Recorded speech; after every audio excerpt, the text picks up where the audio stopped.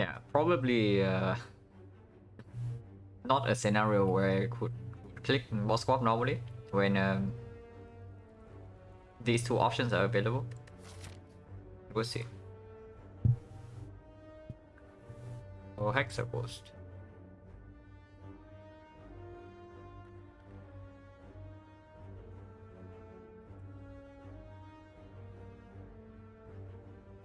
Yeah, most likely in a normal run, what would happen is that I would pick the common relic and then go here. Hello, my day, sunny side. Yeah, if I normally I stream at the time I do because usually I just wake up at roughly like maybe 9 a.m. maybe 10 a.m. and then I have something to do in the morning. And yeah, after lunch I just start streaming in the afternoon. But with that schedule, it's kind of difficult to actually play for more than one run per day. Where am I from? I'm from Vietnam. And yeah, I kind of want to play a bit more. So I'm like trying to change my schedule a little bit. Because I still have something to do. Usually immediately after I wake up, and then in the evening I also need to like go out for a couple of things sometimes.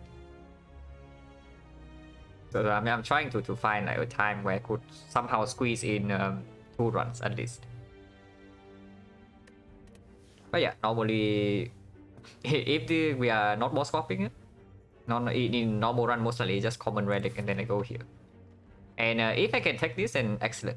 We take like 2 elites here and then go to a decently late shop to prepare for the Hexagons and take the final elite. And overall, that's a very strong path in Act 1. Like also 2 fires for safety. And if I'm not strong enough to take this, then I just go here, take an upgrade, and there's still 3 upgrades into 2 elite and a late shop to prepare for Hexagons. So that's still excellent. But yeah, we are both swapping. So just have to adapt advanced technology, pick accuracy, speed, run well. Honestly, if I want to, I can play faster than advanced. I would say that right now. If I want to, I can play faster than him. But yeah, of course there's no point doing that because then I'm just wasting time. And thank you for the good luck, Mob and Melfa. But yeah, we were boss swapping.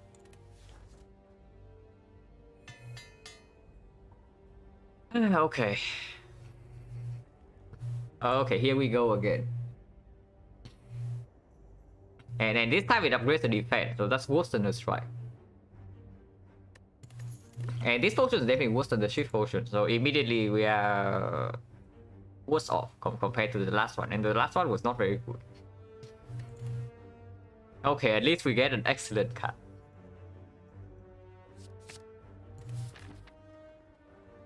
So slightly less worried about like straight up dying to Hexagons, at the very least, when we have Terror in the deck. But here's the thing, right? Of course, without the ring snake, we can actually just bottom deck this and we draw this on like turn 4 instead. And this can be 1 turn later than usual, and that is extremely bad. So we'll see. If possible, I would like to remove more cards than usual, because we need to reach this early on in the Hexagons fight. Such a good relic, you don't have to choose between other boss relics. Not exactly, right? Honestly, the best time to get Tiny House is probably on floor 0, but even then it's still not cool. Because the thing, right?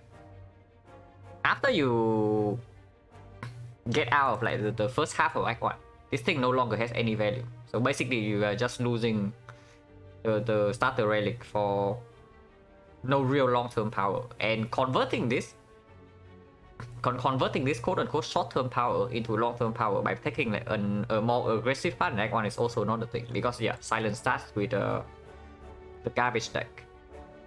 So without the Ring of the Stack draw, you actually always have a chance to get like completely screwed in some elite fights. Like you saw the other day, like the floor 6 North fight. We got completely screwed. Yeah, because we only draw 5 cards on turn 1 with this garbage in the deck.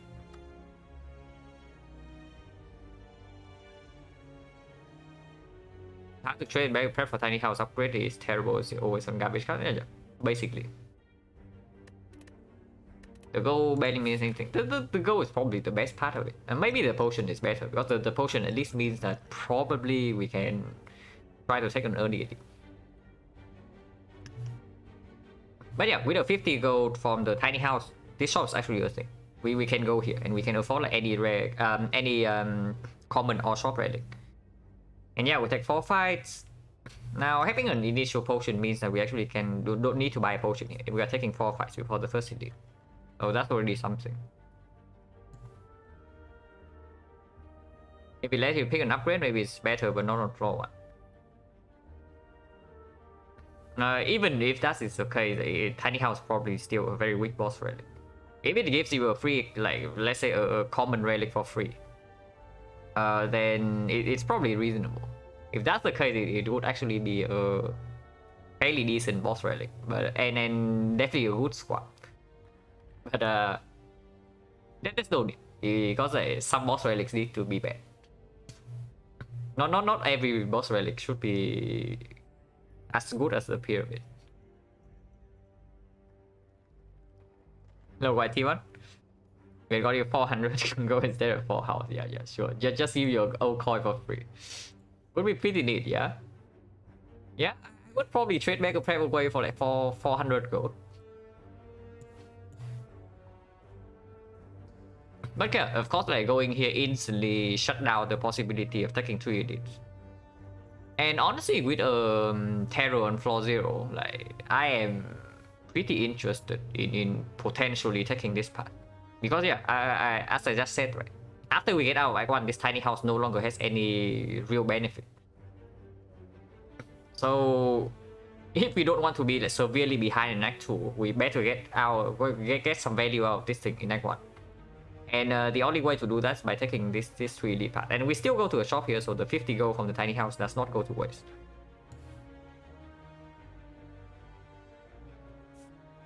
So yeah, we can probably start here.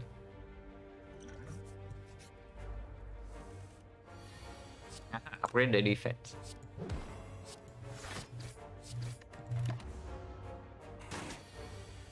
At least we aren't seeing it on boss reverse screen. We make it. Oh yeah, that's actually a very good point. Like boss swapping is actually the upside of boss swapping is actually like exactly what you said.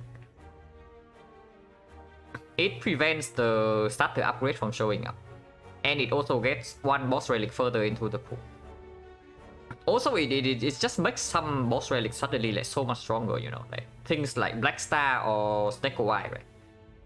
Usually after Act 1, it is really hard to pick up both Snake or the Snake or the Black Star. But if you boss swap to energy, suddenly Act 1 Snake becomes like pretty amazing. And Act 1 Black Star suddenly becomes pickable. So the boss relic options after Act 1 like becomes a lot more flexible if you boss swap, like on average. And then that's a pretty big upside. Coming to Act 4, it was sold to Joker and Crown. Yeah, sounds like a pretty sad story. I mean, Joker is not that bad. Honestly, Joker is probably not that bad, but on 5 energy is probably pretty sad as still. Even swapping into Black Star isn't terrible. It isn't terrible if you don't die immediately. If you can survive Act 1 taking like 2 elites, then it's probably positive. You don't need to take 3. Like if you can take 3 or 4, then it's phenomenal. But as long as you can take like 2 elites after swapping into Black Star, then. So I asked for a second loss. It was tiny house. Not this tiny house. The last tiny house. We are swapping into house like 2 times in a row here. But we lost the other run in the second boss in Act 3, like don't do the deck, because the deck was just like super below curve throughout maybe most of the run. So we just could not block at all. We could not block while dealing damage to the Dodo deck, and yeah, we just got choked out in that fight.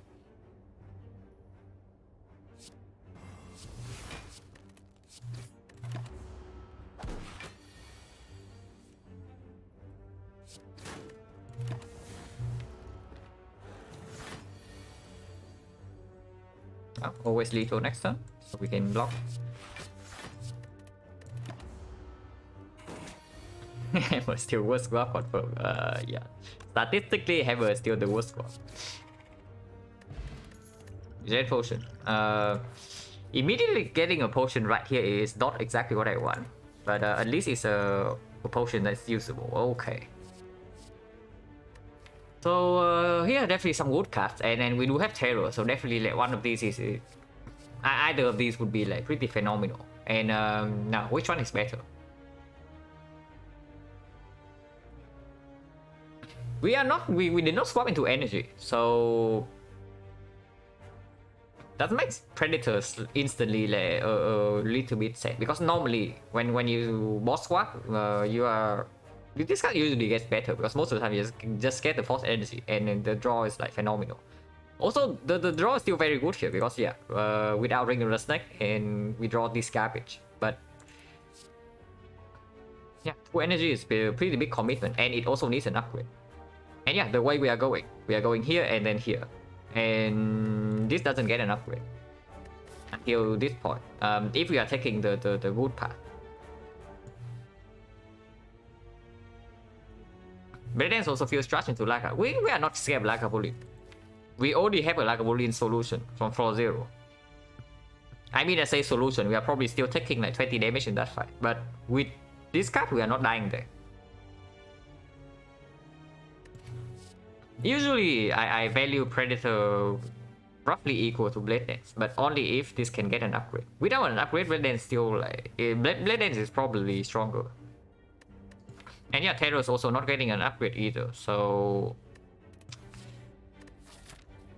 It's weird. But this can also be something like Panache, and then it also works better with the Blade Dance.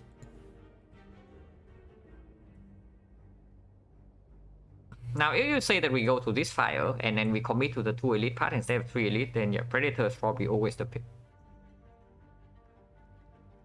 What is better than in the whole wave fights? It's probably Blade Dance, right? And it also opens up accuracy, because we already have Terror in the deck. Just because the path I want to go here, go through is like this path. Without an upgrade, I think I want to pick up Blade Dance here. In a vacuum, Predator is probably the better pick here though. If we are disregarding the pathing, just because we do not have the starter relic. So getting through the first cycle of the deck faster in order to actually draw into this Terror in maybe the Hexaghost fight is like super important. But right here, with both the pathing and with the colorless potion potentially also working better with this, I think I want to pick up Blade Dance.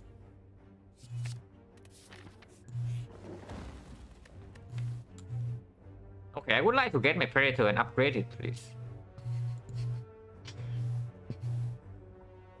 But yeah, we do not have a Predator to upgrade, so we probably just transform a defense instead.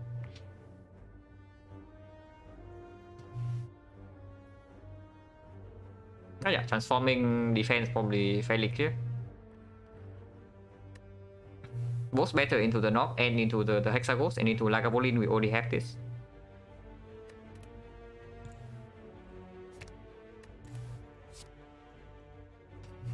Okay, we got a curse.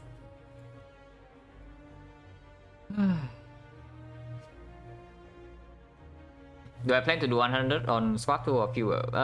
Probably fewer.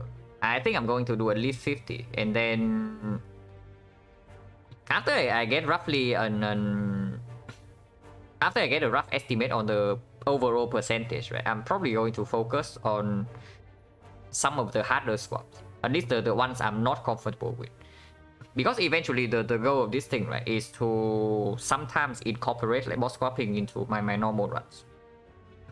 So of course I need to prepare myself for like the harder squad if I don't know what to do, because otherwise like the moment I click boss squad, sometimes I just have instantly like a 20% chance to lose the run, even if the run is perfectly winnable, and I do not want that to happen.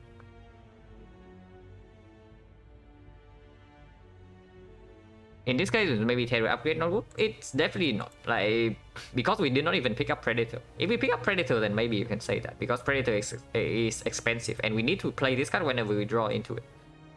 But right now we only draw even like 5 cards on turn 1. And yeah, we can always play this the moment we draw into it. Also, the moment you pick up an energy relic, the terror upgrade becomes pretty sad.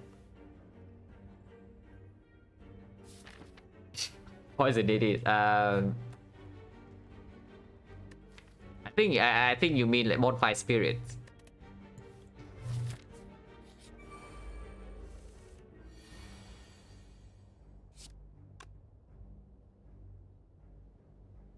But does house not offer remove? Free remove's pretty good.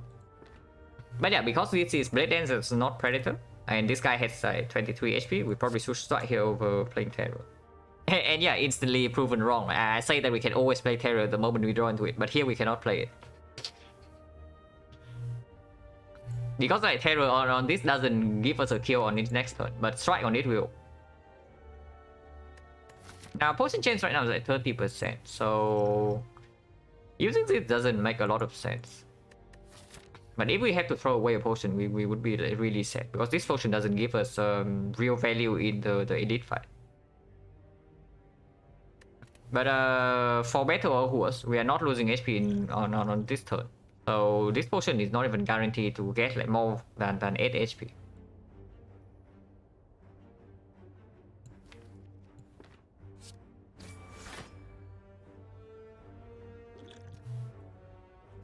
Eight HP with 30% potion drop. Probably not, right? Especially since we can go here and get a life loss event. If this fight doesn't drop a potion, we can definitely go here and take a life loss event, and then we use a regen potion here. And the chance that this fight drops a potion is fairly high. It would be actually no, it would only be 40%. But 30% here, 40% here. But yeah, if this is life loss event, then regen potion is way better here. We only have 30% chance to drop a potion here. The potential upside of saving this regen potion for the potential life loss here is like so much better than just using this for it. Now we did face the Draw Worm on floor 1. And now it's this. So the next side is either the Cultist or the Double Slime. The Cultist probably we can get at least 12 HP out of this regen potion. And the Slime we can probably get the full 50. So we can wait, If we get a premium potion here, then sure, I can lose 8 HP. It's not like that important. If we actually get a premium potion, then this elite fight is manageable.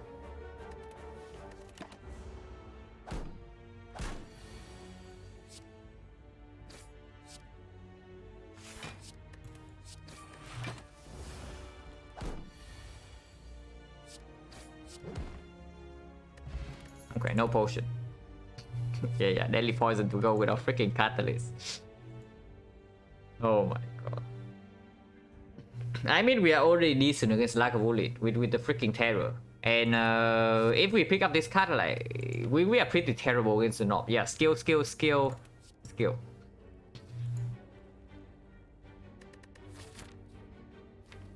And also this doesn't really do the catalyst also doesn't really do anything in sentries.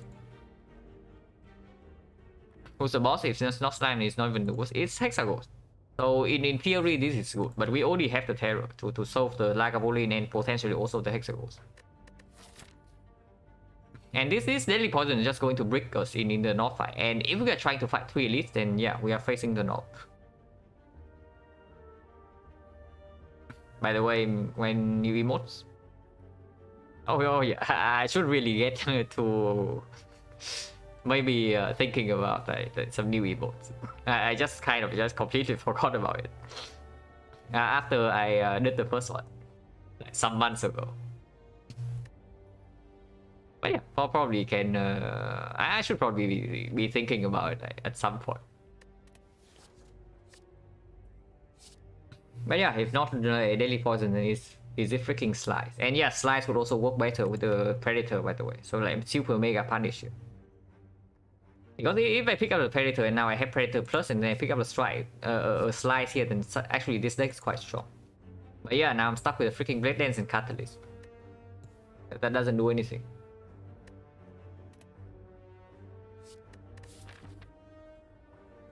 Now another way to do this is that, like, okay, for better or worse, we are stuck with this catalyst in our deck. We cannot get rid of this thing. So we can compromise a little bit, and then let's say we pick up the deadly poison and we give up on this like 3 elite path, and we go here instead. So, and yeah, we can upgrade catalyst deadly poison at some point. So instead of having like basically a slime in our deck, we actually get a real card, and it's also a late game damage solution.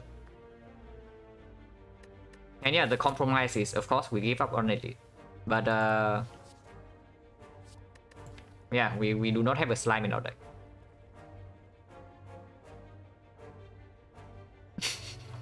It was a wish character holding potion bottle. Yeah, deadly poison here is probably pickable. I mean, I'm not happy about it, but it's fine. And yeah, we do have a lot of HP. This time more than 59, so even if this is not here, we can probably take the hit.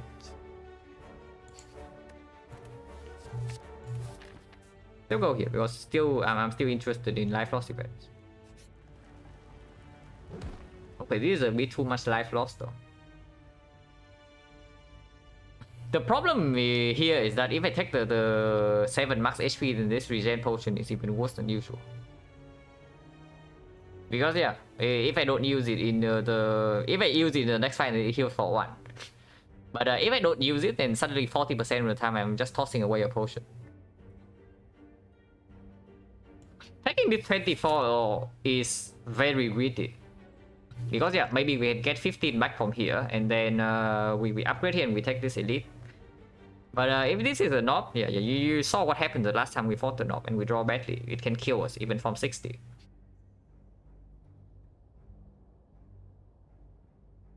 This is actually a rare occasion where taking 24 might actually be correct, just because of this potion. And we do lose a little bit more max HP than usual, because Tiny House did give us 5 max HP.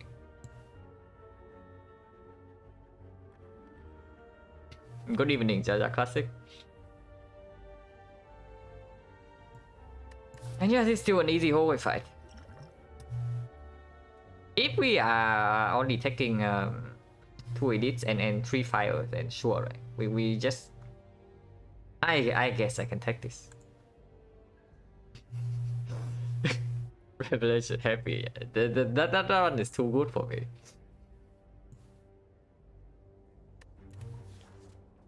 But yeah, super rare occasion where I just click this button instead of instantly clicking the hide.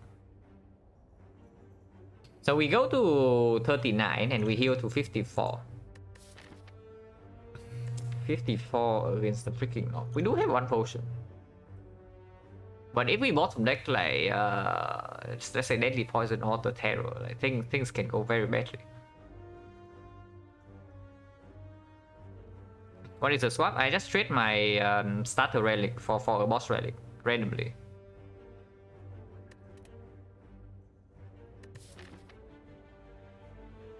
And yeah, potion chance here is only 40%.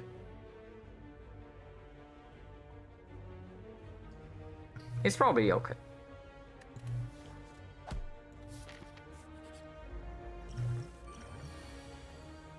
Okay, -2.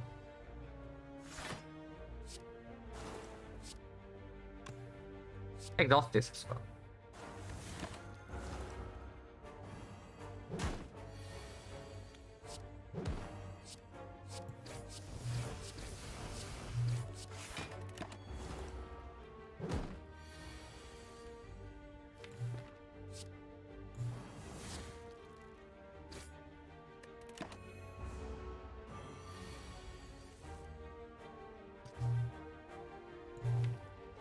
Okay, so I guess we only got like 12 HP of the potion. 49 is a little bit spooky. Also, no potion here. Here's a quick slash we can upgrade, and if we are really scared of the knob, then we should definitely pick this quick slash, even if we cannot upgrade it.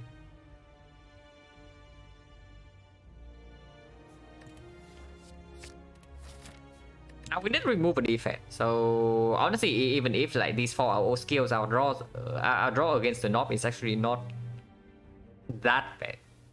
Okay, it's bad, but it could be worse. Yeah, taking 24 is extremely greedy. Let's hope that the greed doesn't get punished. But I did say that with the tiny house, you probably need to play a little bit greedy in Act 1. And then try to get like as much value as possible.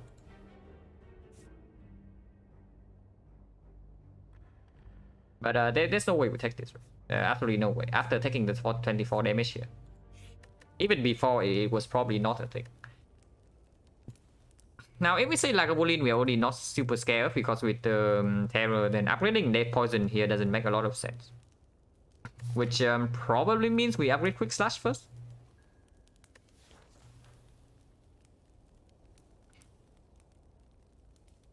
Is there ever gonna be new content for Stage 5? Maybe at some point there would be like potentially some balance change or maybe some bug fix patches. But really new content like a new character or some new relics, probably not.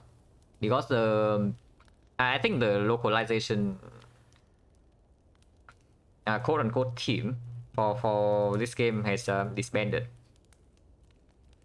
And yeah, the developers are also working on some other project. Probably has to be Quick Slash, right?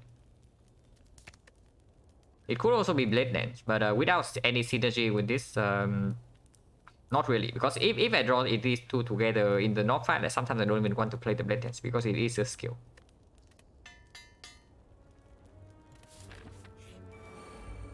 Okay, it's not even the knob or the Lagavulin.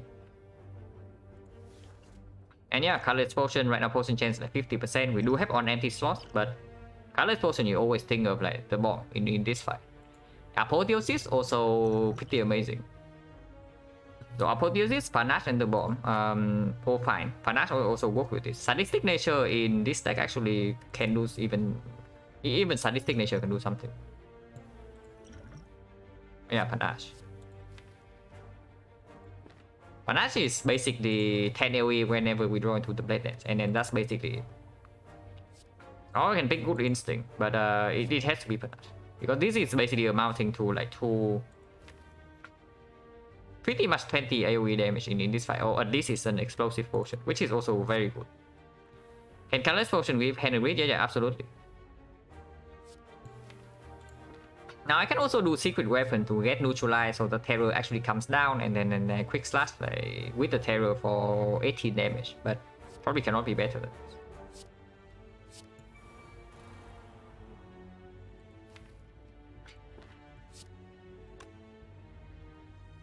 This turn most likely just Quick Slash.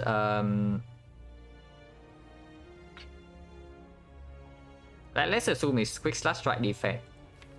And then whenever I draw into it, it's like 22 damage. So 22, 18 is exactly 40. I mean, yeah, that's enough for me, right? I hit this guy. Does this change anything? Now, I always say that in this fight, like if you are only spending 1 energy to block on turn 1 or turn 2, then when you are blocking doesn't matter. Because yeah, next turn this guy needs to die.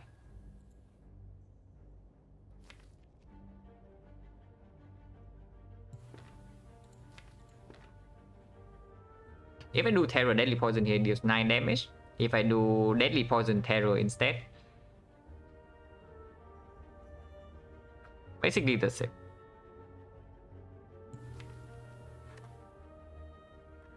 But then I need 3 strikes to not even kill. 9 goes to 19. 3 strikes also doesn't kill.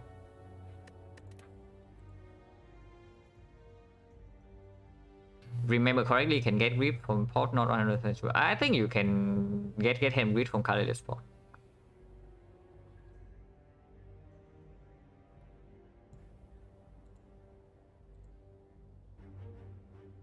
Also opened up a Catalyst, but Catalyst is not even a good card if we draw into it next turn, because yeah, it's like 4 damage. Who cares about 4 damage? But sometimes we also triple block next turn instead, because we do have to upgrade the blocks in there. So we do not always have to kill this guy next turn immediately, and then Deadly Poison is going to be stronger.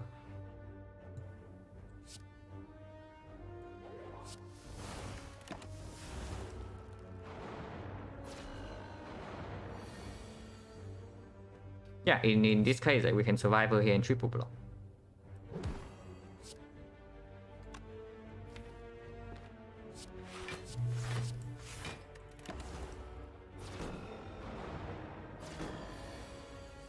Okay, at least Blade Dance is not freaking shuffle out. Now Panache deals 10, so this guy is already dead if we put even one shift. And we should do that, because 3 more days for the next cycle is not what we want to see. Now next turn we draw a basic deal curse. So this turn we have 24 damage. Dealing 21 to this guy next turn is not possible unless we draw exactly into Blade Dance. Which probably means that we should hit this guy and then try to kill him in 2. Because 15, this guy is at 15 right now, and dealing 15 in 2 turns should be like very manageable.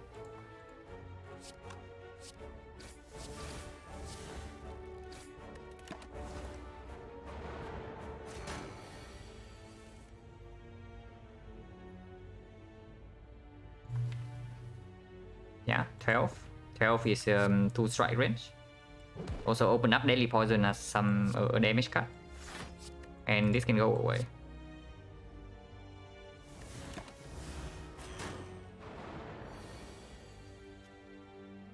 Yeah, we are on off. Good job, Deadly Poison. And we no longer have anything that interacts with artifact, so putting Deadly Poison here to strip artifact doesn't ever make sense. Which means that Deadly Poison always go here and Strike should go here. Because this fight doesn't go into the next cycle, so getting more daisies from this guy doesn't matter. And with 5 poison here, this guy's already dead in 3.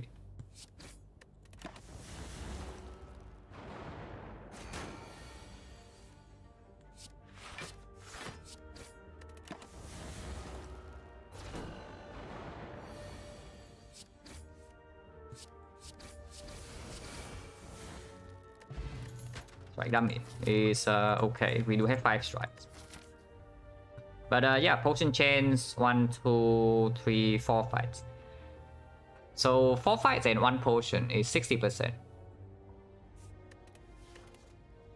Yeah, second Blade Dance. I mean, this is a second Blade Dance or nothing, and second Blade Dance is still probably stronger than Skip. Because yeah, with 2 Blade Dance, we can definitely pick up accuracy now.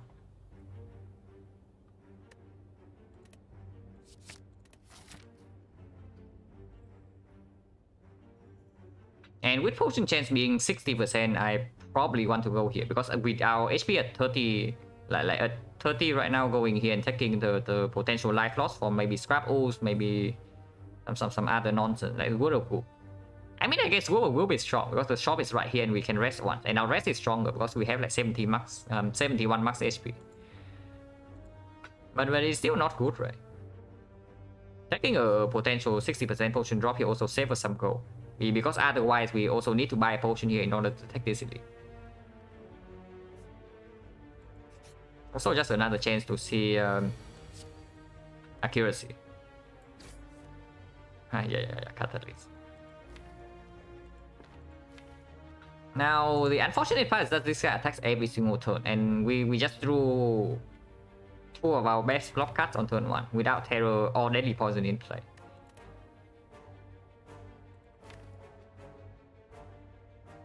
This is 18 whenever we draw it together with terror. This is also 18, this is 13.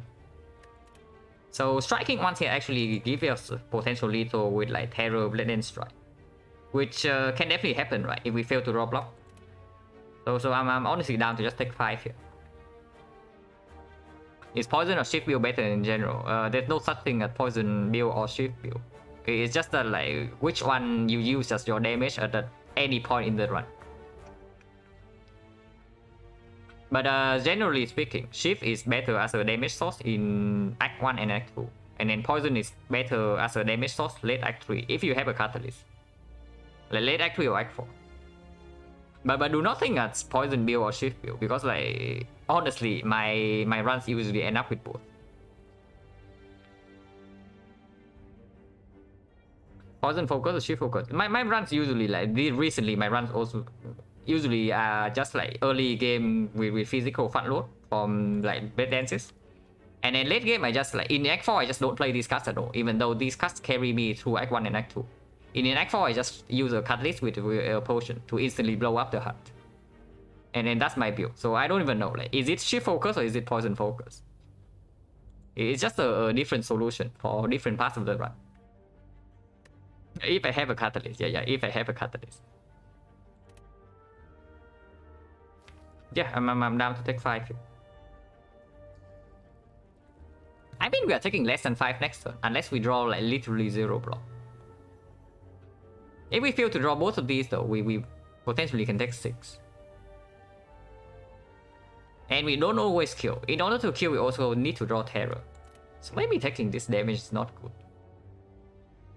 But then next turn we are weakened, and then if we fail to kill turn 3, then we take like another 13 hit. 9 weakens to 6.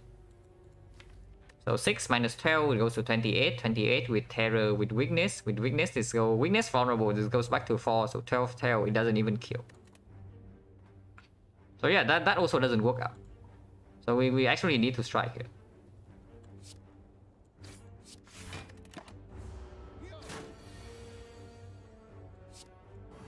This guy decides to 30 like 2 turns in a row. And we are 1 off. We have 26 here.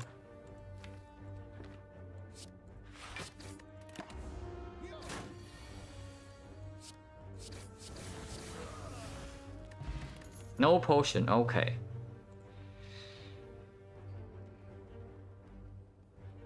So our potion chance right now is like 70%. Okay, good thing we did not go here. If we are bricking on potions, then going this way is just dead. Even if we take the 6 max HP here instead. 7 max HP here instead. But yeah, here's this Acro or nothing. Acro is better without the Starter Relic. It's better if you have a crucial card you need to play in the Hexaghost fight, like Terror. It's better to cycle Poison. Have I tried Inscription? Not really. I have not played a lot of recently released games. But I have heard like multiple people recommend it, so it's probably a good game. Maybe at some point, but I usually do not buy games on release. But yeah, here's Acro nothing, but we can still face the knock here. 50% of the time. Is Acro even negative against the knock? If we rely so much on terror being put down to actually deal damage, like probably not. Yeah, we just draw into terror, and the same goes for the hexagon. Like if we bottom deck the terror in the knock fight, we just die. It doesn't matter if we play a skill or not play a skill. If we don't draw into this thing early enough, we do not have enough damage. So let's pick the Acro, it's also better into Act 2. Action card is okay.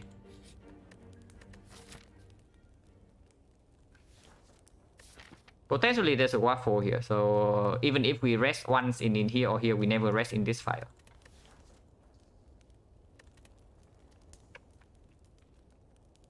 Yeah, now with the Acro we can probably upgrade Terror.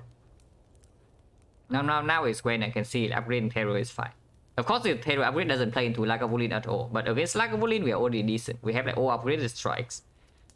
And yeah, with Terror and Deadly Poison Catalyst, we are probably fine regardless. And then this 1 energy advantage doesn't matter as much. But in the knob, like what absolutely cannot happen is that we draw into the Terror with either the Acro or the Quick Start, and we cannot play it.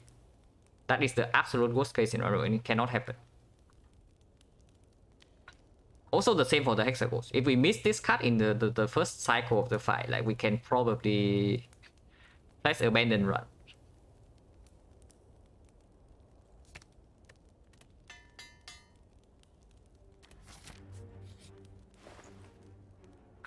Okay, no waffle. But yeah, Fire Potion against the knob. And then we can take a card remove. But honestly, like picking up this Deadly Poison is probably just freaking sunk cost.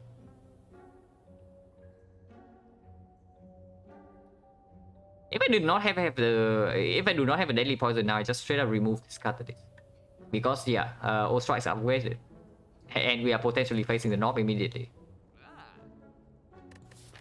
Also, this footwork loves showing up here. Like whenever we want a specific power, it's always the footwork here. Last time we wanted the well-laid plans, but in every shop there's a footwork. And then this time we actually want the accuracy. But yeah, here's the footwork.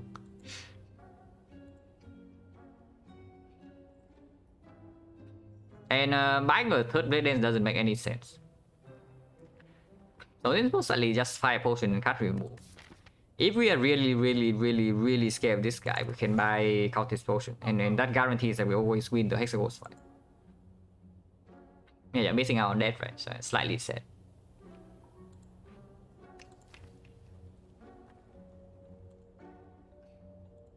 Bane of Staff not considered. I do not want to add more garbage attacks to my deck when all my strikes are upgraded and I have added 3 already with the terror.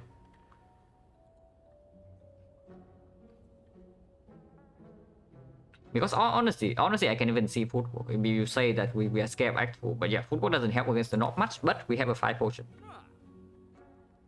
I can still see something like a footwork and then remove yeah, a strike.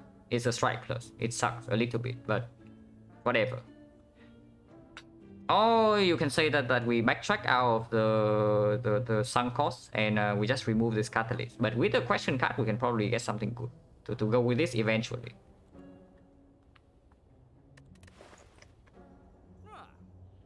And yeah, nothing else to buy in this shop. So we just do 5 potion card remove and then we can think about this footwork. Is there ever... Do we ever buy 2 potions?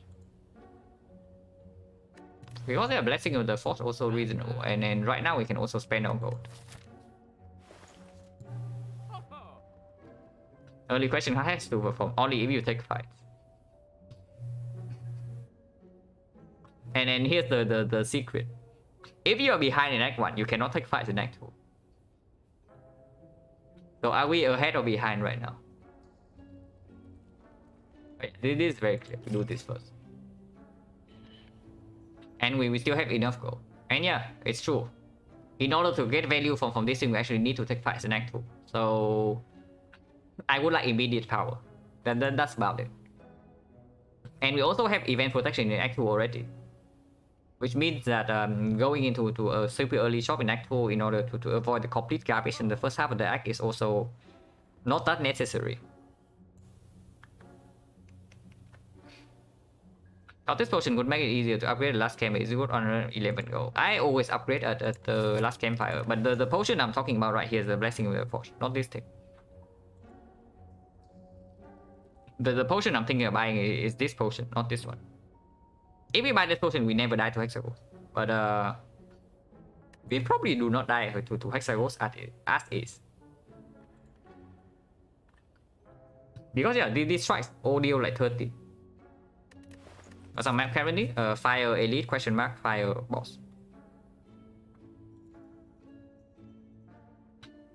And yeah, with potion chance being 70% right now, buying a potion is probably just good.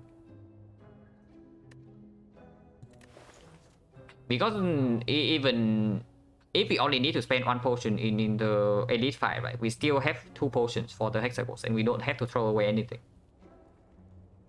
And yeah, maybe this is the dead adventurer, and then we use another potion. Yeah, let's take the freaking card remove. And honestly, I am really close to just freaking removing this catalyst.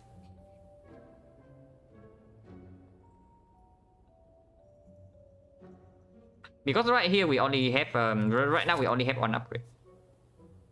This knob is freaking scary, potential knob. So I want to rest here before the edit. And then we only get 1 upgrade. And yeah, we upgrade catalyst with Deadly Poison minus. It's not even a real card. But if we let's say we buy the footwork instead, something like this can happen. we buy a footwork, we keep the strike because strikes are strike plus right now, and it's like very good in the north fight, also pretty decent in the hexagons. So we buy the footwork, we remove this catalyst, and our upgrade is neutralized instead to prepare for Act 2. That is also definitely possible, right? Because in the hexagons fight, we don't need this thing to deliver, and in the Lagavulin fight, we also don't need this thing to deliver. In the north fight, this is a curse. Let's just remove the freaking catalyst. Like, holy crap. Let's just get rid of this.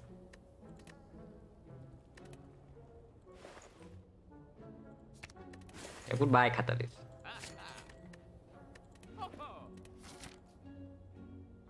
Remove catalyst, then score immediately drop. I don't really care.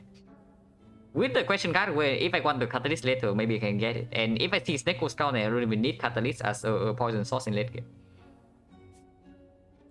And yeah, we rest here.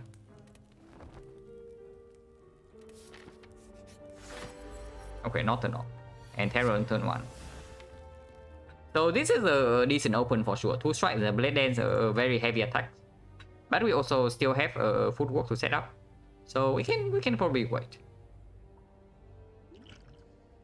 Also, with this being the Lagavulin, probably means that I actually want to use upgrade potion in this fight and then save fire potion. Because fire potion is better in Act 2, and the fire potion is a lot easier to judge whether we need to use it or not in this fight. We can also just upgrade these 4 and then go in immediately. And that is like quite a lot of damage, but probably not.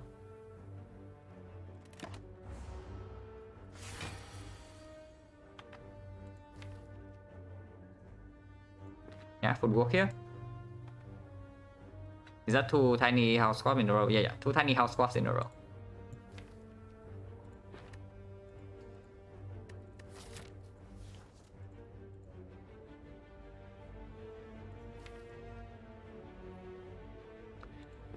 Upgrading this footwork doesn't make sense, right? Because it immediately weighs like... It only upgrades 3 cards. And upgrading neutralize probably is just as strong as upgrading footwork, if not stronger.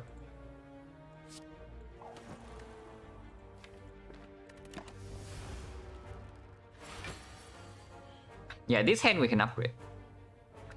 Neutralize shuffle out, but upgrading deadly poison is also good, right? And next one, we know that we have guaranteed full block.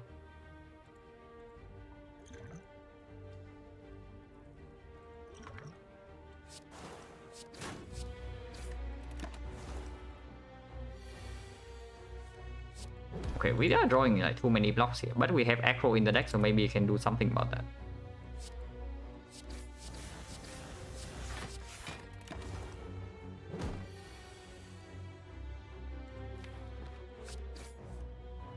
Or we can just kill right now. Now, 42, not exactly a good hexagons threshold. But it's not like going to 35 makes it any better. Because going to 35 means that we are losing 7 to save 6 HP. So it doesn't make any sense. So let's just kill.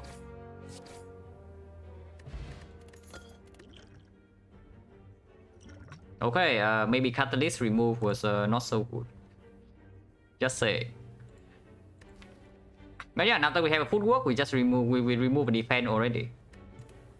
So backflip instantly gets better because yeah, it replaces the defense that we transform into a curse which we remove. And yeah, backflip get balance out the block density of this deck. And it's also definitely card draw, and then card draw is more valuable when you boss swap, like for sure. So yeah, backflip is probably fine. So any life loss event here we can take. Yeah, any life loss event. This puts us to like 21, which is actually a good HP threshold for the hexagons.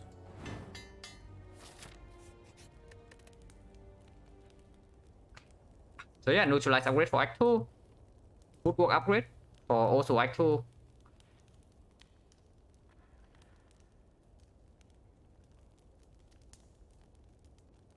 Now, neutralize upgrade does Is pyramid better than an energy relic? Yeah, absolutely. Especially as a boss swap.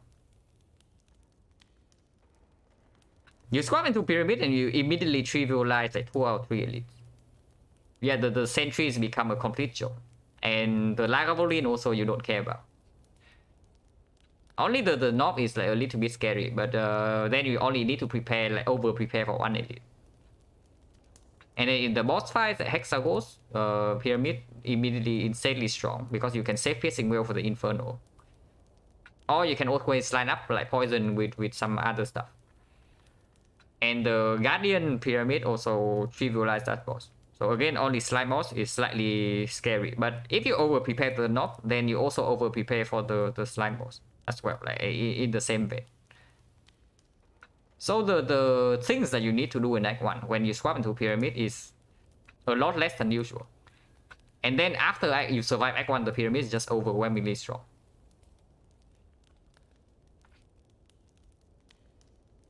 But yeah, football upgrade doesn't play that much into the hexagons. Neutralize upgrade will play. Usually I say that this upgrade is only 1 damage, but here in this case it's actually 2 because we do have terror. So this goes from 4 damage to actually 6 damage. And yeah, our HP is actually not that high going into hexagons. So having extended weakness is also a thing because our block density is not that high. That's basically it. And then with a decently low block density, like drawing into even upgrading footwork, we do not guarantee to actually draw into blocks like the turns we need it. So this is probably fun. Also, probably a better upgrade into Act 2. Unless we pick up Fusion Hammer here, then I would like footwork upgraded instead. Because unupgraded footwork is actually like super mediocre into Act 3.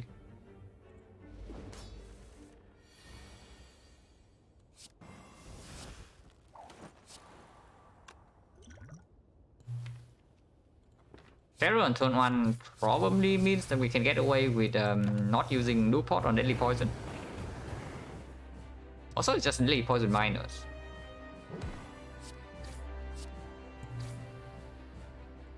Okay, that was bad. I don't know what the hell I was doing, but that was bad. Maybe it's not that bad. It's only like 15 damage. Plus 5 per turn when we draw into it. So that was not good. So do I take 6 for the garbage play, or do I like double down? Yeah, I was talking about like not looping the Deadly Poison, but it doesn't mean that we don't play Deadly Poison, you know. I mean, taking 6 not that bad. Yeah, just clicking like a monkey. It's true. That's literally what we just did.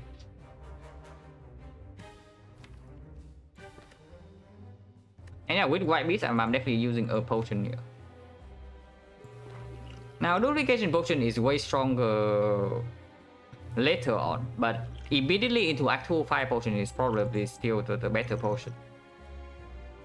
So maybe I just dupe the Deadly Poison here and get this fight over with. And take 6.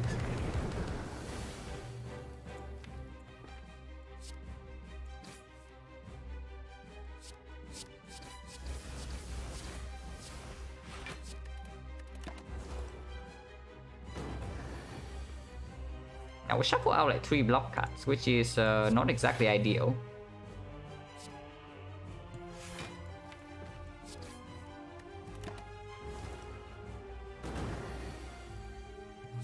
And we do not have weakness for the 9×2 turn.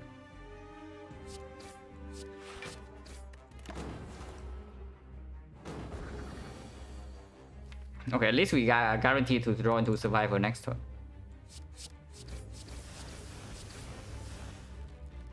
This is 18 damage immediately, and this is 5 every turn. So if this fight lasts for like 4 more turns, Deadly Poison is more damage, but it's not going to last for 4 more turns. Or we can also take 2 and then just deal this damage. But regardless, Blade Density is always stronger.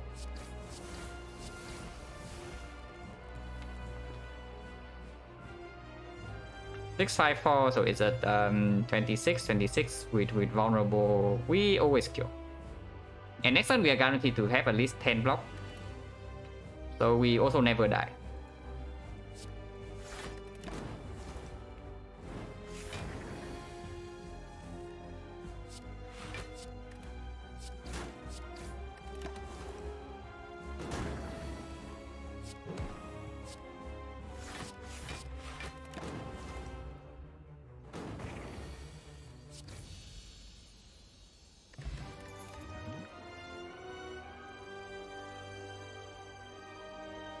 Okay, here's a corpse explosion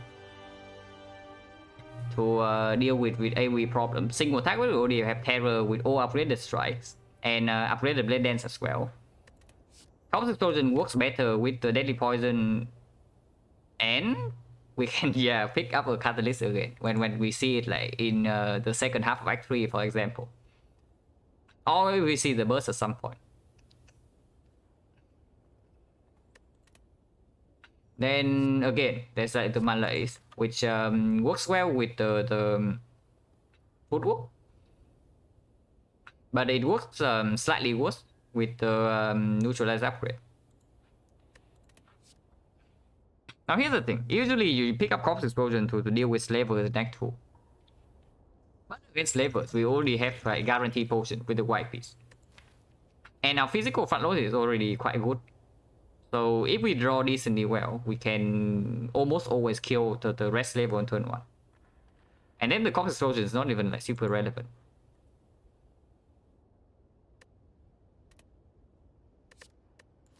In every other fight, the melee is probably just better. And then melee has to be stronger than 2 trade when we have like no synergy at the moment.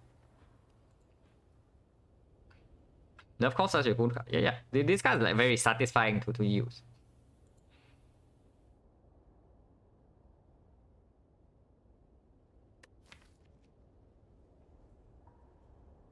Also, if we are thinking of potentially picking up like Fusion Hammer, then Malaise is also probably slightly better than Corpse Explosion. Because Corpse minus with Deadly Poison minus is actually not a good enough poison starter to pick up Catalyst, and Catalyst is also going to be minus. And right now we can definitely pick up like Fusion Hammer for sure to use the energy with the Acro and the backflip. And double blade dance also suggests more into the malaise.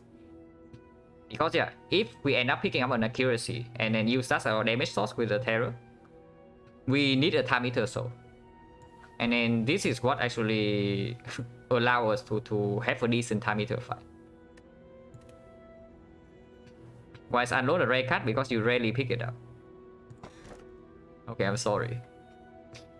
But right here we are picking up, we are forced into a black star. Because 2 blade dances, Joker completely unpickable, and Sozu with white piece. Good talk.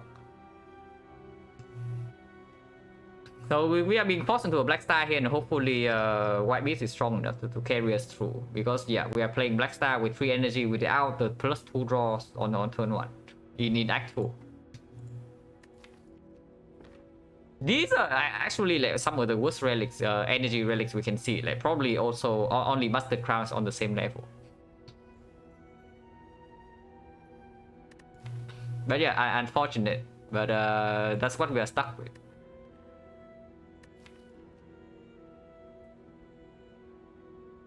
Honestly, if we only have 1 blade dance, then I would not even mind the choker too much. But unfortunately, we actually have 2. So if we pick up the choker here, like, do you know what happens? It's basically like picking up a marker pen with Ironclad. But there's never going to be an evo.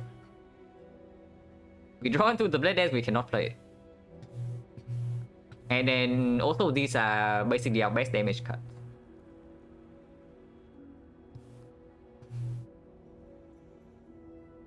Why do I think Fusion Hammer goes better with Malaise than CE? I think CE upgrades better than Malaise. Basically, the reason I tend to pick up CE early on is that it's just the one of the better poison starter to transition into a catalyst late game. Like in Act 4, usually you always want your damage source to be catalyst if possible. But you also don't want to pick up some garbage like the deadly poison early on because it's just so freaking slow. So the poison starter, usually you want something that works with utility effects like the corpse explosion or maybe the creeping cloud. But here's the thing, right? If we pick up fusion hammer, then first of all, the initial poison is already quite weak because the deadly poison is unupgraded and corpse explosion is also never going to be upgraded. So it's like 5 plus 6. And then any catalyst we pick up is also not going to be upgraded. So how strong is the late game transition in that case? Like not very strong, right? On the other hand, yeah, we have 2 blade dances already, and we can definitely lean into this if we see a single accuracy as our damage engine, like at least going into late act 3. And as I said, right, if we are leaning towards shifts as our damage engine, we need a time eater solve. And Malaise is phenomenal against time eater. So that's roughly my reasoning here. But of course, it's not super relevant because these are the energy relics we see. But yeah, with 3 energy, maybe I would like the corpse explosion because the slavers fight just got like a hell lot more difficult. And both of stabbing the Malaise doesn't really solve with only 3 energy.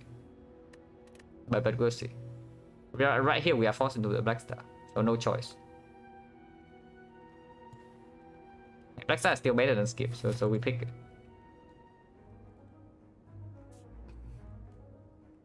But yeah, at least we have event protection in Act 2. So that's something. We can only take 2 elites here, which honestly might not even be a bad thing. Now, heavy question marks early to hunt for the Bloody Idol is definitely potentially good. Bite Street. Trading for bites is like super weird now, right? Because we do have the strike dummy. So these are strike pluses. And this strike here is also upgraded from the Shining Light. Something that works for the bites though is that we do have footwork and we do have malaise. So some fights where we can actually control the bites are actually going to heal us to full. Like maybe Centaurian Mystic, maybe the Snake Plant. If the fight goes long enough. Do we ever go to this shop? Actually, there is a 3 elite path. There is a 3 elite path. We go take this elite, we take the burning elite here, and then we take this elite as well. Now, if we can survive this, then it's like phenomenal, right? We get free pathing in Act 3 with the Black Star. And we also take the most amount of elites in this act with the Black Star. And yeah, we also go to a super late shot. But there's a decent chance we just die here, even with the White Beast. But we'll see. I guess we always go here first and then decide.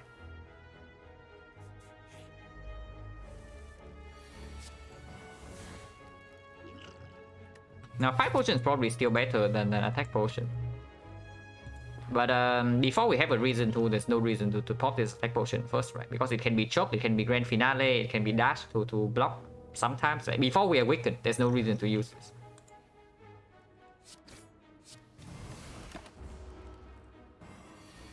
And yeah, we awaken right now, so maybe it's time for Attack Potion.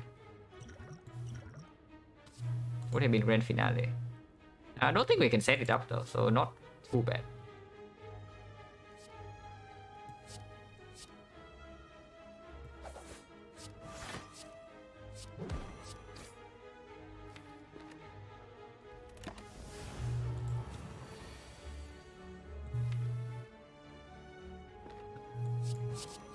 And yeah, there's no block left in the deck, so we are taking 10 here no matter what. We just need to make sure that we actually kill next turn.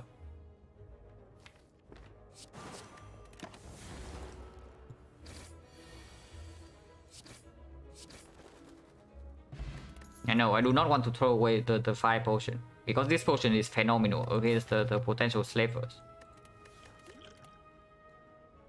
Yeah, Piston Whale first copy. Pretty excellent against both the slavers and the bow stabbing. Not super good against Gremlin Leader. But the alternative is Skip. And Piston Whale is probably just better than Skip. Also Artifact Shift for potential terror. Right. Now we notably we do not have Ring of the Snake, so we do not draw 7 cards on turn 1. But yeah, relics work pretty well with the Blade Dance. Not with Gremlin Leader. Yeah, because you cannot guarantee that this actually line up with the Gremlin Leader. Against Book of Stabbing, you have like a 2 out of 3 chance for this to fully block anytime the Book of Stabbing multi-attack. And against a Slaver, it always blocks like a pretty good amount. But against Gremlin Leader, she doesn't attack when you want her to, usually. And yeah, strikes are upgraded, so our remove doesn't even have to be strikes. And maybe we just get a remove event here. Well, triple question mark. We do not need to go to this shop. Or we can still go to this shop and then avoid this, and then still not face an advanced four-way. But being forced into another shop also not like super good. It's probably fine. It's probably fine because we do have potions to breach on turn 1 with the white piece. Okay, it was not fine. That was not a fair trade. At least this is out of the pool. So does it change anything? Because suddenly there's a triple campfire path on the left with 2 edits. Yeah, probably not what we are interested in now, right?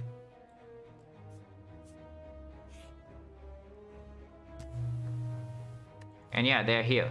Do we take this freaking bites or not? We lose 2 damage on every strike. We actually lose 5 damage on this. But it gives us sustain. And we do not lose any current HP. And yeah, we have 5 strikes.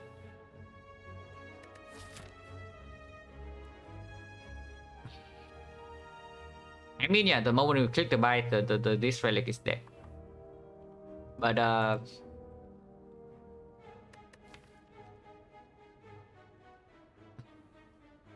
it's probably still okay. Because with the shovel now, we also want to minimize the amount of like potential rest we need. And the bites can definitely help with that. Probably fine, even if we have to like give up on this relic.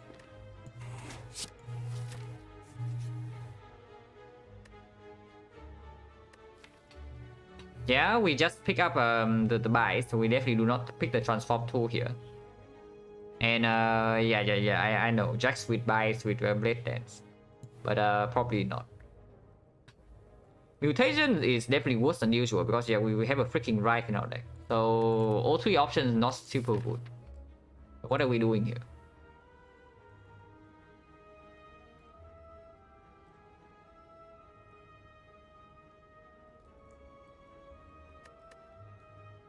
Okay, if we are trying to super hero, I guess we can still avoid this city. So going this way is probably actually fine, right? Like we take this edit, and then we if we cannot take this, we can still go here and then go to the file instead, because this is still an easy hallway fight. Okay, quote easy, but it's not an advanced hallway. And then we can still go to this file and take a second edit and still go to the shop. And yeah, of course, going this way gives us the chance to high roll and take this burning elite, and then the path is just phenomenal. Going here is just using the shovel, but we are stuck with the right in our deck. Getting Jax seems fine. Is it? Is it really fine? Because the Jax are also not the Jax is also not going to be upgraded. But I guess we do have 2 Blade Dances, and then it scales our damage quite. It does scale our damage like pretty fast.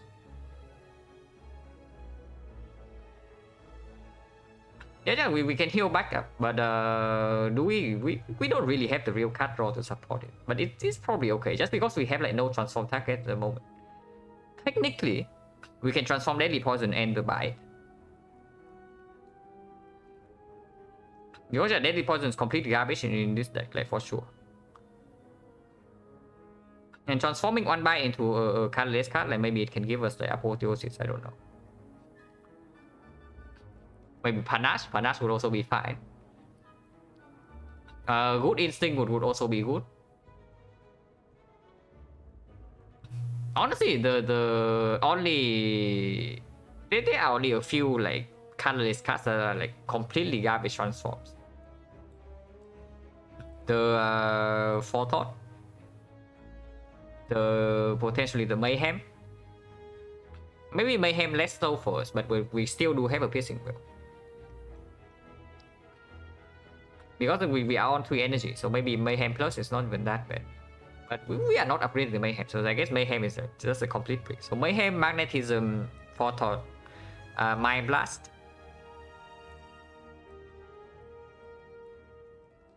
Maybe Madness, but even Madness can play. Yeah, Transform 2 is probably still okay here. But the Jax... The Jax is pickable. And yeah, it's true. We also need the damage solution against this guy at some point. But Jax is so awful though, because you need to also draw into it. And then after you play the Jax twice, you don't even want to play it anymore. So then it suddenly becomes just a curse. And yeah, we're losing out on a Transform 2. Get rid of potentially a curse as well.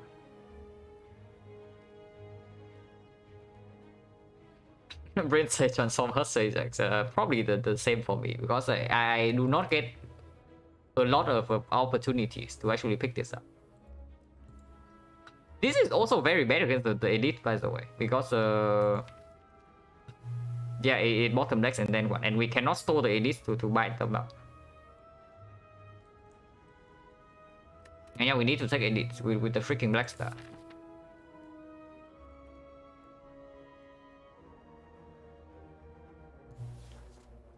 The only fight where the Jax is guaranteed to be good against is the Automaton fight. That's basically it. I think I want to transform.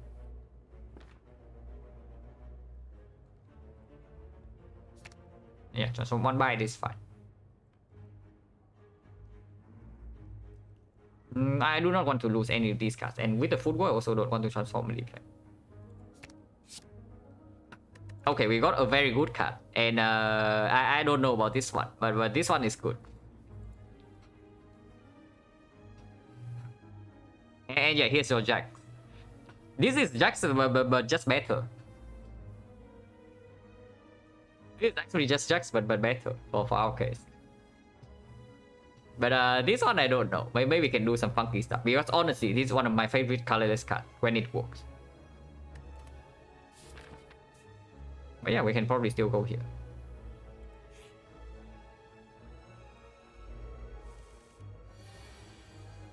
Quite problematic fight, for sure. Okay, very problematic fight. Tiny house into Black Star, the classic, yeah, the classic. Because the alternative was like Sozu and Choker with 2 Blade Dances. How did I get colorless card? Because I transform a buy. Transforming colorless give me a colorless.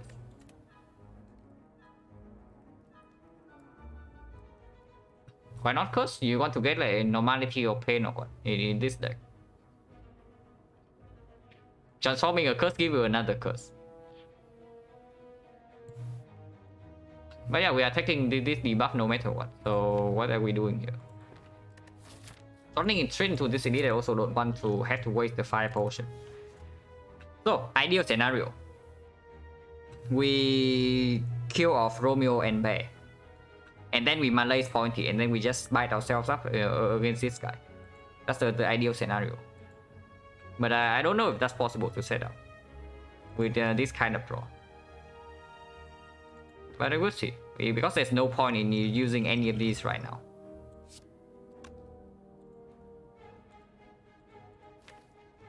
And footwork is probably still better to play the defense plus, is that even true? We don't even want to play any block cards, right? After getting debuff, like before we malaise this guy. and we lose 7 HP immediately. We just improve our redraw with not redrawing into this. But in the next cycle, the fight should already be over. We should already be killing these two, and then we either kill Pointy immediately or we malaise him for like 3A. And afterwards, we bite ourselves up. A little bit, because this guy doesn't have infinite HP. I don't really want to throw weak potion into Pointy right now, because the moment we draw into Piercing Veil, we are wasting one weakness on this guy.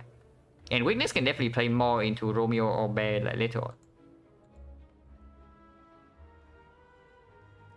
Let's not play football.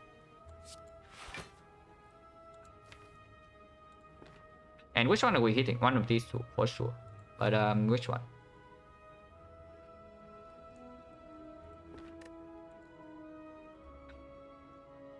What happens if one give a color to Bonfire Spirit? It still looks at the rarity.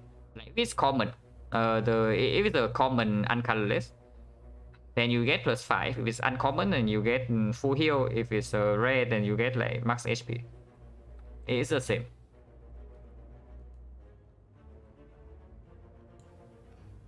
But probably go on Romeo, right? Because like getting weakened is like super bad.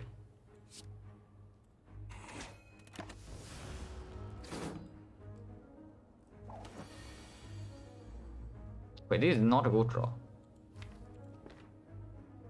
fact, it's like pretty exceptionally bad.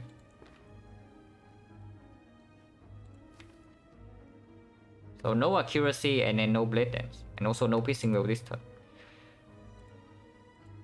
The problem with playing aggro right now is that we also don't get the malaise down on Pointy. So we are being attacked for 12 every single turn by this guy.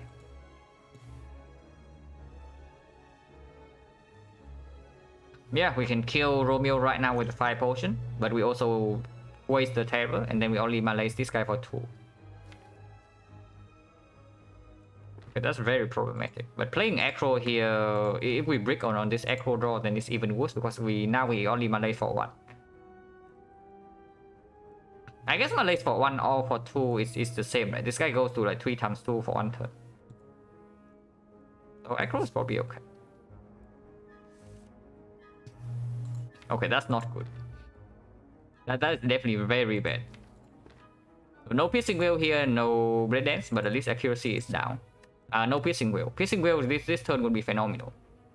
What about Black Star over Choker and Sozu? And I have 2 blade dances, so the Choker is completely unpickable. And yeah, Sozu with white piece.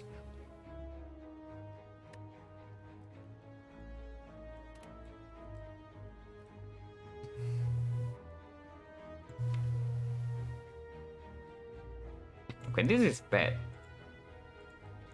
Because we are fighting an elite immediately, and we have to use the 5 potion here to not die.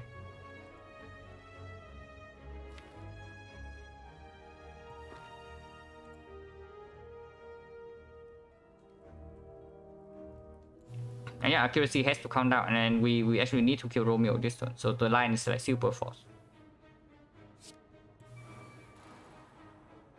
And we cannot even kill without playing terror here, because otherwise bite plus neutralize is only 11, and we are on off.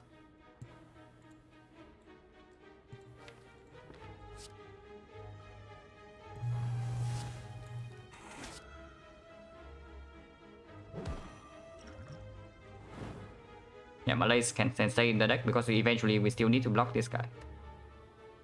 And we take a 22, but weakness potion probably should come down. Definitely want to kill Bear next turn, but Bear gains like 20 block. Now we do have accuracy, so this is dealing like 32, 24, 56 plus this might be enough. But if we draw into Piercing Veil next turn, then it also fully blocks this. So maybe Weak Potion should be on Bear in case we do not kill next turn, because otherwise Bear is hitting us for like 20.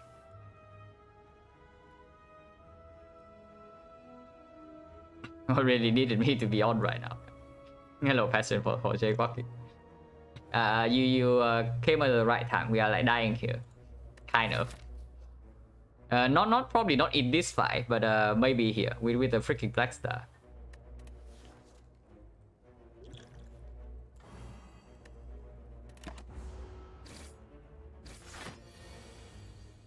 Doing well.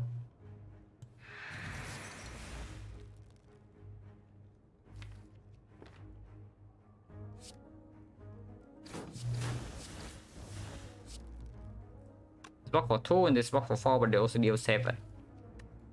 But next time we know that we already have enough damage for lethal against bear.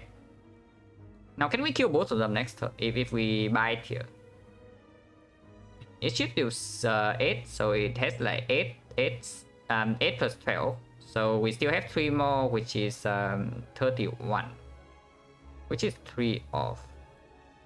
We are 3 damage off from killing party. But if we redraw to neutralize all the... That's the edge over, yeah. But bad things are happening in Act 2.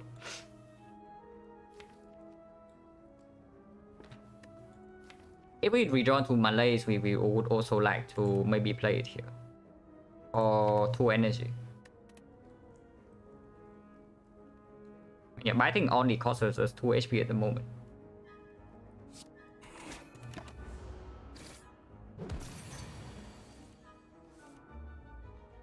Yeah, block for 1. Okay, we did draw into neutralize.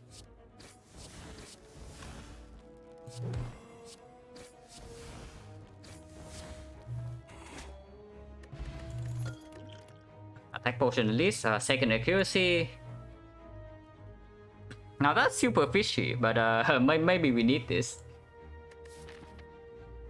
And yeah, we also need to draw like pretty well here with the right in our deck.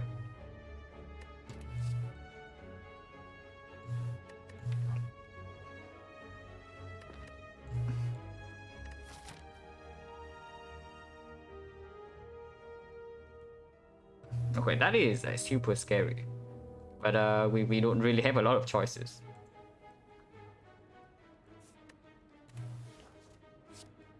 Or attack doesn't really do anything, right? It really doesn't do anything. Concentrate can do something with the aggro, but it's only aggro minus, and concentrate is also not upgraded. Accuracy is good in general. No, it's not about like general. You see that how fast we are dying here. We are drawing badly, right? If this is slavers, we die immediately on turn 2 or turn 1. Maybe not turn 1, because turn 1 we have red mass, so turn 1 we are only being attacked for like how much? It's like 9, 10, and 5, so 24. Yeah, we have exactly 24. But we have buys in the deck, so mostly we don't die on turn 1.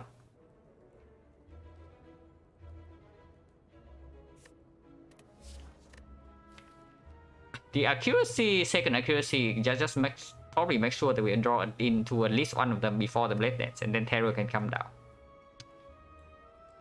So that's probably important, because missing the accuracy in the first cycle is probably also killing us in a fight like Remedy Leader or both stabbing. It's probably pickable here.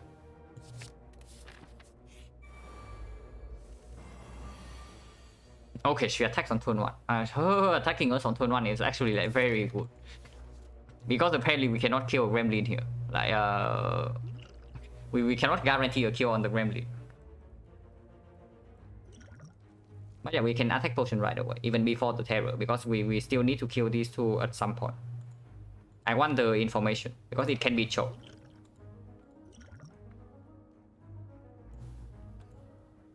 Not choked. Glass Knife still deals 16. So, and Masterful Staff is going to cost more, potentially after this turn. 16 here is completely okay. Do I kill the wizard or do they kill the Mad Gremlin?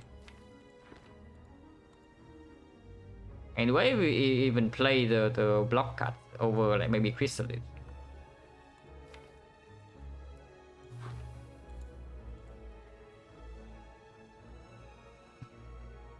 Now here's the thing, if I take the 15 damage here, I go to 9, but I still never die next turn to just a Mad Gremlin, and she never attacks. But if I don't kill the wizard by turn 3, I just die here. Doing a tiny house save for, yeah. It just happened to turn out this way.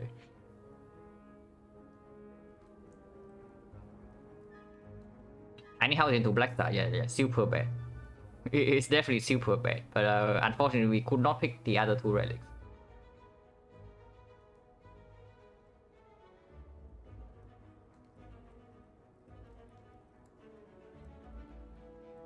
Honestly, I'm down to just playing the Chrysalis over blocking this 13. Is it ever Chrysalis? Yeah, I think it's actually Chrysalis because it can give us any card draw for 0, and that is quite important. Or maybe it can even give us a Blade Dance for 0. Or any Tactician would also sometimes play with the Acro. Also gets this out of the deck. On 3 energy, getting skills costing 0 is potentially decent. The only downside of the playing the Chrysalis here is that if she attacks again on turn 3, we are probably just dead. But I don't believe in blocking here.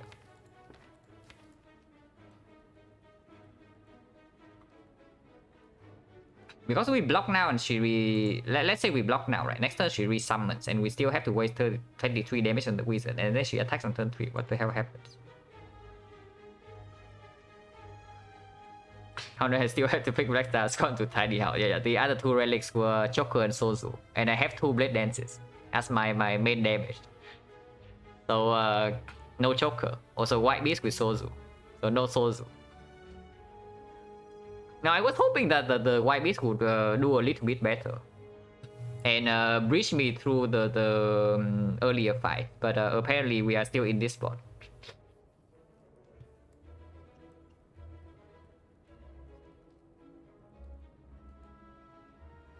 But yeah, okay, if we block for 13 here and she attacks again on turn 3, let's say she buffs next turn and she attacks on turn 3, and we somehow have to kill the wizard to like 34 HP in 2 turns. With no accuracy down and 1 Blade Dance drawn already. Holy crap, is that bad? But on turn 3, how much is she attacking for? Let's assume that we cannot block at all on turn 3, and the only block is like weakness from neutralize, for example. Because we need to commit energy into killing the wizard. So she's hitting for 11 times 3. We can do 8 times 3, so it's exactly 24. But any bite we play, we will survive. So yeah, technically blocking here actually gives us the HP to survive on turn 3, even if she buffs next turn into attacking turn 3. And honestly, that is probably the better pattern. What we don't want her to do is to resummon. Like, resummoning is extremely bad. And Chrysalis is just random. I mean, it can also completely break us. It gives us something like Blur, and prepare minus, and then whatever nonsense, and we just die. And yeah, it's not like we put no damage into the wizard. We put like 4 damage here. Or we can kill the wizard immediately and leave the Mad Gremlin alive. That's also a thing. But if we leave the Mad Gremlin alive, it also means that we actually need to put... We need to kill this guy next turn if she decides to buff. Otherwise, on turn 3, we never survive like both of these at the same time. Unless we draw exactly into Piercing Will.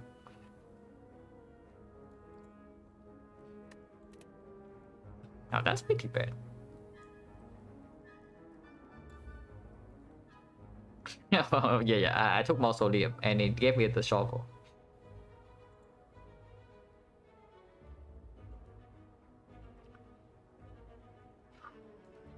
And yeah, it has to be like this combination, like 23 and 23 HP. If she summon the first summon is like the Fat Gremlin or like a Mad Gremlin or something. No, not the Mad Gremlin, the Sneaky. One of the Gremlins that have like less HP, then we can probably cleanly kill both of them. And then this fight is like a lot less threatening. I guess we leave Wizard at 19. And then we block it. Just because the HP threshold also meets the threshold of this.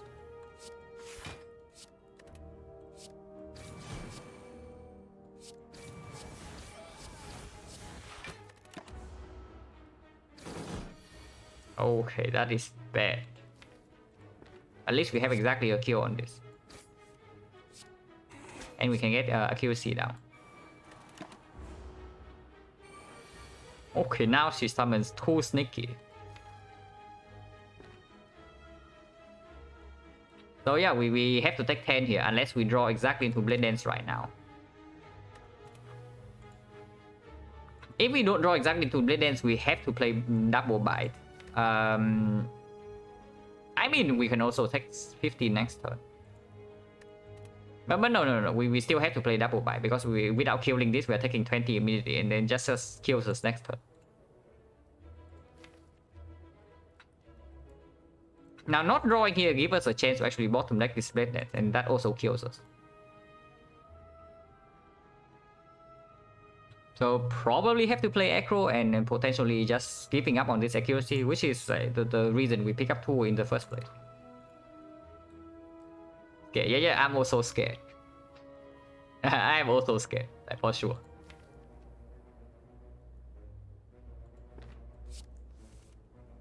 Okay, no Blade Dance, but we know that we draw exactly this next turn, and Piercing Gale is here if she decides to attack. And yeah, we still have to double bite Sneaky because Terror has to go on the leader.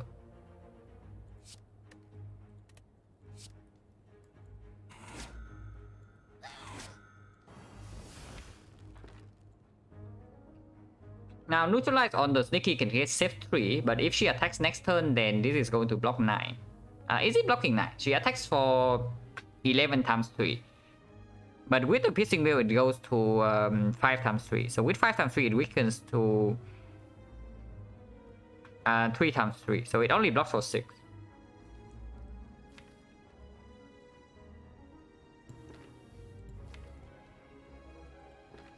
But that's probably fine, right? Because we need to play 3 ships on this guy next turn regardless.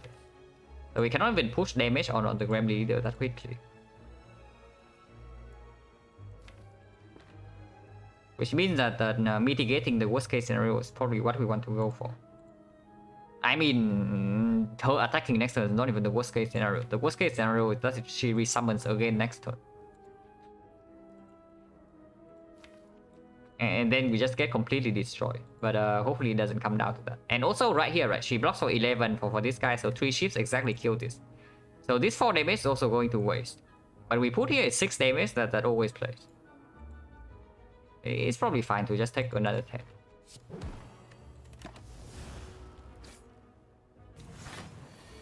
Oh yeah, only 11. And yeah, she's resummoning. We are getting like super outplayed here. She's outplaying us at every single turn. The first turn by summoning 2 gremlins like with a lot of HP. And then she summons like 2 Sneaky. And then now she's resummoning instead of attacking with her Piercing Veil in hand. And weakness is down. We are getting completely outplayed here. But yeah, this guy still needs to die.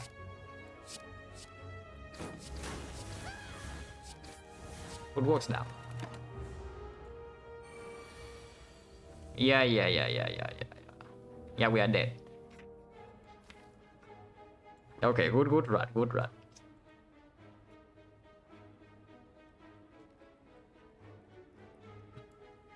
Yeah, epic run. Definitely epic. Like Black Star in action. Also, yeah, the leader is just too smart.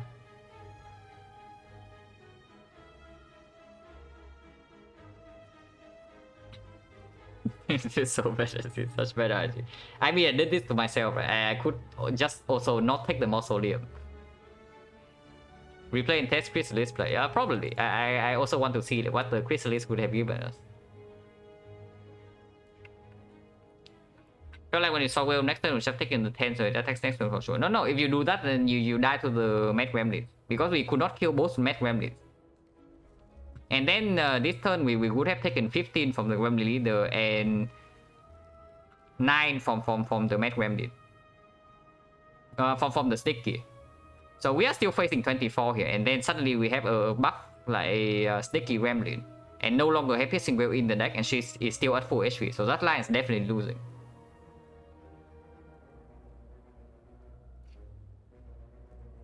You are not dead? Yeah, we technically live on 1 HP. But after this, like, do we really win this fight? I mean, maybe we can. So we can try to live. No, we live on 1. We have like 39 here with the bite. So yeah, we leave first and see, like, when we definitely die, we can replay the fight with Chrysalis. Also, here's a wizard, which also needs to die next turn. So we are weakened and we also need to waste damage on these two. And second accuracy is not down. And yeah, she's buffing again next turn because there's 2 here, so she never resummons.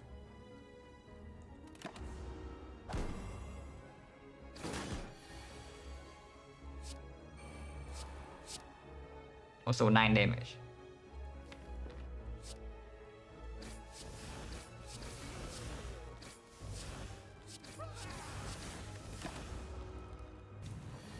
And yeah, we're dead now, so it's time to replay.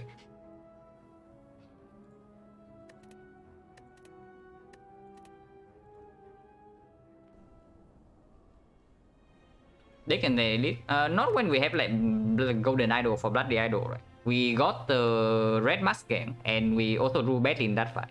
Because at the time, right, we had 2 potions with fire potion and weakness potion. Going into a question mark, which on average is good for us because we have bloody idol and aberration also phenomenal. But yeah, we got the red mask gang and we drew like really badly in that fight. So if we had to use fire potion and we still took 20 HP. Because you saw the, like here, before we step into this question mark, we had full HP and a fire potion. And on average, this question mark is good for us because of this thing. And also operation we definitely pick. Library is still there. The vagrant we can pay him. The cleric remove the rival. Excellent. Do I regret taking bites? No. Bites doesn't. The bites do not cost me anything. I did not lose a single point of current HP when I take the bites here.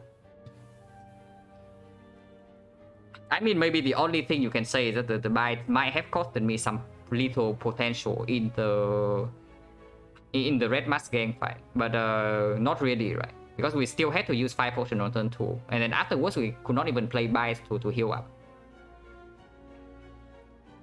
So we would enter this fight with actually like something like 18 HP instead of 24, and we just die here regardless. And yeah, if we give our gold to the red mask gang, then the run's also over. We give out like 200 gold and do not get this relic. Have a subscription to Crafting Shop, get a bottle any month, every month this month, from Hanoi, Vietnam. That's really wonderful, most unique and best way to try. Wonderful. Good to hear, man. Hey, good to hear. Yeah, Chrysalis, what do you have? Gamble is okay, Distraction's okay, Storm Move still actually not too bad.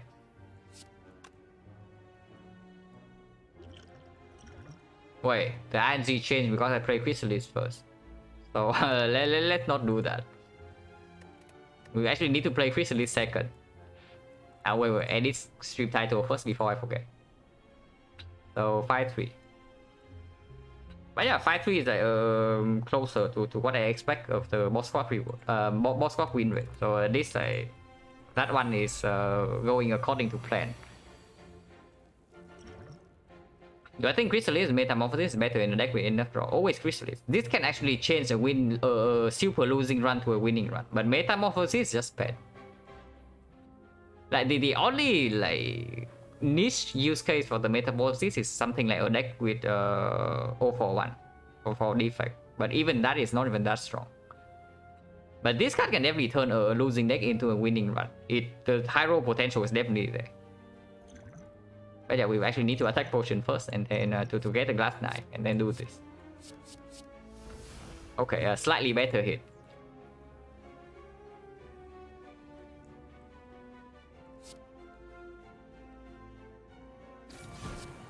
Yeah, we take 12.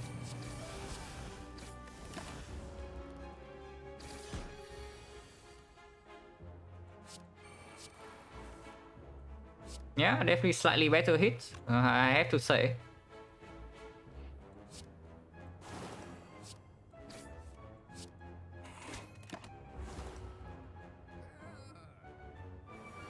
And yeah, they all die now because Corpse Explosion is here.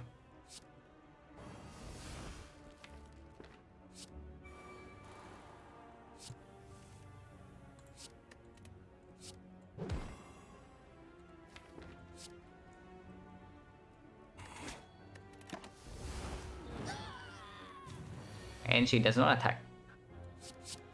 Okay, so apparently Chrysalis is amazing. Like Chrysalis in action right here.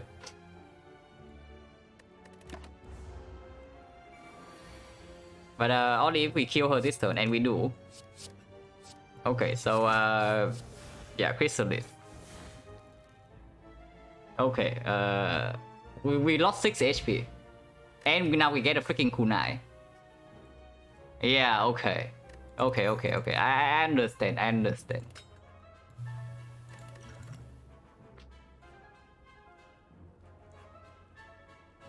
So mega punish for not believing in the Chrysalis. But yeah, footwork plus now no longer super necessary because we already have 1 footwork to front load dexterity, and afterwards we can scale with the kunai.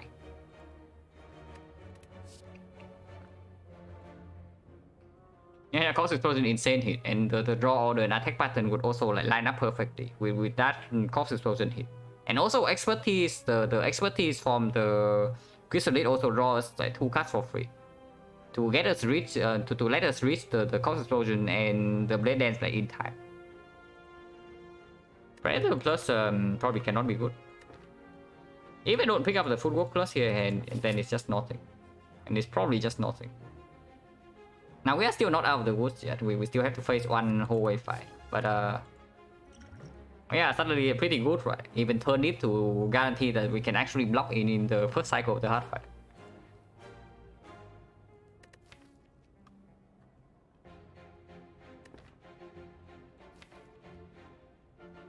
And yeah, we don't need this footwork plus.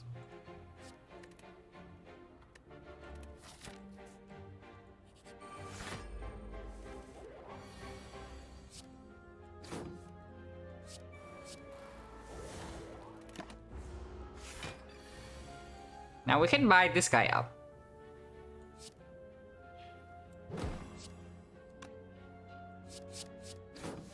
Because we can outscale this guy with kunai, and then and we can no longer we cannot be frail, so we can just buy this guy up to full HP.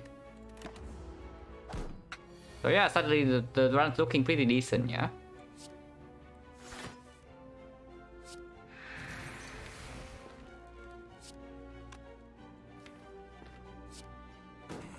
And Terror honestly don't even want to be played. Yeah, should have believed in the Chrysalis. But we also needed to play them in the correct order, right? If we play the attack potion first, like we did, and then we Chrysalis, then it would have been like, amazing. But if we did it the other way around, like Chrysalis into attack potion, then we could die immediately. Did I live? No, I died. But I replay with the Chrysalis, and I replay with the line of playing this card on turn 1, and it make a high roll. And we just like easily got out of the fight.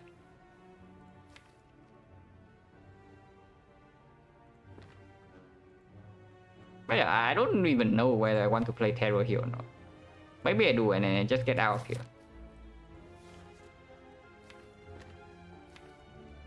Because our block density is actually not that good. But we don't have a malaise. I mean, I guess we can play this fight for very long. So let's not Terror. Let's really not Terror. No reason to.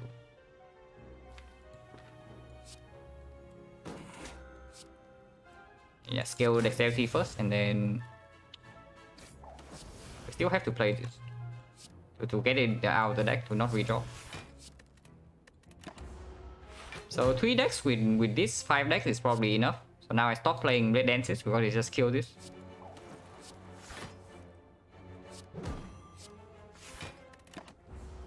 And let it get some more block. Have to play this here, otherwise I take 8. And no block, so I mean, I guess can be patient.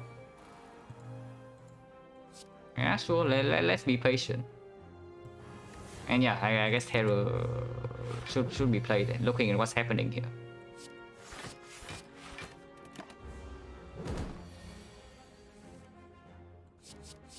Yeah, dodge and roll and deflect, excellent. Like more blocks for us.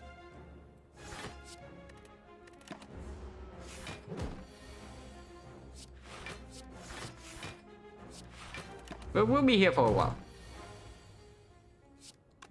And yeah, maybe Terror would run out. Like, I don't know. It can happen.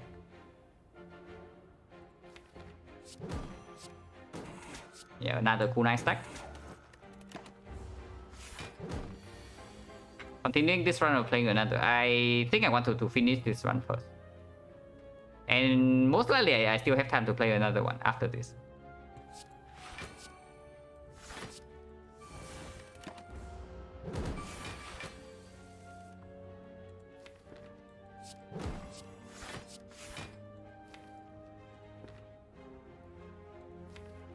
Okay, next time we have no block, and then this guy is attacking for quite a lot.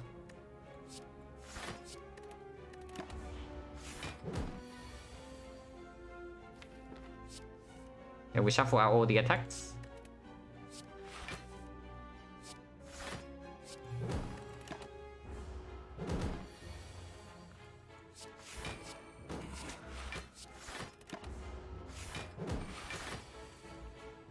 And yeah, this will take a while.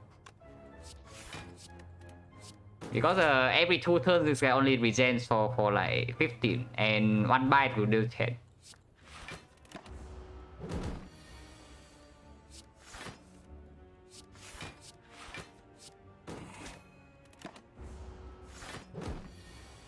Any console? No console here.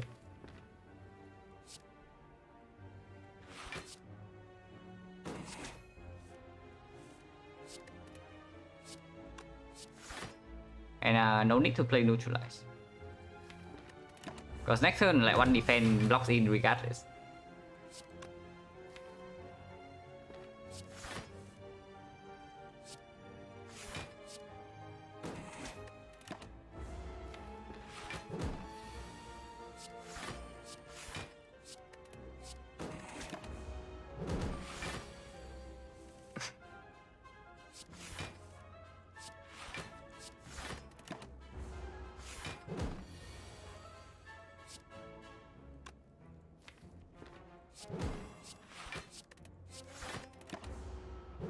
Yeah, only 17 more HP. We are getting there.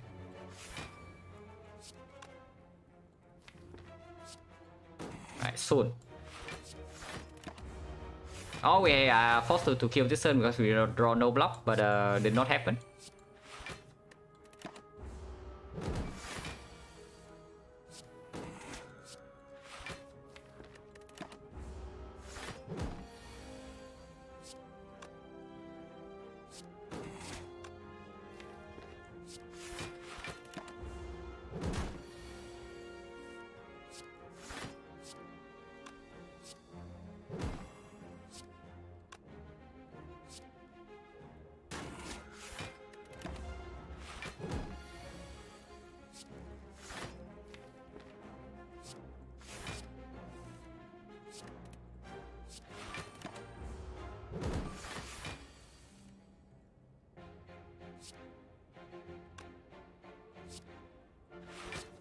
Shoveling out 2 attacks.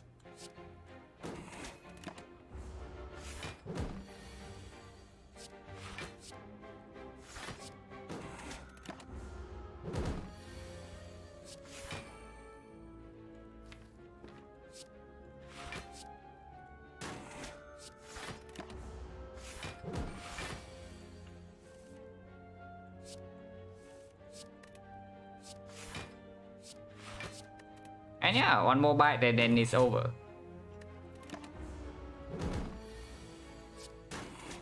Yeah, full HP.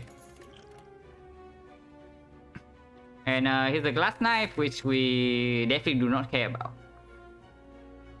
Because yeah, we are digging.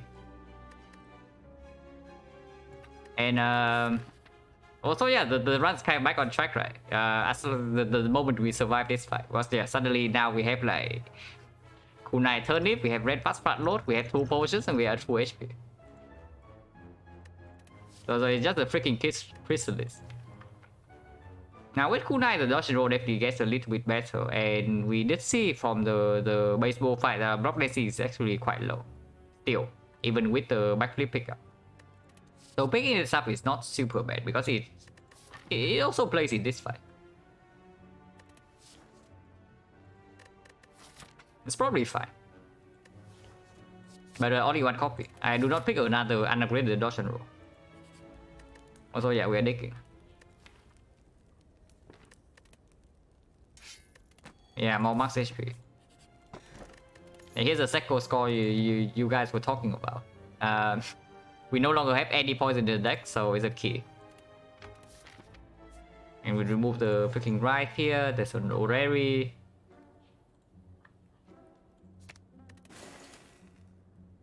Or we can pick Akabeko, but we have nothing that actually works with Akabeko. So no Akabeko here.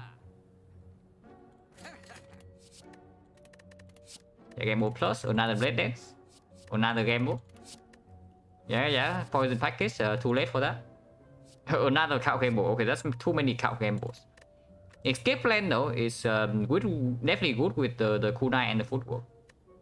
And against Time Eater, we already have the Malaise. Yeah, Gamble plus, potentially also Endless Agony. Bullet time, it needs an upgrade before we can actually draw into it. So right now it's not super good.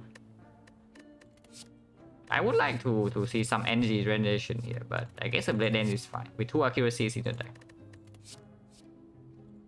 Clone Dagger, if this is upgraded, I would pick it up, but unupgraded, not really. And yeah, another Cow Gamble is probably fine.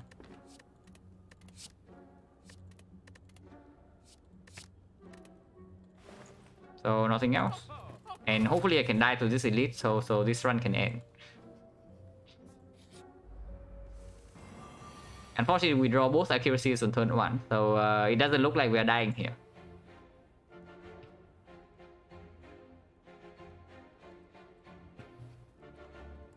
Yeah, we draw both accuracy on turn 1 and we have like 3 Blade Dances in the deck. So we probably just trade our HP here and nothing else happens. Now this is exactly 12 per shift, so Blade Dance Plus would kill this, but this is Blade Dance Minus, so if we want to kill it immediately, we have the Fear Potion, and I'm interested in doing that. And we also get a kunai stack. Can also block this weak because Ancient Potion is not exactly going to perform elsewhere. Why do we want it to add? Because we have already lost this run. This is the replay, like the Gremlin Leader fight.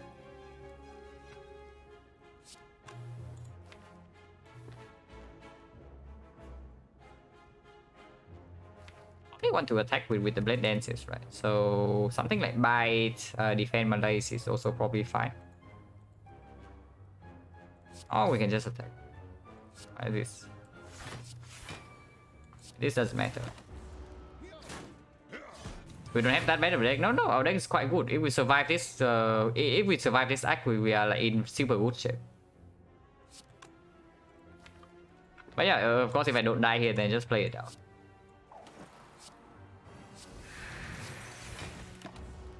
I think we was not positive in the deck because this guy is going to die soon, and afterwards, like blocking this guy alone with any other block card would be much better.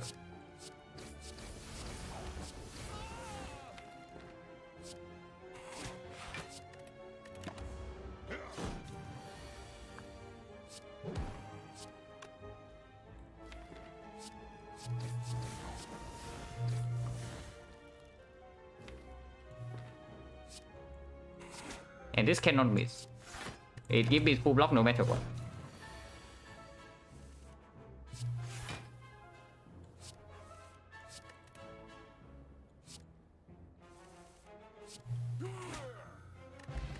Yeah. Vajra Preserve Insect.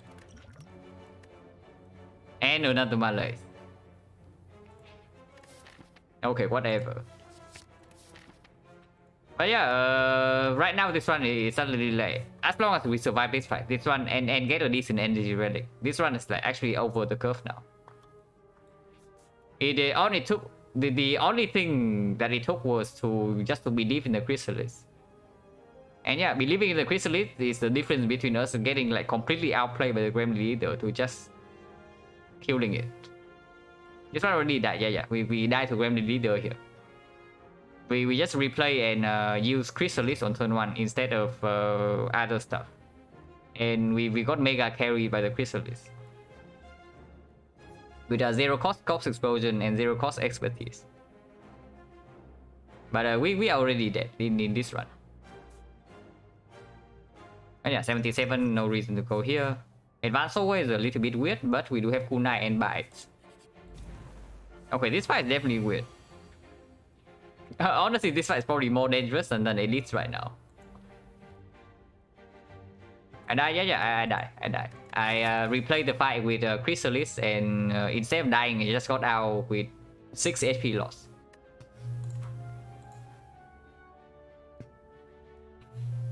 And then we leave card and play potion in correct order for add the AG1 if yeah.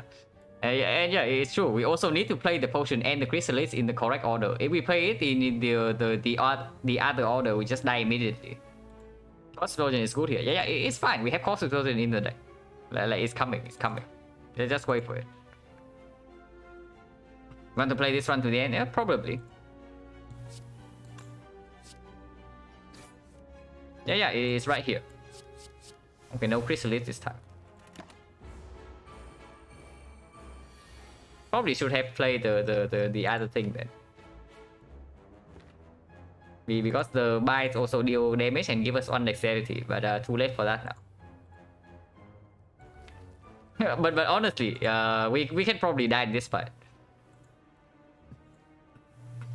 This fight might actually be killing us. If we bottom deck both accuracies here. Because we have like no AoE damage whatsoever. And yeah, we can store with the bites and kunai, but this fight cannot be stored.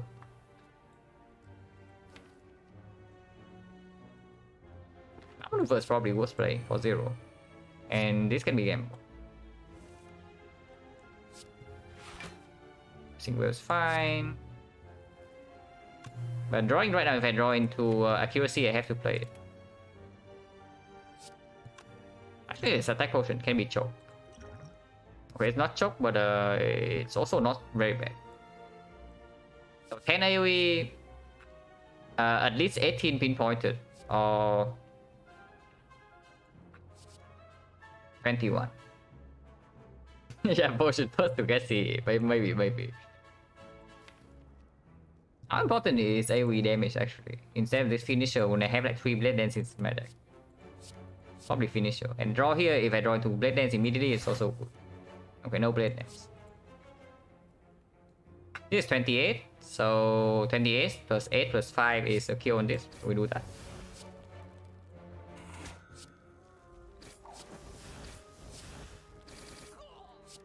No reason to keep this.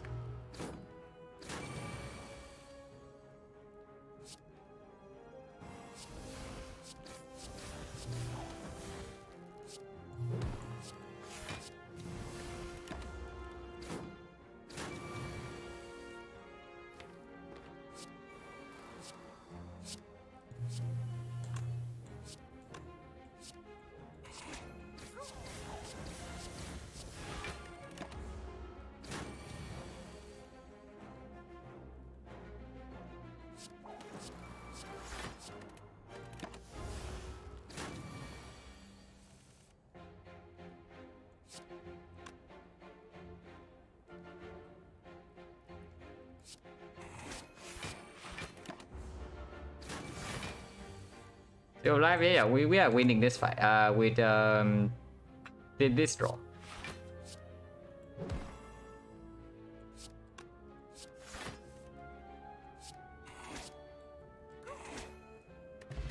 Tropic Brew, Acro Backflip.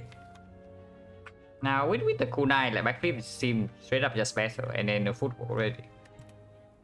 Of course, second Acro open and the 2 card memos in deck like, instantly open up a Tactician.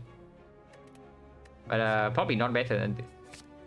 Because we actually cannot spare energy to play Acro in this fight. Even after we scale up kunai. This guy still needs to die somehow. Right now we probably still don't have an answer. But we'll see. It's a freaking snack ball. And yeah, Chrysalis is here yet again.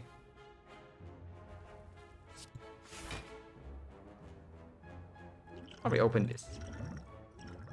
We can duplicate Chrysalis.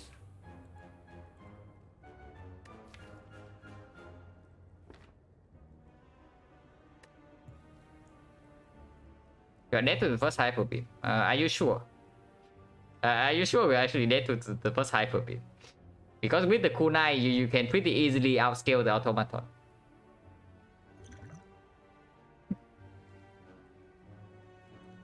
Like by the time that the hyper beam comes around, like maybe one defender is already blocking for, I don't know, 12. And then yeah, we take like maybe 20 damage, and then afterwards we bite up, and then we just fully block in easily.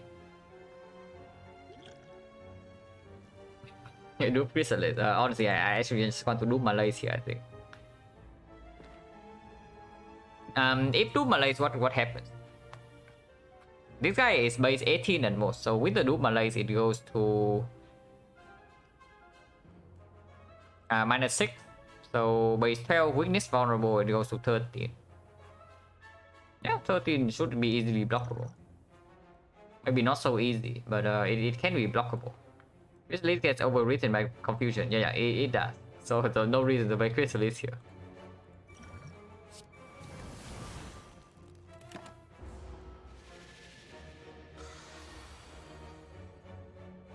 And yeah, 3. So we can get a kunai stack immediately, or can get a new head. Get me a new head. Yeah, better.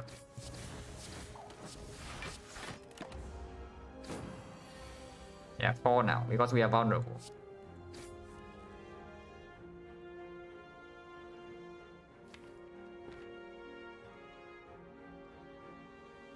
Now, Pacing doesn't do much in this fight, so we can exhaust it.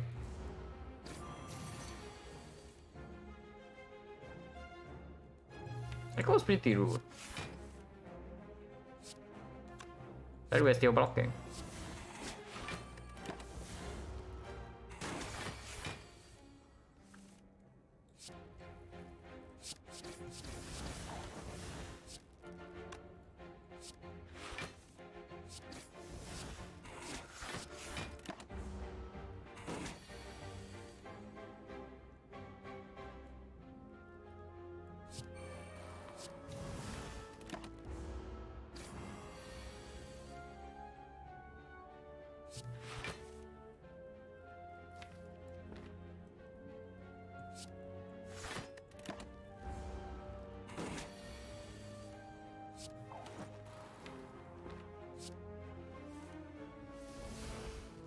Okay, 2 and 3. Take 1. But now we are no longer vulnerable.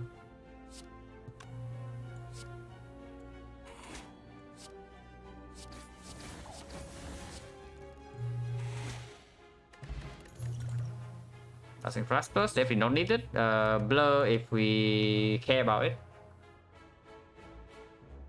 I mean, yeah, blur with kunai, blur with dodge and roll.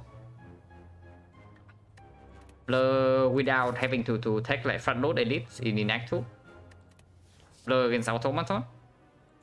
Probably pretty good. Centurion Mystic, so can be full HP. Can also just lose a lot of HP here. Don't know which one yet.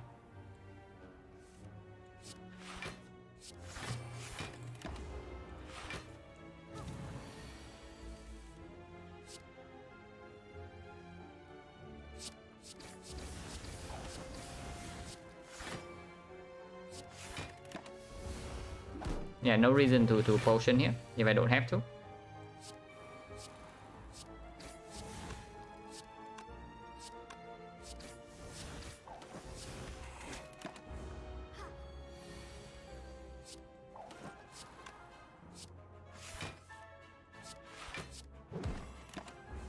I cannot be failed.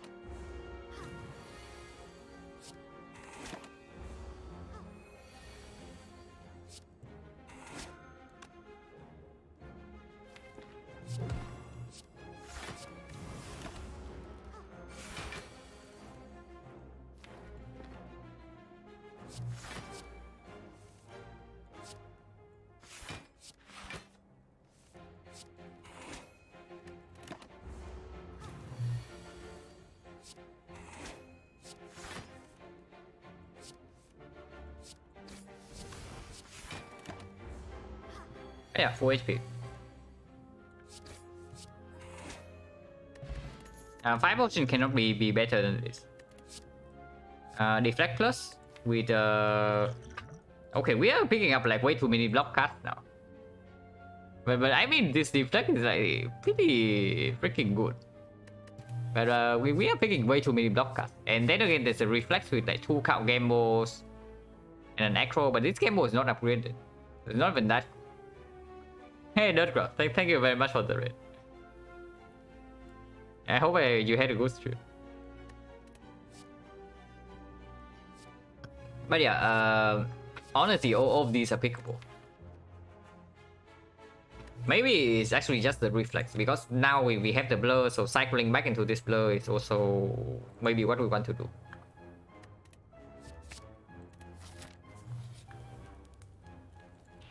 Bot back demon form red. Oh, okay, sounds like an unfortunate run. Having a good stream and some good run. I mean, this run is probably pretty fun, but I have only died here, unfortunately. But still, it's shaping up to be pretty decent after I replay the fight. But yeah, we are digging here. Let's not put too much thought to it. Honestly, I think upgrading Gambo here is better because of the reflex and the blur. But yeah, we are digging. Yeah, useless. But it's fine. 2 demon form and still bottom decking. Yeah, that's just the problem with demon form. Like, it just betrays you in the worst fights. Now, how often is terror? How important is terror in this fight? Probably not super important. So we can probably just put the terror down immediately to strip one artifact, because weakness is probably more important than vulnerable.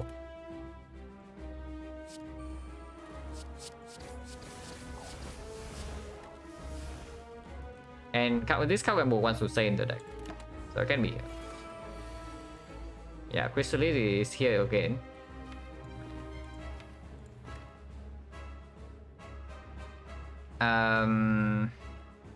Yeah, sure, why not? Okay, we are Watcher. Oh, the third lost form? Yeah, this one. We have already lost this one. I'm just playing. I'm just continuing after like save and quitting. But yeah, we have double PK apparently.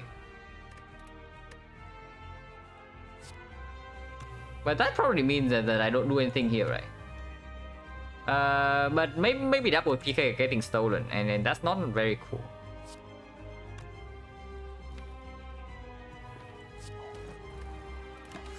Yeah, Oracle. Okay, I want that. Okay, none, at least not the second PK.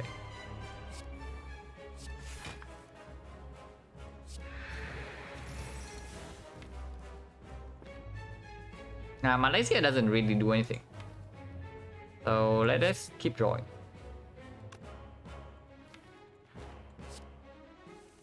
Oh, Blade Dance now is not what I want, because next turn we have double damage, but maybe it's fine.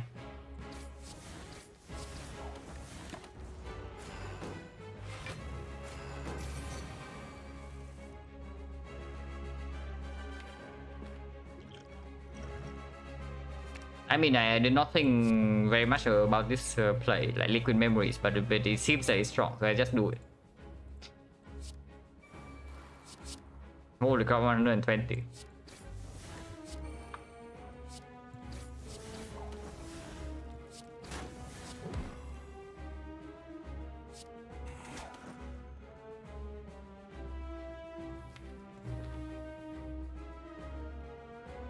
It's not for 5. This gets out of the deck. Yeah, Hyper Beam's coming. But we have guaranteed weakness.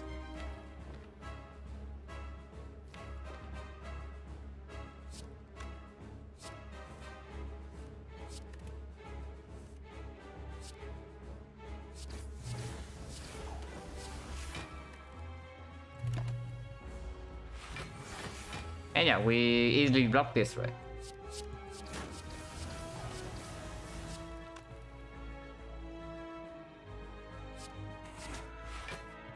And also get out of the deck.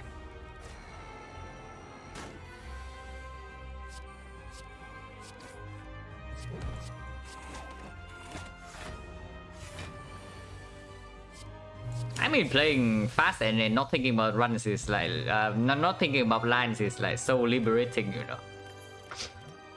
But probably should not do this very often. But I mean, Red Form needs an upgrade, and then we already have like kunai and whatnot. So probably not this.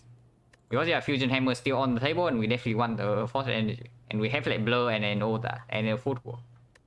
So probably not even the Red Form. Now Corpse Explosion is back, and we still have no AoE, and it has not advanced. But we have a Reflex in the deck now with an Acro and Tool Gamble. So any tactician can be picked up, and the tools instantly make this better. Also allow us a kite pick. 1,000 cuts, yeah, not 1,000 cuts. And it's probably fine. If we cycle fast enough, we don't even need AoE with 2 accuracy and then potions. Let's pick the tools. And yeah, no kite here, but there's the Fusion Hammer, and we pick that. Because yeah, we are digging.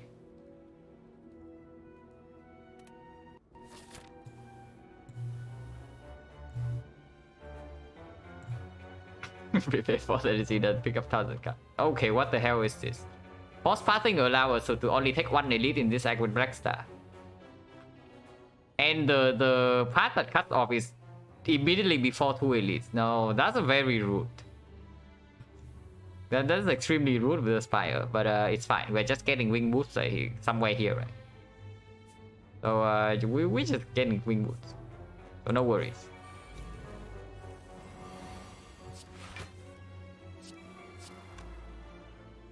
No exploder here, so there's no need to rush.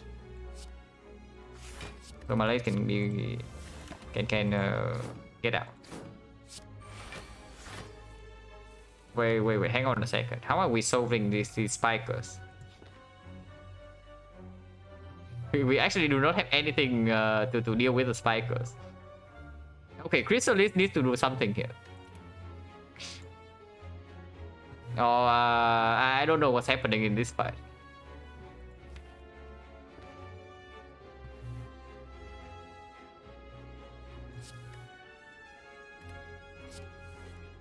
Terra's here.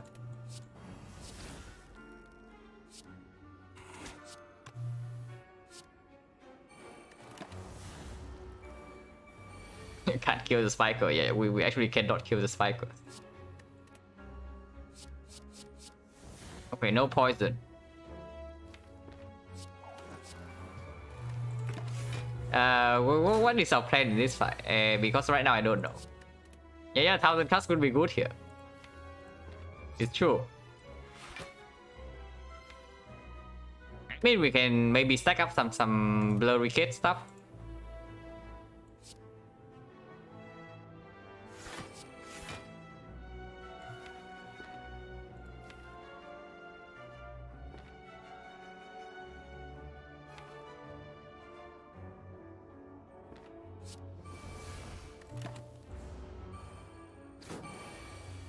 Block a bunch with blows and hit one at a time. Yeah, that's also what I'm thinking. But I don't know how well that will do. Because eventually these guys have like 19 taunts.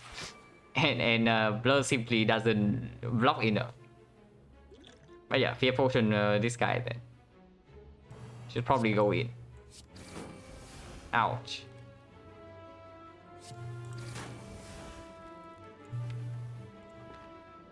I mean, it's not getting any better. If anything, it's like slowly getting worse. So we probably should still attack, even though we were taking like 11 here.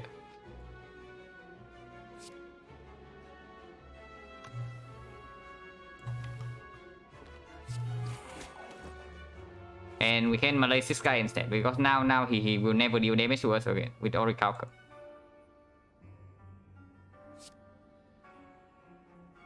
This can get out of the deck, but it also cannot. It can also stay.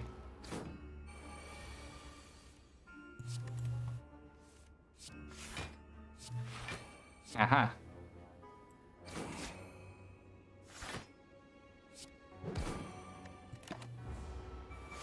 Okay, maybe dodge and roll and double blur can do something.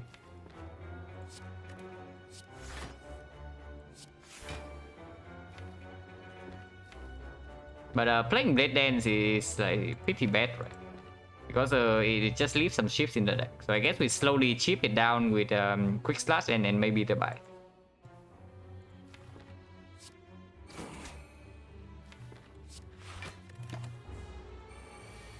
Spiker, yeah.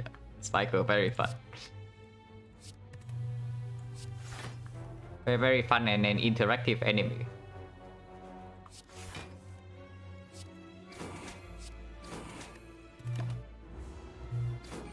I mean, we're still healing, so maybe it's not that bad.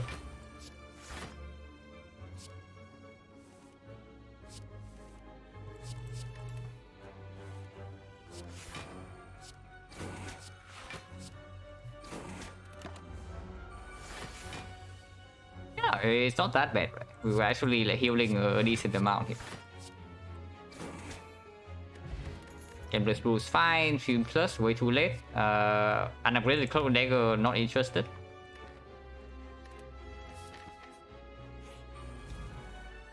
Okay, Wing Boots next floor.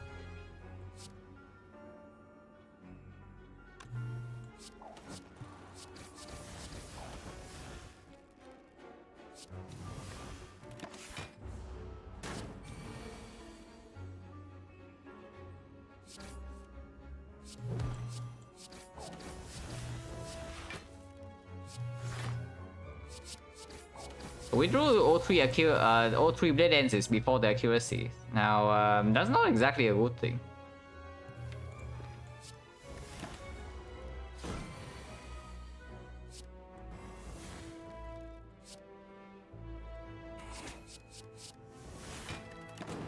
So Catalyst, a brick, and bullet time also probably doesn't do anything.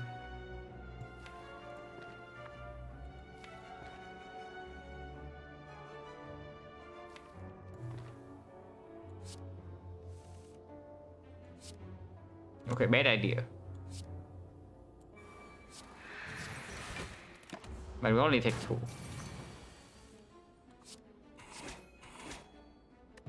Ancient Potions fine, Reflex with to the trade now. Probably good. That's not Wing Boots.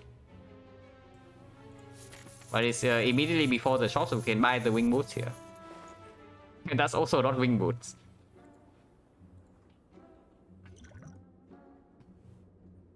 Well, Crystal purchase from the store. No, I transform a bite into it.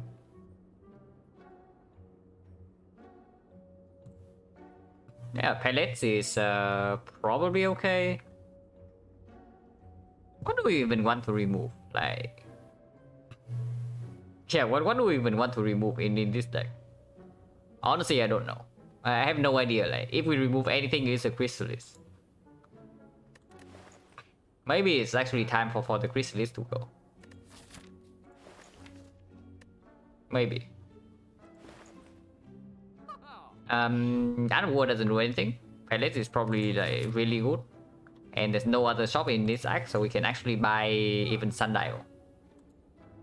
but it's MVP card. We can pretend that the Gravely Leader fight never happened. If we remove the Chrysalis from our deck. So how about that? Actually, can we afford maybe Cow Chop? Cow Chop might be necessary for Act 4 because right now we are like mega dying to the heart. But unupgraded Cow Chop's probably also not right. Can we afford a remove though? So 430, yeah, we can afford like all 3 of these. So let's actually do that. Maybe we do remove defense instead, because yeah, we did add like a lot of defensive cards. Like 1, 2, 3, 4 block cards. And then now we even have more draw than before. And yeah, it's true, Chrysalis can actually give us an infinite if it delivers. Yeah, I'm not dying to the heart with Chrysalis. Also maybe true. Honestly, removing defense right now is probably not even that bad. That's because of how many block cards we added already.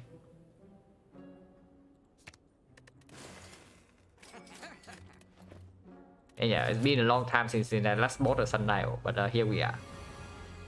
Also good reflex. Yes, spikers again. Exactly what I wanted. It's more spikers. And this time we're drawing into daisies.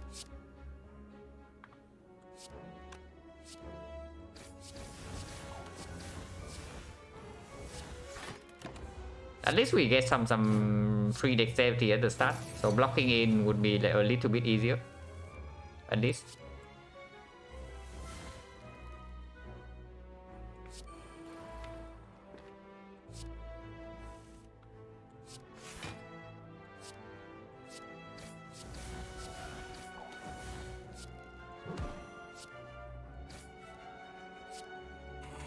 Yeah, I take the HP loss here to get one more dex.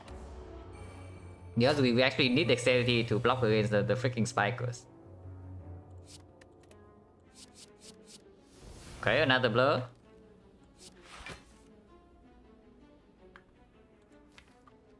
Footwork probably wants to be played. And Malays can be left in the deck.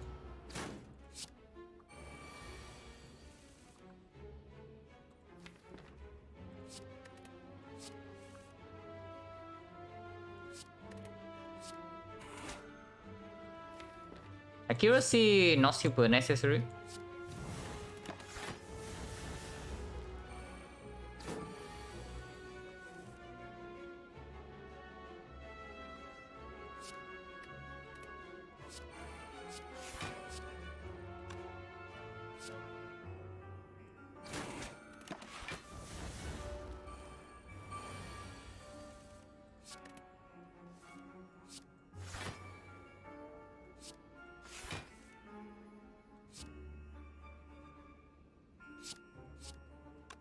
Wait, I do not have accuracy in play yet. I did just say like, accuracy not necessary. So that was like terrible. But whatever.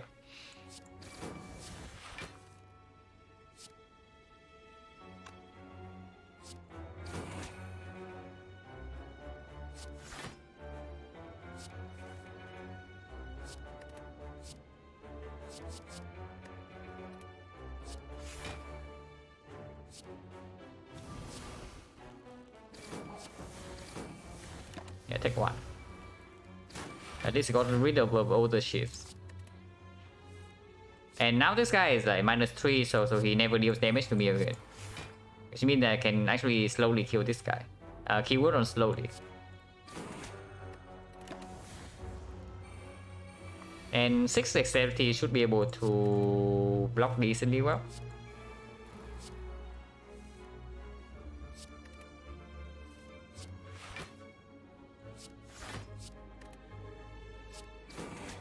Take another 3, whatever.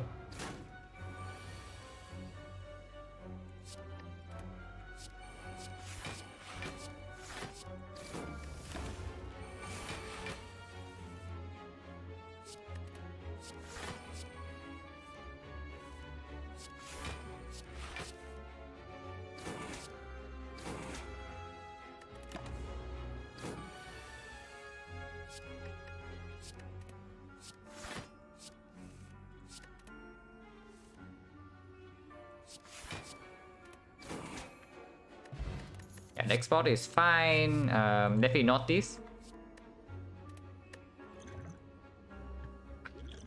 The export is, I mean, if we have pellets already, then the ancient potion is probably way less valuable than before. You need the hard fight, which probably means that we just pick up the dexterity potion. So yeah, we can still be digging. Yeah, the boot.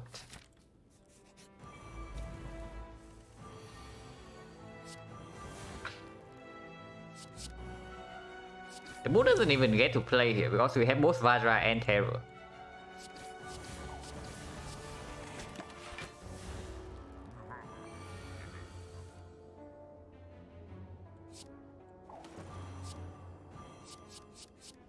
Yeah, Terror, Adrenaline, and whatnot.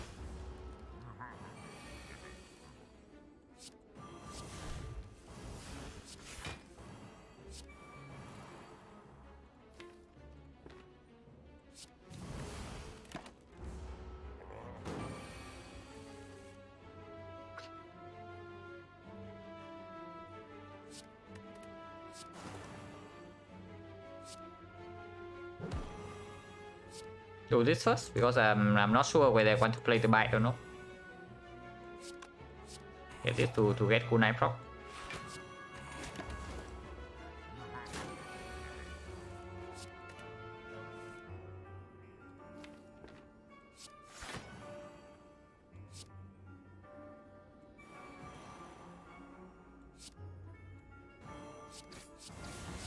Yeah, do this to get another cool 9 proc.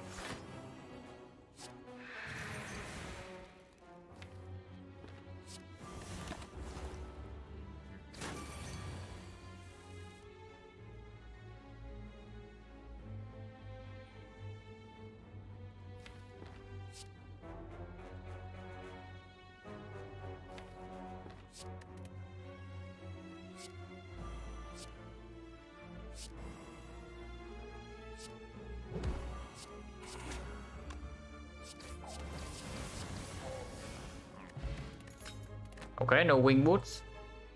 No wing boots yet. I think the torch cannot be better than this. Ability plus. Okay, no, that's a pretty big bet. It's probably not even good. Yeah, it is probably not even good. This Blade Dance Plus. Because we before we set the tools straight down, we actually don't draw that consistently. Probably not. But yeah, Gauchos is here again.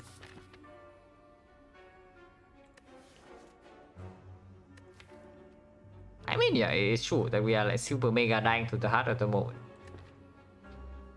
But maybe with next fall we can do something. And unupgraded cow shops is also not a thing.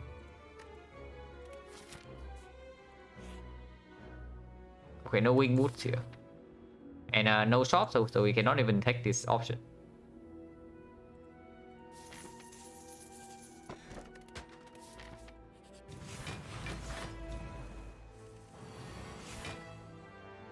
And this anchor red mask is decent front load.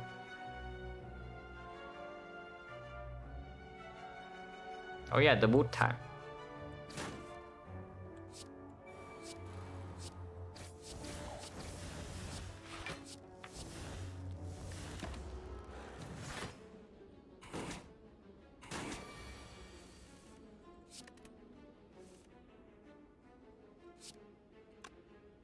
Um, 7 24 exact lethal.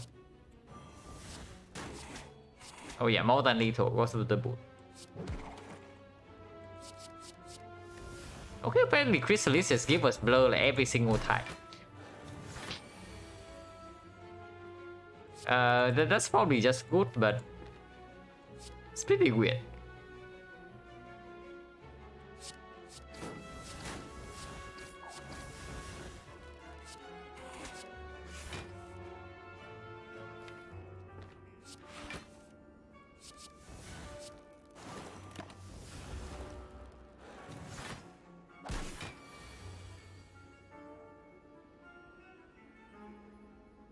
Okay, this is quite a lot of damage.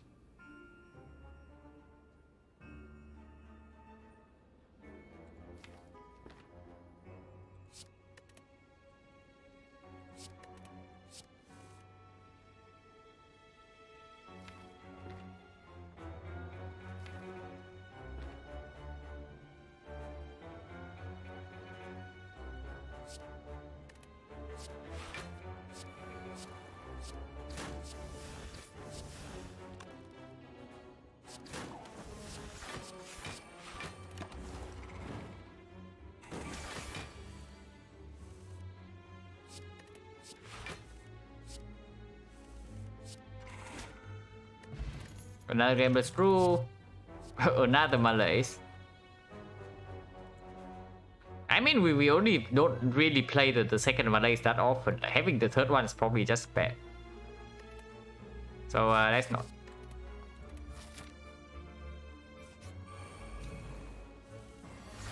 This guy's here to give us a curse.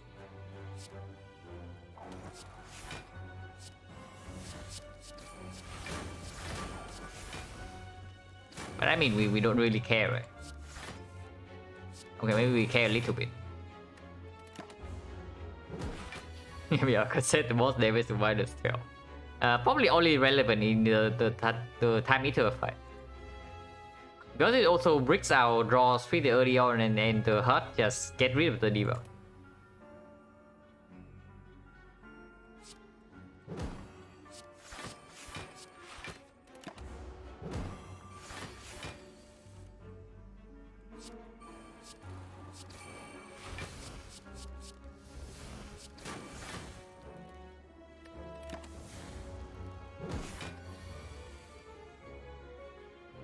Okay, that's pretty rude. Her dealing trying to deal like 38.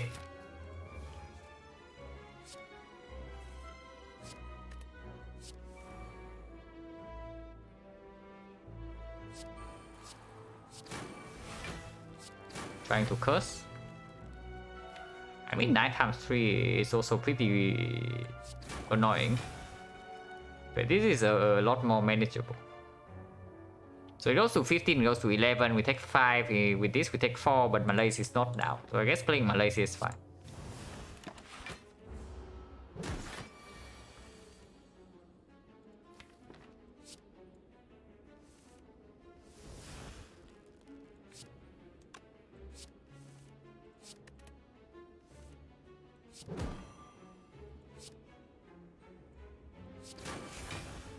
Six times 3 to the trade wants to come down, and probably attack more. 11. Go down to 7. Take another one, but don't really care.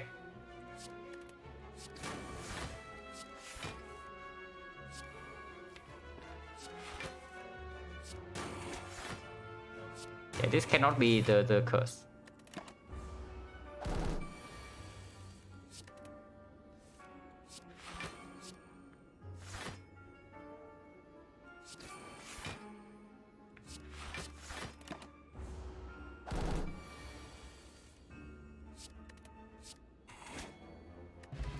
Another gamer's brew. Another backflip. Backflip's probably good.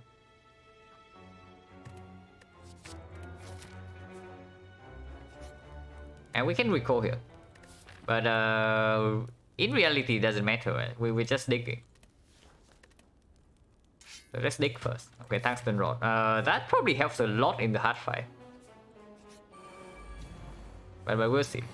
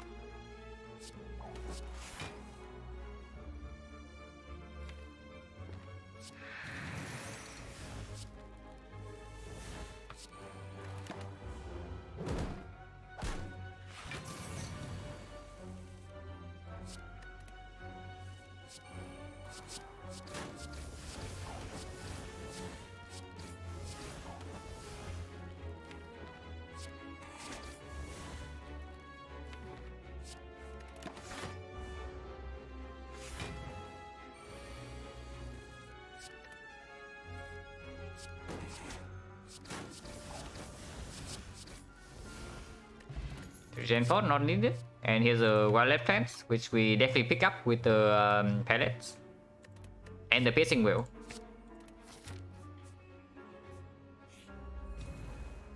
And yeah, we have pellets against this guy, so that probably means that we keep the accuracy around. We'll activate pellets.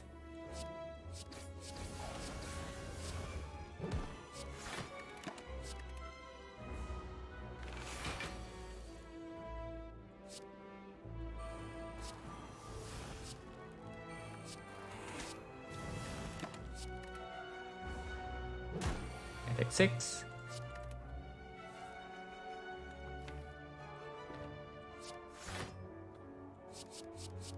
Set up adrenaline.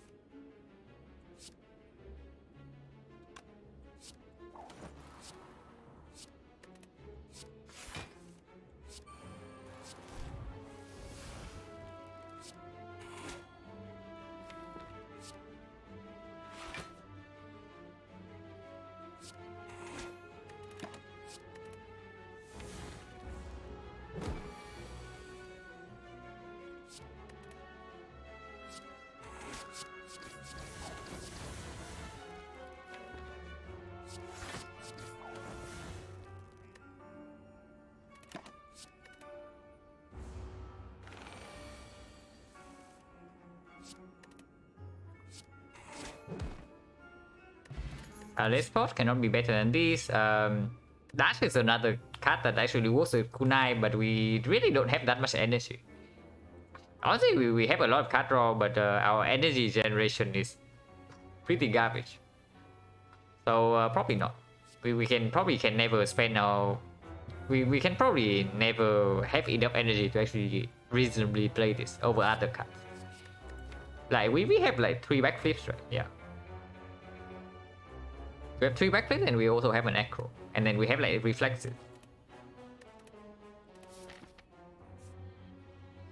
And gameless rules will be better than colorless.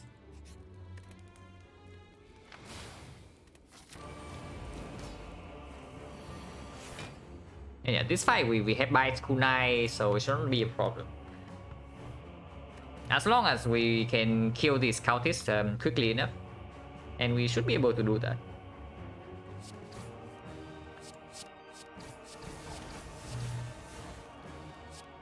Yeah, 2 decks or not. Turn 1 is excellent.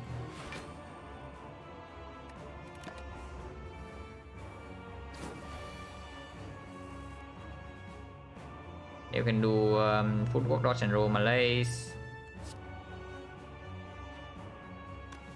I mean, footwork doesn't even need to be played. The only 2 powers we actually need to be played in phase 1 is like Weathered Plans and Tools the Trade. Maybe just dodge and roll and then full malaise here.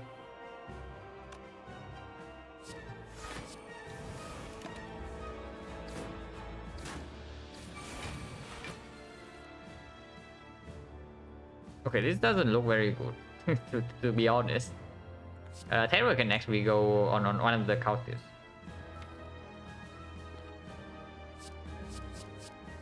That happened to escape plan. Right now we are taking 10 and another 4, so 14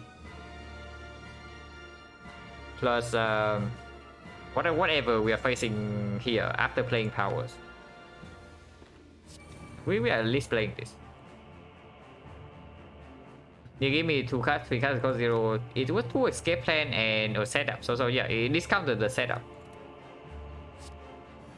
These 2 have to die. And then afterwards we probably are okay. But with reflexes not coming up, there's probably no reason to play this yet. Because it immediately gets me more damage taken.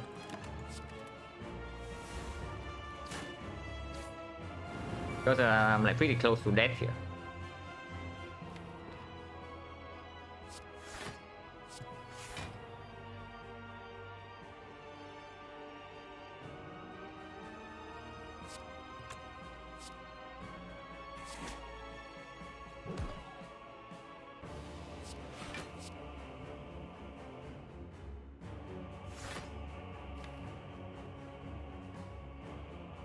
And yeah, I don't even want to...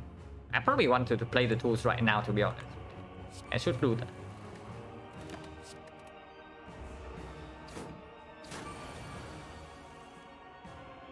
Maybe we just dead this turn.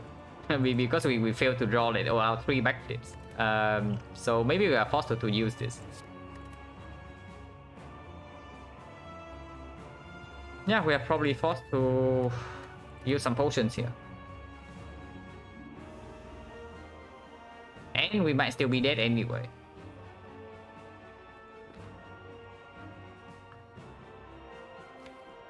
So assuming that we're playing piercing will this turn, this is only attacking for 3 times 4. So we take 8 from here and we still need to deal with this guy somehow.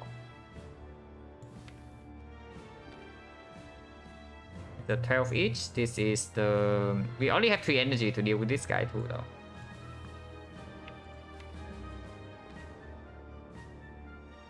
But I guess we can set up here and we draw 4 cards.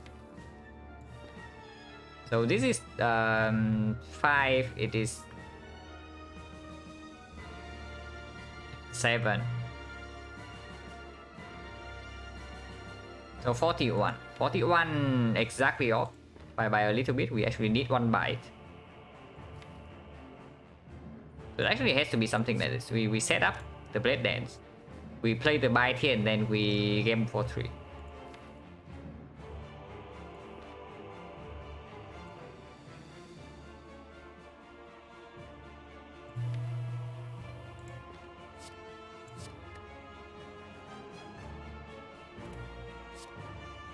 And yeah, if the 2 gamble miss these backflips,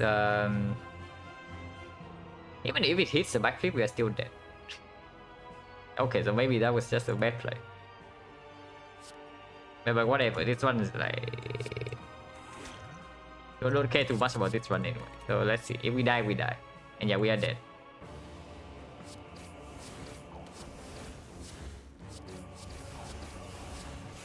So yeah, whatever. Probably could have picked some cards to prevent this. Like any AoE card would do, but doesn't matter too much.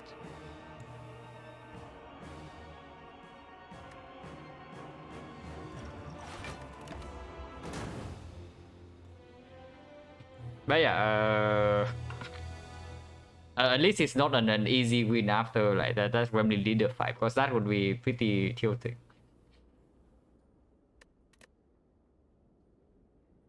Yeah, give me a minute. I edit the spreadsheet first, and then probably doing a new run. But yeah, tiny house so far like 0% win rate. 0-2. This one is just weird because honestly, this one might not be even the tiny house fault. Then honestly, this one is not the tiny house fault at all. This one is actually just the brick like boss relic in after Act 1. I don't think it was tiny house. Yeah, it was just the boss relic in Act 1. Like this one, even if we don't swap, it's still going to be super difficult. Just because of the garbage we see. Actually, no. So here's the thing. If we did not swap in this one and we picked the Ring of the Snake, the 3 options in Act 1 would have been Joker, Sozu, and Tiny House.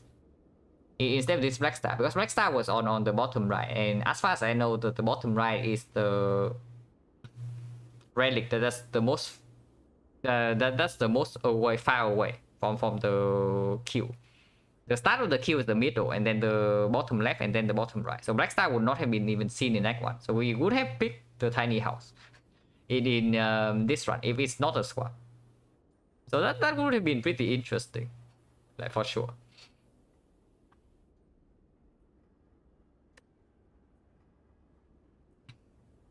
But yeah, without the Black Star, we would get Turnip first relic, assuming we still take the Mausoleum. So Shovel into Turnip, and then 1 more Elite into the Kunai. We would have as much relic going in technically. Not really have as much. We got the pair from the chest, so we will still get these. And whatever we bought from the shop. So we would not have seen these 2. Also, yeah, the 1 Elite in Act 3. That's also something. So we would not have seen Preserve Insect. The Elite in Act 3 would have given us this, the Vajra. And it stops there. So the Act 4 Elite would have given us Blood Rival. Now that's a pretty sad relic bar, but we would still have the Kunai. So I don't know. It would have been an interesting run without the boss swap for sure. But yeah, this one is of course a loss in Act 2, but it was not even due to the boss swap.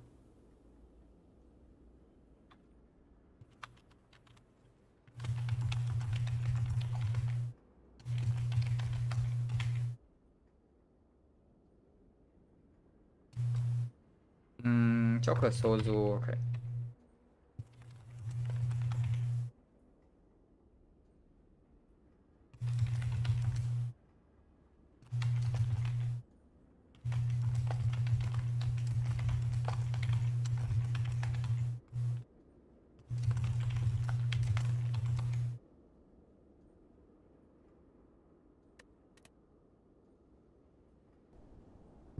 Could be had either way. Yeah, this is definitely a difficulty, regardless of boss swapping or not. Like in this run, right? In this run, I can feel the impact of the tiny house. But in this run, honestly, the tiny house is not even the problem. If anything, the tiny house might have made our Act 1 a lot easier because it gave us terror on floor 0.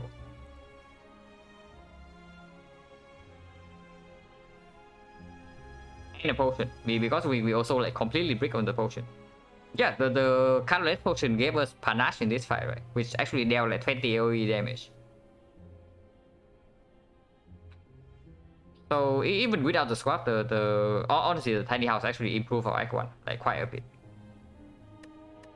If anything. And then in Act 2 it's not this guy, it's not this thing's fault.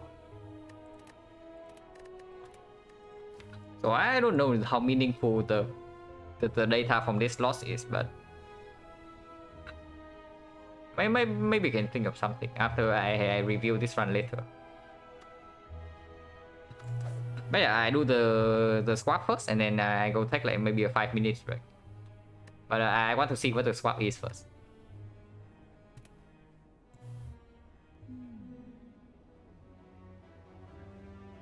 Oh yeah, again it's like up against Common Relic and Ogo for colorless, so usually probably a run that I would not click boss swap. Yeah, especially since it's the Guardian Knight and the maximum amount at least we can take is like 2. Unless we take this elite. So a bonus, something like one of these two, which can potentially allow us to take this. Or even if we miss the chance to take this elite, it still gives us a lot of value later on. Like, both of these give us value later on. Yeah, so even a subpar Act 1, which is only 2 elites, would still be acceptable because you only get something else from Neo. Interesting though, I don't know what I would pick like between these two if we are not doing boss swapping. But of course we are boss swapping, so click this option first. Okay, no, that's not a very good one.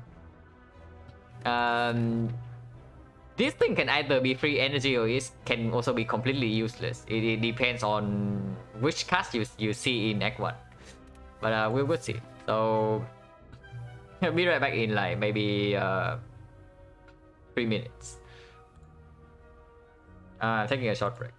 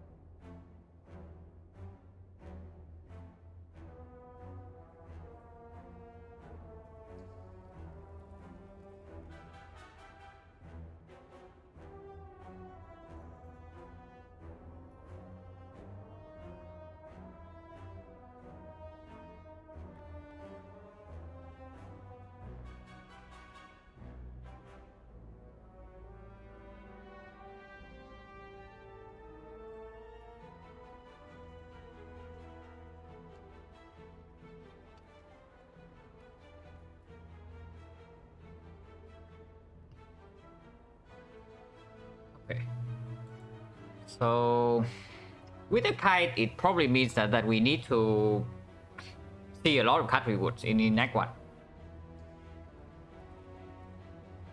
Because if we get out of Act 1 with our deck that can actually use the kite, then we really do not have time in Act 2 to actually take hallway fights. The Act 2 hallway fights are like super brutal. You enter Act 2, the weak deck, every fight just chunk you for like maybe 20 HP. So we probably want to path in a way that takes a lot of hallway fights, but still have some safety option. Probably means that 3 fights here no matter what, right? 3 fights here and potentially go to the shop, potentially go to question mark, depending on our potion situation and the card rewards. And then go here, fire, take this elite into like more hallway fights, and have a fire after the second edit. And yeah, starting here is always like objectively better than here, so we can start here.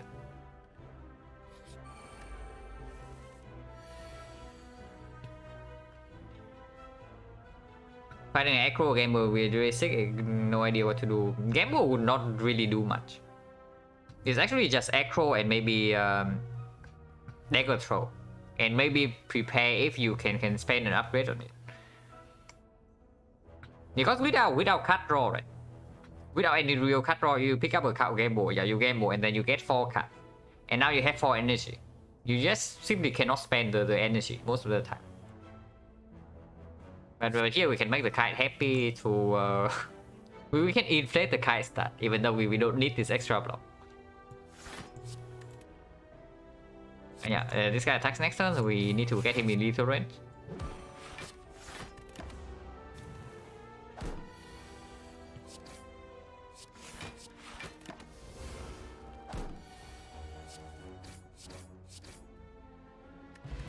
$14 gold, no potion, and these are not dagger throws. Basically, we're looking any damage, any draw. Yeah, dagger throw would be phenomenal. Like for sure. Probably the attack common we are looking for the most. But these are not it.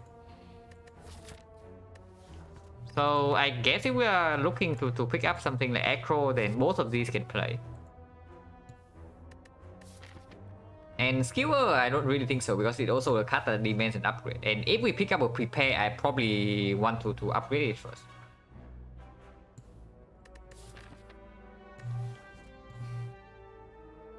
Those prepare can open up like reflex.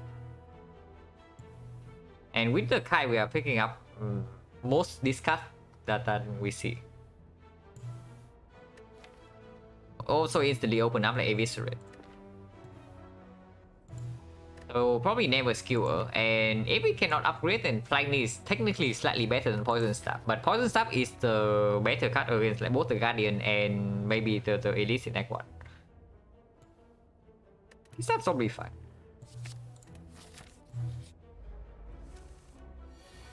Okay, Epic Head.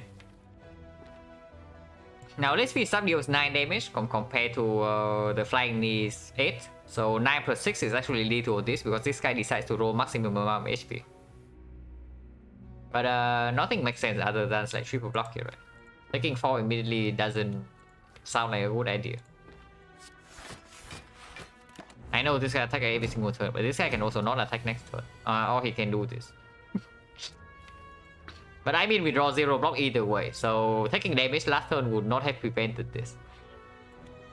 So we take 12.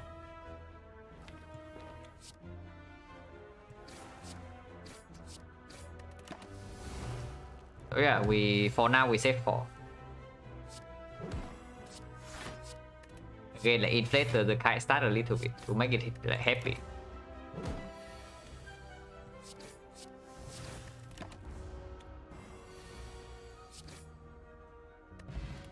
Okay, potions fine. These are not damaged, and they also do not say discard.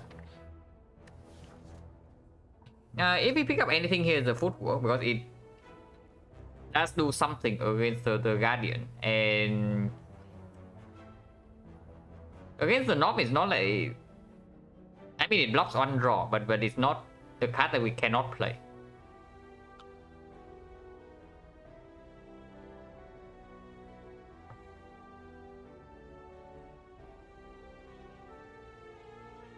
Also, I just got my lunch, so if any chewing noise gets into the mic, then I'm sorry a little bit. Excuse me for like a little bit while I'm eating while playing. But yeah, this is either footwork or skip, and I don't know. Because maybe you can do something like picking up footwork and only take 180. And go this way instead. It's probably not good, right? It cannot be good this early. Because it's not even going to deliver in the hallway part. And if we are taking this advanced hallway, then the footwork is already a burden. Unless it's an easy one where we can store, like the single blue saver. It's probably not good.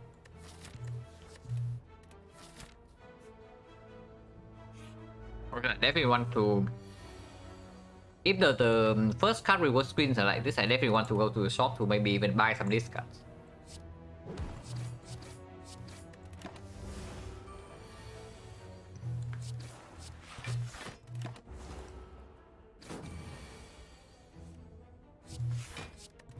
Yeah, here the card actually plays.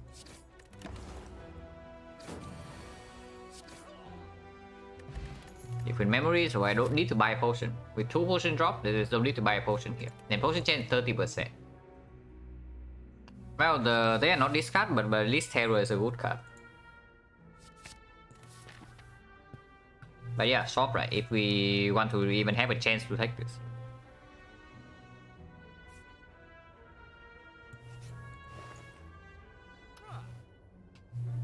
Oh, okay. I did say cast the say discard on them, but now technically both of them say discard, but they are not what we were looking for. That's for sure.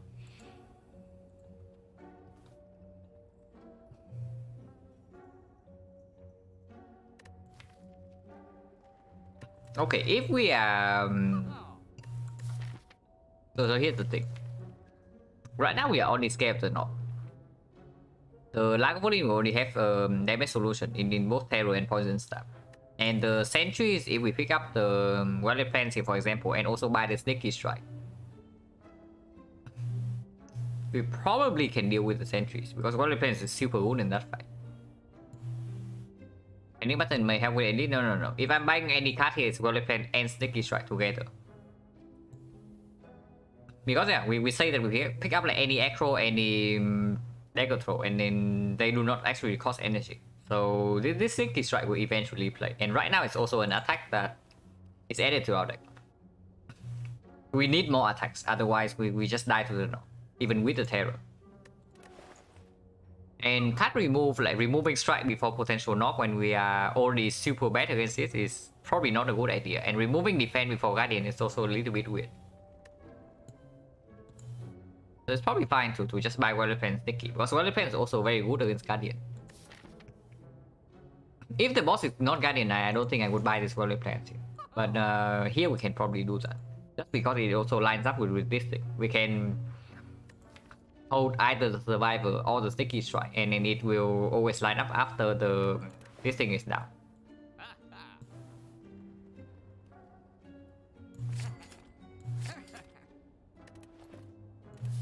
Oh yeah, potion chance right now 30%. Boss doesn't attack on turn 1.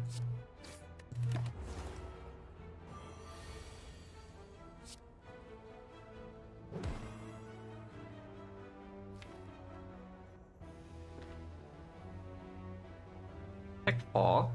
Should probably take 4 to deal this damage, so that I might be able to actually split next turn.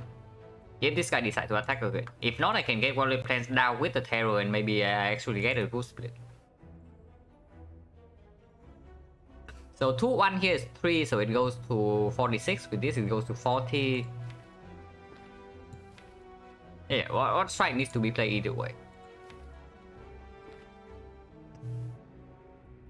Now technically poison takes down like 3 damage, so it's 46. So if next turn this guy does an attack and we draw terror plus a strike, we can actually deal 9 damage, and that will put this at exactly 37. which doesn't split. In the turn after, we have an optimal split. But yeah, this guy can also attack again for 18 next turn, and we are forced to split him. So let's probably just strike here.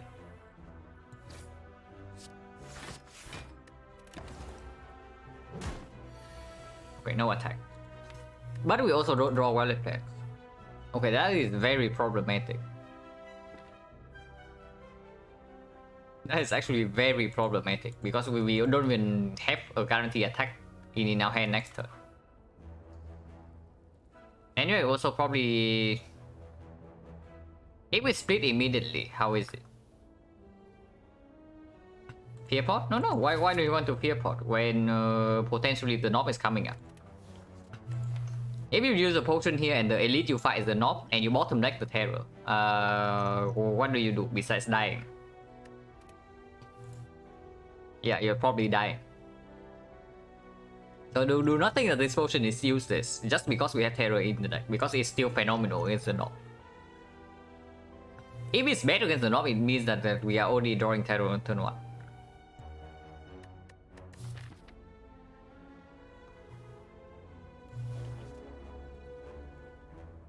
Splitting it makes no sense, right? We split at like 18 and then what? It goes to 22, we're still frail. Yeah, I guess we terror here and pass. And hopefully next turn we draw some attack.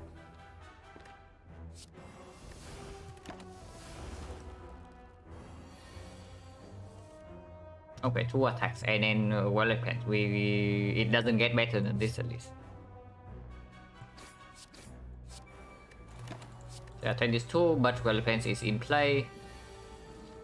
We both do not attack, but we can also hold the survivor. And Sticky Strike is coming up. And 3-2, so 11. This guy's at 11 right now, so he's actually at 5.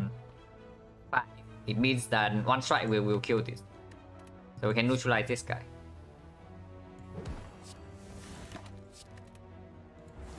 And fail doesn't really matter. We are like permanently fail regardless. Okay, Sticky Strike doesn't line up, but we can full block here.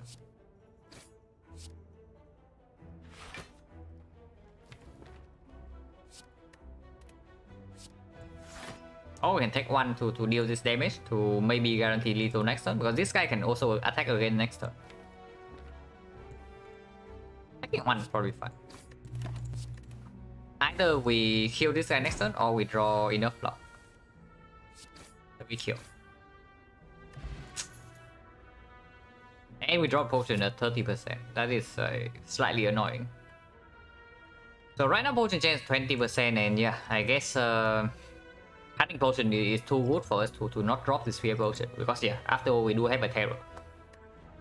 And the damage of this thing is comparable to this anyway, even if we bottom deck terror in the north fight. It's another terror, not interested. Dagger spray or nothing. Also, yeah, of course we have not seen any card that says like dagger throw or aggro or even prepare after swapping to the card.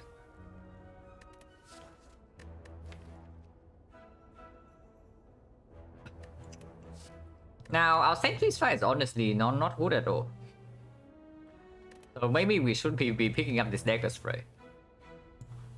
I mean, we mitigate quite a decent amount with the wallet pants, but that is still going to be painful. We are probably still taking like 25 damage in the sentry's fight if we leave the deck as is. And yeah, this is bad against Lagavulin, but against Lagavulin we already have both wallet pants and the terror. And also Poison Stab can do a little bit. And against the North, this is better than a strike. I mean, that's not a very high bar, but we have to go with that. It's probably pickable because we are also running into some advanced hallway fights. With potion chance being 20%, I'm probably not taking this fight, right? Taking this fight right here instead of going here and upgrading is like way too optimistic. And yeah, Dagger Spray is also a very decent upgrade against any advanced hallways. Also a good liquid memory stacker.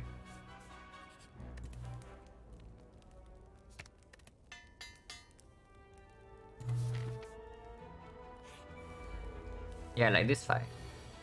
21 on turn 1. Very cool.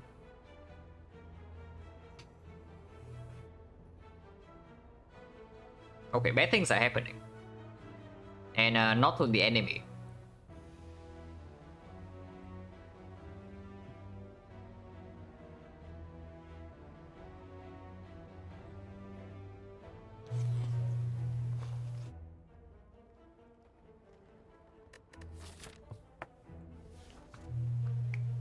Now, the thing that we cannot do here is actually spending a potion. So, are we trying to save the gold or not? If we want to save the gold, the line here is just taking 11, double defense and terror looter.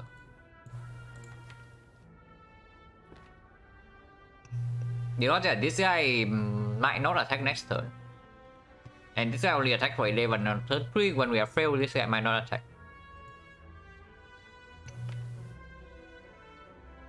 But even with terror down, we are the chances of actually killing this guy is quite low. With 0 damage happening on turn 1. Sure, this deals 18 and this deals another 18, so 36, but only if it lines up with the weather plans. Or maybe we just draw these two together. So 36 plus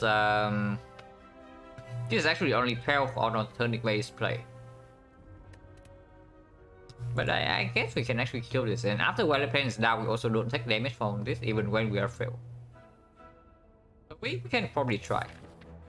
Because we are already behind in this run. And having to lose our goal from here is probably just like way too awful.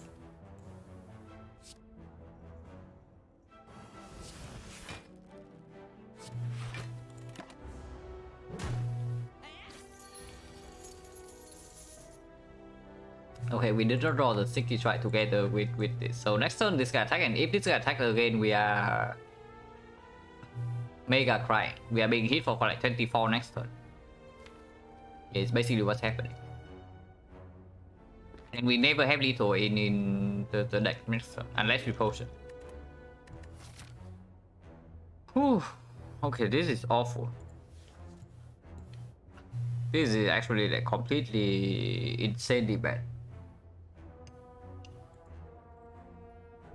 And yeah, this boss swap has been nothing except negative, by the way. We just straight up lose 2 cards on turn 1, and then the only time it only has played 1 time. It says that energy gain is 5 here, but in reality it's actually only 1 time.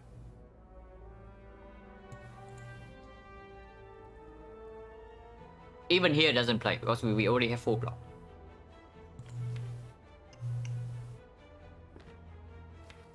Even if we try to give up on the gold now, if we try to give up on the gold now, maybe we can save some HP next turn by killing the spikes. That's probably what we should go for. And yeah, we can use the kite instead and just put neutralize strike here and then give up on the gold. With this draw, trying to save the gold is just going to cost us maybe like 20 more HP in this fight, and that's super losing.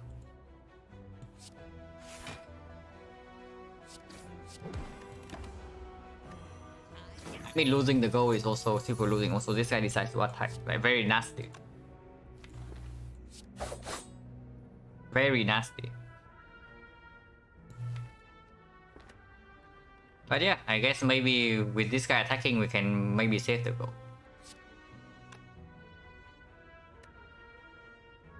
But we are going into like super dangerous range of HP here already, and we are facing potentially 2 elites.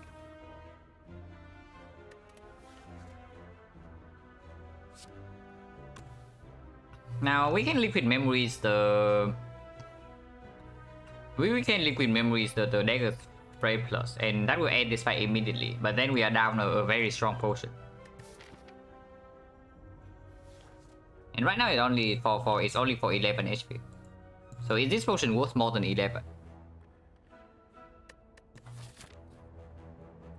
Honestly, in the centuries fight, it probably is. So I think I want to preserve the potion.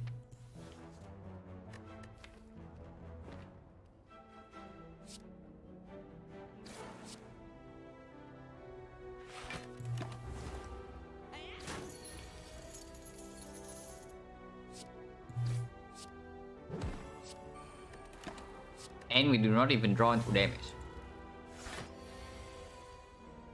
Or at least we draw into enough damage to kill this guy. And no potion in this. And yeah, no discard. Holy crap, swapping to the Kai is actually so terrible. I mean, if we high roll with this swap, then it might be super good. But obviously, we're not super high rolling here. How many cards before screen have we seen? 1, 2, 3, 4, 5. And a shop. And we did not even see one dagger throw, or echo, or prepare. Those are all commons. So on top of being a best swap, like we are already low rolling here, like quite a lot. But we'll see. Maybe we just immediately die here and it probably also means that the boss cost tempo is going to be cut short at some point. But we'll see, I mean, I do expect the win rate to be only roughly around 55 to 60, so losing here should not be like a very big surprise. But losing some runs like this feels like really bad, you know, because it doesn't feel like there's anything you can actually do, because you just have complete garbage. But I don't know, maybe just finish this fight with 0 HP loss and things will up from there. So let's try. Now, second poison stab is better than the first, but against the sentries, against the Lagavulin, we already have terror. And against sentries, we have this. The poison stab is better against sentries, but against sentries, we have this, so it's not even a concern. But against the Nob, it's not even that strong, because we do have terror. And yeah, this card is phenomenal against the Nob. Okay, phenomenal is a big word. It's good. But against the Guardian, this card is like completely terrible. But against Guardian, we have both Terror and Well-Led Plan, so having one card that is slightly bad in that fight is probably not that terrible. Now, then again, there's Choke that immediately works with the Cunning Potion. This guy is like dealing at least 21 damage. Probably 24 the first time we play it, and we can even Liquid Memories it. Which should instantly kill the Nob whenever we draw into the combo, because we probably could also have vulnerable down. Also sort of a combo with the Kai, but right now it also has super anti-CG with the Sneaky Strike. Because yeah, they both cost 2. And this card works way better with the Sneaky Strike that doesn't line up right now. That doesn't have a discard effect to go with it. I suppose that will be okay. And then we still take this elite first. Just because we have 2 very strong potions right now, and if we have to throw away another potion in this fight, then things go badly. But if we take this fight and safely, and then we go here, potentially we can still take this. And then if we can safely take this into this fire, then maybe it runs back on track. Potion chance 1, 2, 3, 4, 5. So 5, 5, 3 potions, 30%. Okay, sentries, we have Dagger Spray Plus, and Master First Up is drawn on turn 1. So no reason to take 2 here, right? Because we are using Liquid Memories on the Dagger Spray Plus this fight. Also, yeah, Survivor does not line up with Sneaky, so this Sneaky is just like 2 strikes in 1 card.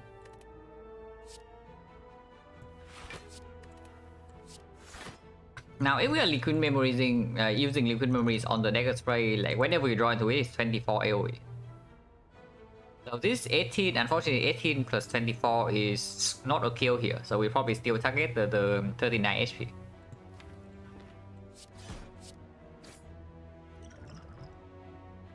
Liquid Memories head has the most value in this fight by far because of the how good this card is in this fight. So I probably want to preserve this potion for the next elite if possible.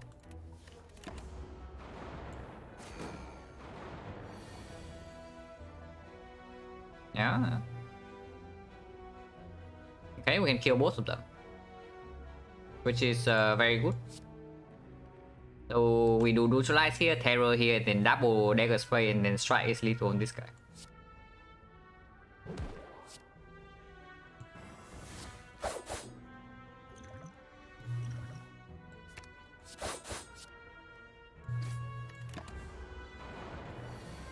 So yeah, 0 damage sentries, right? We also have like exactly told him.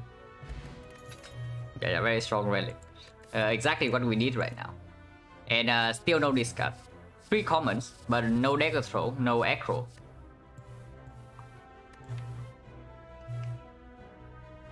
Blade Dance doesn't really cut it. The Blade Dance does not cut it right now, like for sure. Because yeah, we are still picking up any dagger throw we see, and then suddenly our block density is completely garbage into the Guardian. And we are also not picking up shift synergy from here. Quick slash, same deal, it's bad. If we pick up any card here, it's actually Sucker Punch. But I don't think so, because it's also not super good in the advanced hallway fight. And yeah, the more cards we pick, the worse this card gets. I mean, it's already pretty bad. But it can get worse.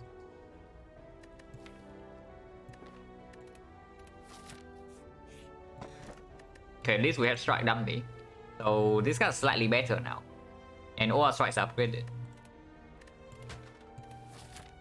With the Strike Dummy and the Cunning Potion chance being 40%, I probably want to try for this elite.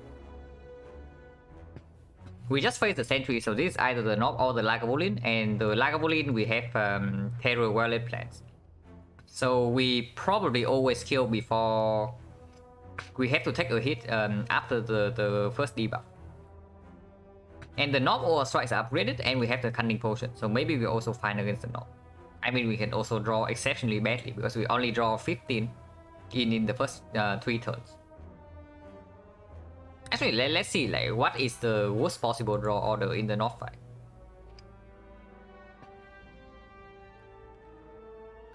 We would have to bottom deck 4 cards. So 1, 2, 3, and Poison Staff 4. How much damage would we have in that case? Like 45 plus 15 is 60, 60, 63, 81. And that is with the absolute worst draw order. We very barely miss lethal. So anytime we draw like one of these 4, we always have a kill. So the elite is probably fine. Honestly, the thing that can kill us is the 2 fights in between. But I want to try because we do have a very strong potion right now, and if this fight goes badly, we can still go left.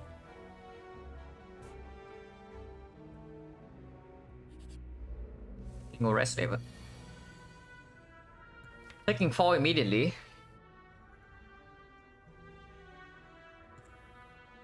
Yeah, single red is way worse than single blue. But what can you do? And Terror is just more damage than this Dagger Spray. Now of course we can also use Cunning Potion for 4, but then suddenly the Knob is like killing us. So let's not do that.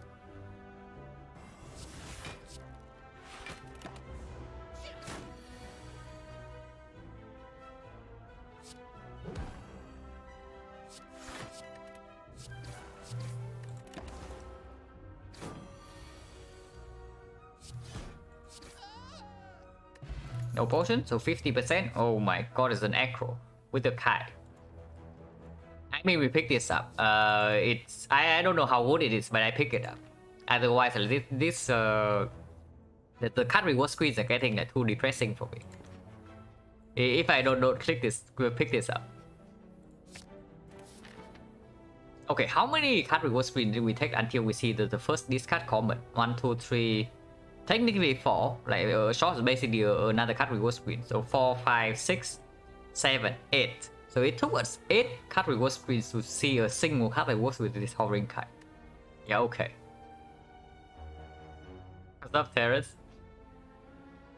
You probably arrived at a pretty bad time. Like slightly tilted from the start of this run. So not super good vibes here currently.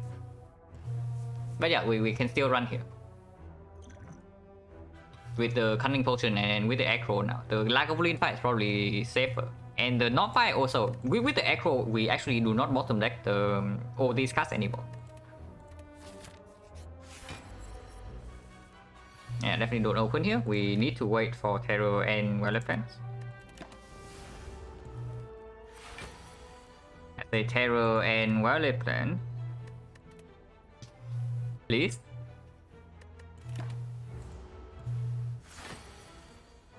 Okay, at least terror. No violet plans, but that we'll have to do. We can do violet plans next turn and we take 5 damage. It's not that bad. Can't even hold the aggro in hand. Because it's just free cut draw for 1 turn, which also works with Sticky Strike. Now this deals 13 and this deal 12 immediately, and then plus 3 with poison. So it's 50. So poison are still stronger than the strike.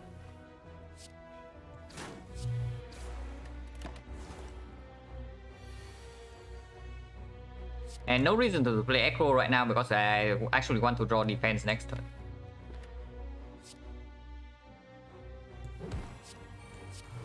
I mean, if I don't draw defense next turn, just die.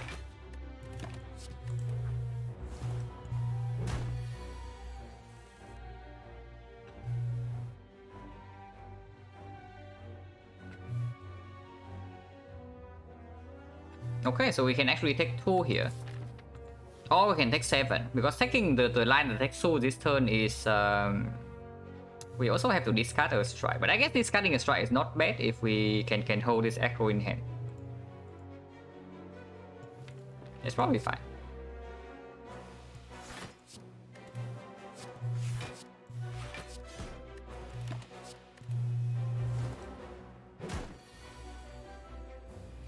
Yeah, looking like a good hand.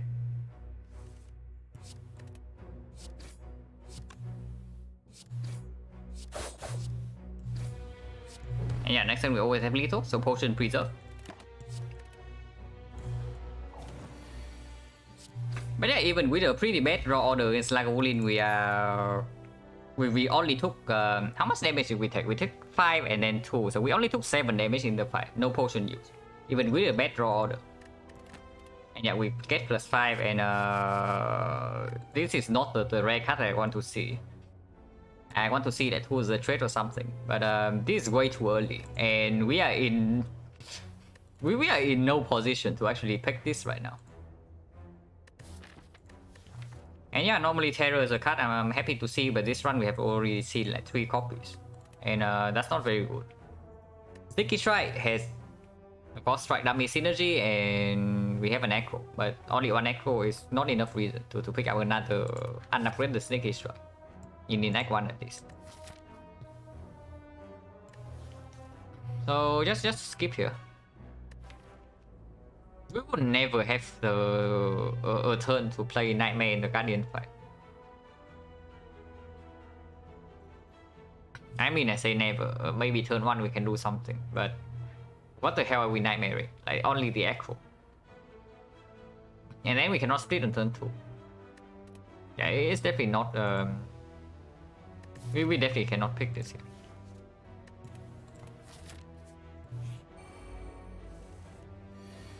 Ah, just take 6. At least we don't die instantly. I mean, we never die instantly because before we die, we use this to heal 5 HP. But would it be better? And this potion is worth more than this 6 HP for sure, because it also guarantees that we can proc the Guardian by turn 2. Because we do not have Ring of the Snake draw.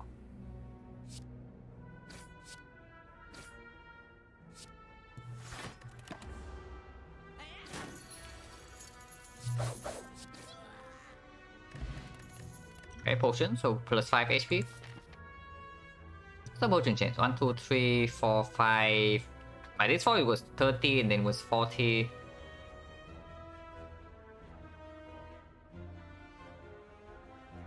Here, and then we get 1 potion. So it's 50 right now. Okay. Okay, not this card. Aggro and dagger throws are like way too hard to find, like, apparently. And yeah, I would happily pick a prepared.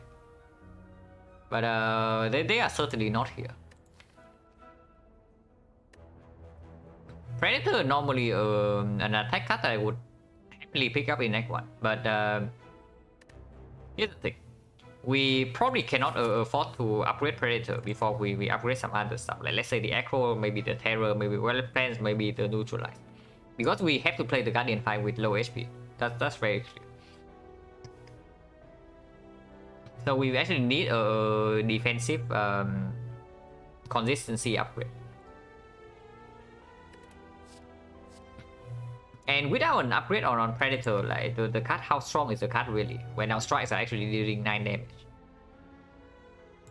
And we do not have energy to play with the draw. Anyway. And we have already passed the lack of volume, which is probably the best fight for the Predator.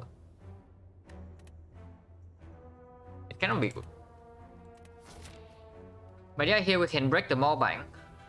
Because with 2 potions, we still never die here. Or we can go here, get an upgrade, and then maybe rest before the Guardian. Or we rest first and then upgrade.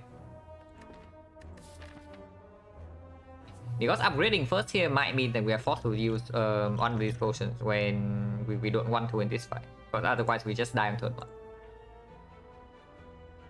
Or maybe even 2 potions. If 1 potion doesn't kill with our hand, maybe we even need to use 2 potions for 10 HP. And that is like absolutely awful. We do not want that at all costs. And yeah, I guess leaving the Maw Bank to... Leaving the Maw Bank for Act 2 is also fine. Might want to use one. Probably. Probably would have used one, but using 2 is definitely not a thing. And yeah, if we are facing a nasty fight, and 1 potion is not enough damage for lethal with our hand. Like maybe Jawworm +1 right here. And yeah, this potion is not enough for lethal, and then Jawworms are taking us for 12. And this gives us like 8 HP, and we break on blocks. Then suddenly we are forced to also potion for like 5 HP. And that probably just kills us in this fight. So let's rest first.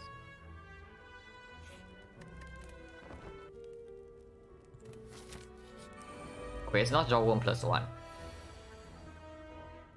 And yeah, definitely willing to use Explosive here for 5 HP.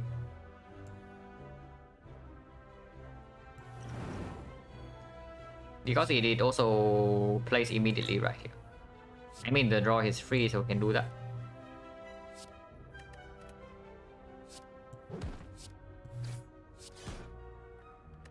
Yeah, 5 potion.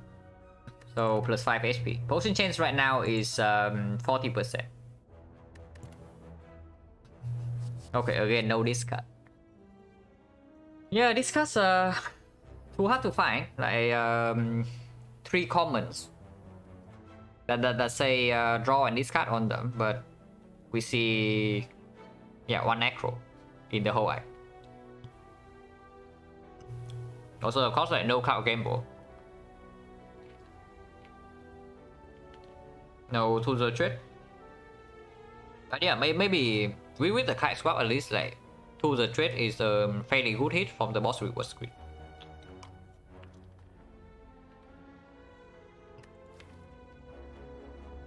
How is dash? Because even with the weather plans, our block density right now is like complete garbage. Yeah, we have what? 1, 2, 3, 4, 5, 6 block cards. We have not added anything. So 6 block cards, and in a deck that is 3 exhaust, so 6 out of 17. Even with the weather plans, that's not enough.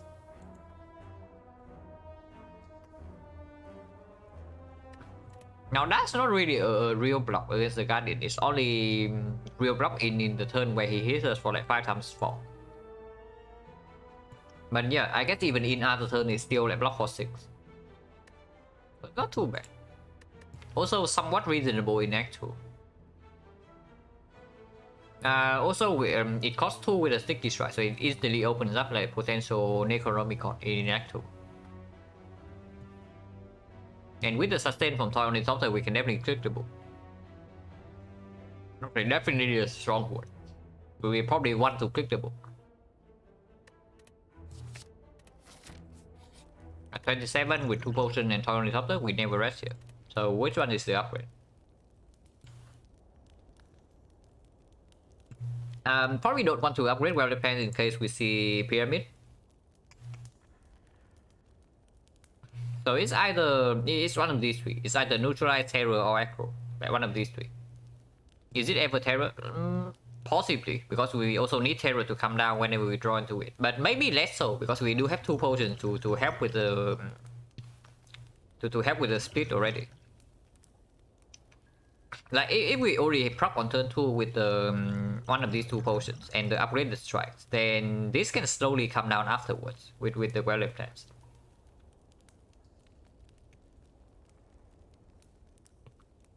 So yeah, it's all honestly either neutralize or aggro.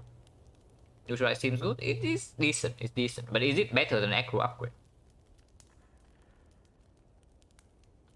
Because this aggro is just free cut draw, you know, it basically costs 0 because of the Kai. So we just see one more cut for free, because whenever we draw into this aggro and play it.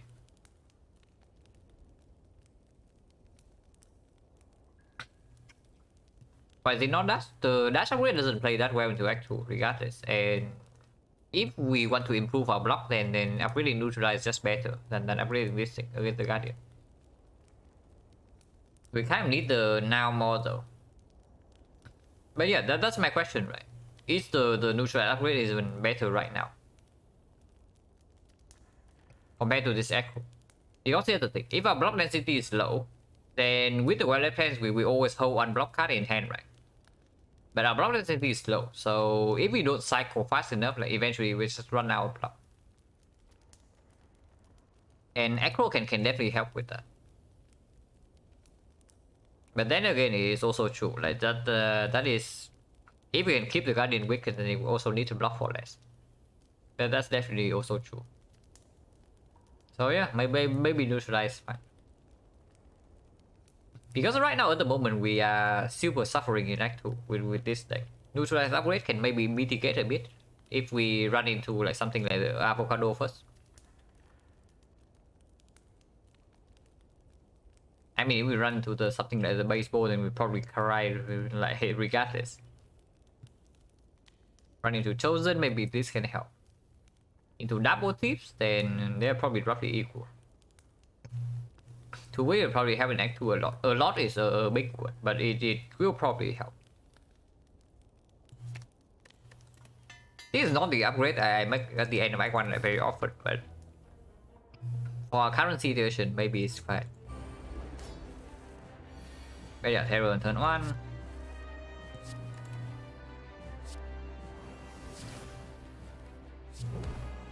And we can split right now. Probably should. Even if Warrior Plans is not in play. But maybe not. Actually, playing neutralize is probably already a mistake. It probably is, because the next 2 turns are like this, so if I proc right now, we are taking a lot of damage. Because we will already draw dash and defend, and 2 defense in hand. So that was bad. And I guess it's fine, because we do have a potion regardless of what happens next turn.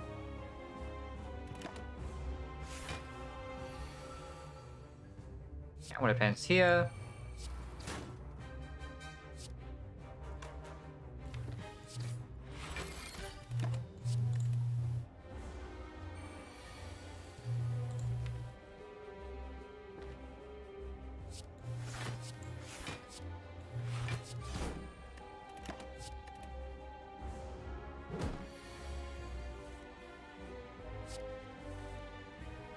Okay, that's a lot of defense.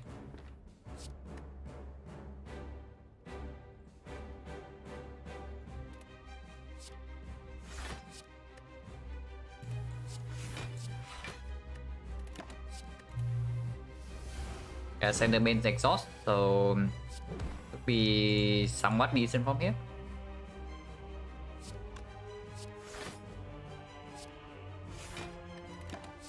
I suppose that's still costing 0.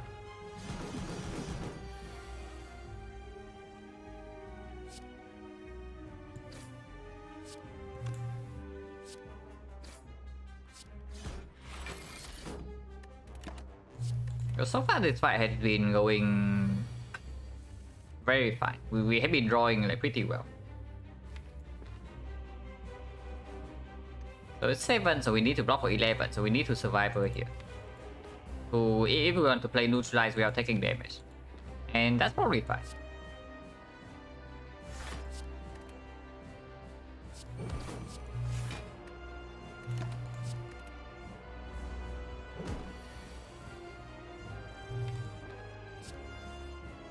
Okay, no block card, so we actually have to take damage here.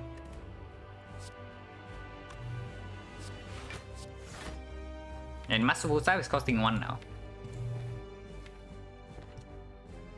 But it is still stronger than end with this attack.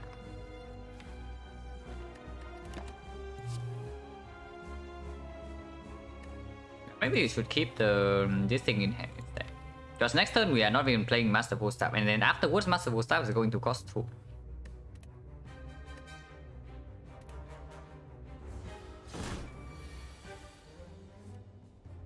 Okay, we redraw into this anyway.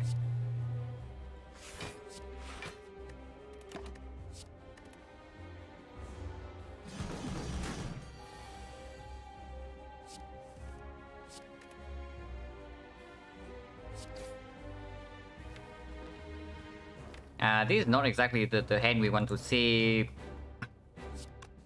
So we've been doing this and then hold a strike maybe. To shuffle out a strike as well.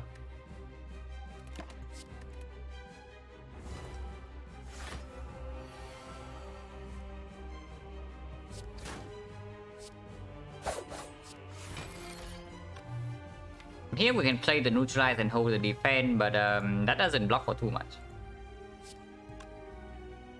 So if anything, we probably hold the neutralize instead.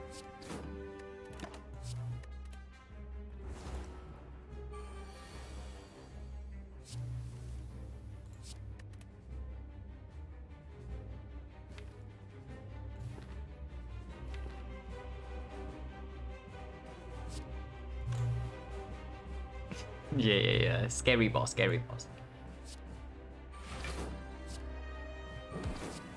Full block and we hold the survivor for next turn.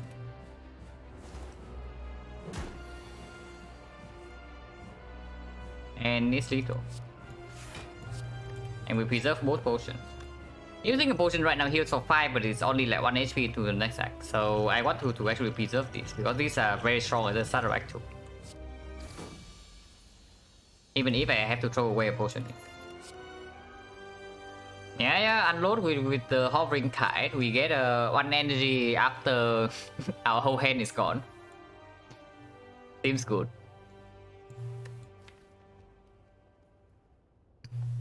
PK is quite strong with the Terror and quite strong with the Wildlife Plant and quite strong with any additional echo that we pick up.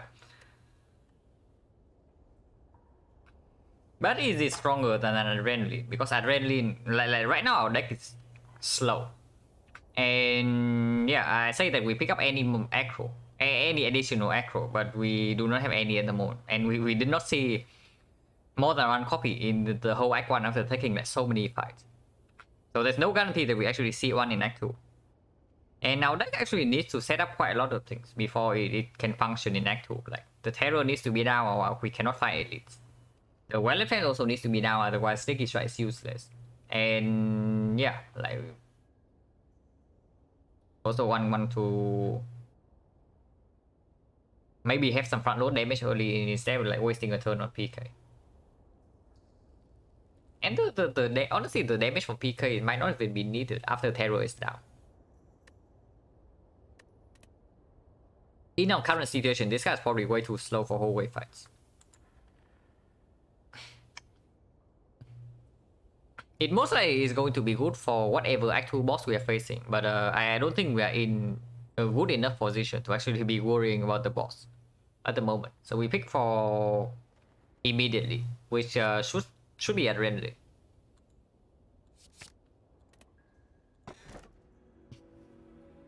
Okay, these two are friends. These two are very good friends with each other, I can tell you that. They just keep showing up. In the same screen. But this time it's not the Black Star, it's the Snecko Eye. Tango with Kai is pretty amazing really. And with the kite, like we only have 2 discards in our deck. It's not like we are swimming in acrobatics. We only have 1 acro and 1 survivor. So most of the time we are just playing on 3 energy. So yeah, we are picking like 3 energy stack go here. But it's true that we do have Sneaky Strike that sometimes can give us energy, and we have Violet Fence which works better with the stack go. And yeah, we did pick up the dash. And Terror is not upgraded yet, so that's also good. Relative to the other 2 relics, honestly, Choker is probably pickable right here. Right now, Choker is pickable, but the moment we actually have a good deck, Choker is going to punish us. Sozu with the Toy Omnisopter cannot be it, but Choker right here doesn't hurt us at all. No way we are picking Choker here. Why not?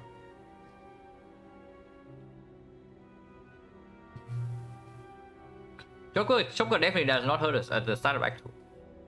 It only hurts us once we get like maybe 2 acros and then maybe a transition, maybe some reflex, maybe some cow gamble, like the discard like deck cycle package. Then the Choker will hurt us, but not right now. So the only real question here is whether we can survive long enough with the Sekko.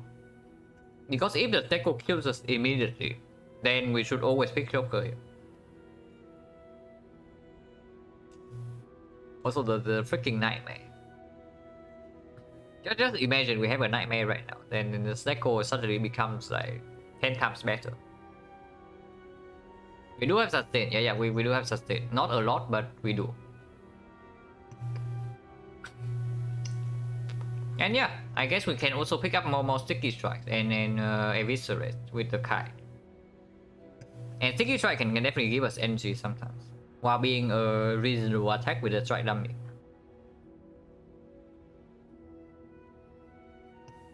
And yes, we also do not have any card remove, so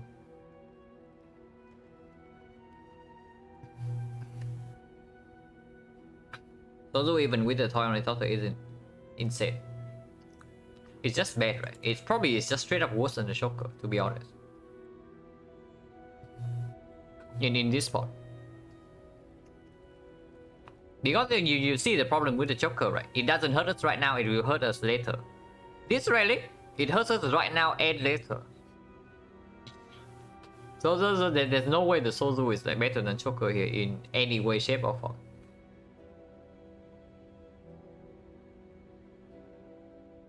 Before I pick Sozu, I always pick the Joker. So the only question is whether Joker is better than Sneko.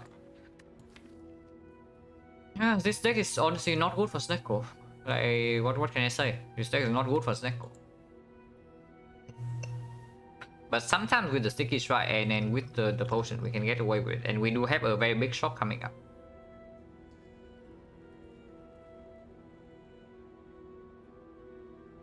The problem with the Sneko is, of course, is skip an option. No. Picking a relic here is always better than skipping. Skipping is only the option if you are super strong going into Act 2. Right now we are freaking weak. You only skip boss relic if you are overwhelmingly strong. And right now we are like nowhere close to that. Nowhere close to that. So we are not overwhelmingly strong and these do not kill us immediately. So we definitely pick one of them.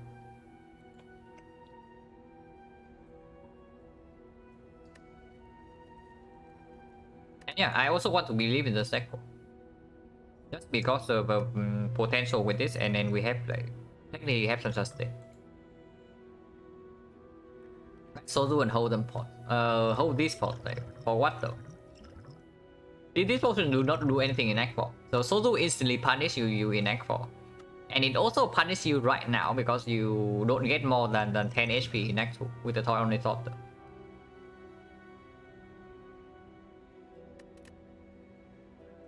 Yeah, I want to believe in this.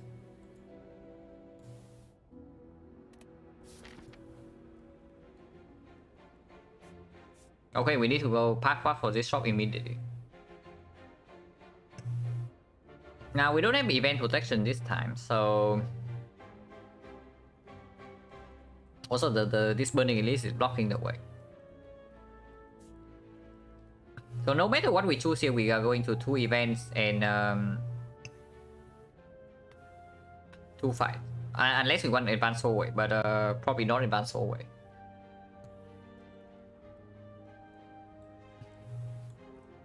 We don't see how it is not Snecko. Honestly, people like hate Joker way too much for honestly no reason. I only like absolutely hate Joker if it kills like some of my cards immediately. Like for example, I have the last run I had 2 Blade Dances. So picking up Joker on that spot immediately means that my deck has 2 curses. And that is insanely bad. But here right now, the Joker deck actually doesn't hurt us. Like it almost never hurts us at the moment. Sure, it hurts us later, but can we worry about later? And honestly, later on, even with the Joker, there's plenty of ways to win.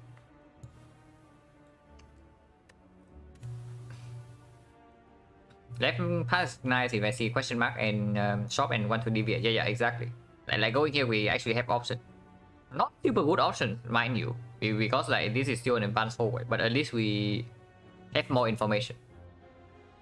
And I probably also do want to see shops, to see question marks before this second fight.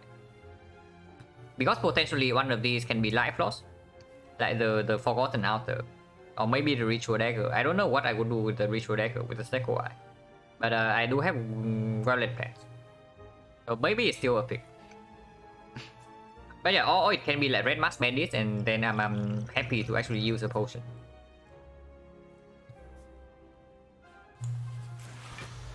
Yeah, here's our friend, the Avocado, and neutralize cost 3. Good upgrade, by the way. But yeah, we play Acro. It actually costs 1 energy. And then see if we actually draw into more blocks or not. I mean, if we commit energy on the Acro right now and we don't draw into anything, we're just taking this full 21.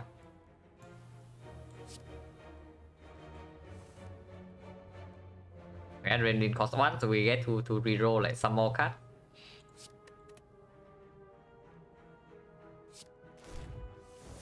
Okay, no block. So we are taking 21 here.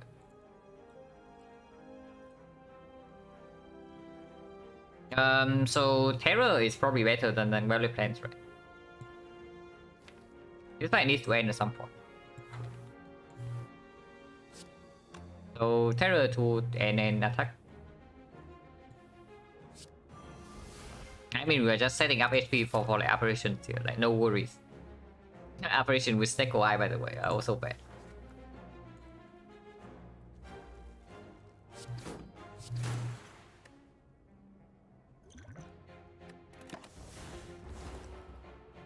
Yeah, no worries at all.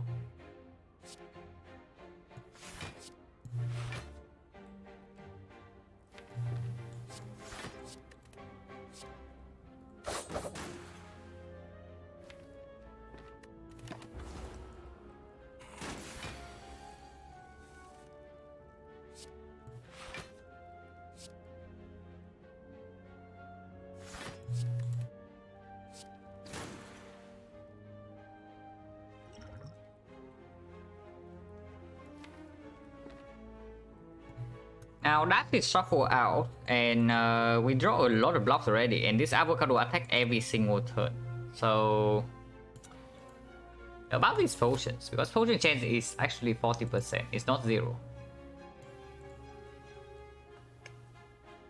But regardless, not now, right? Not now. If anything, potion next turn. So taking this 3 only to deal 10 probably also cannot be.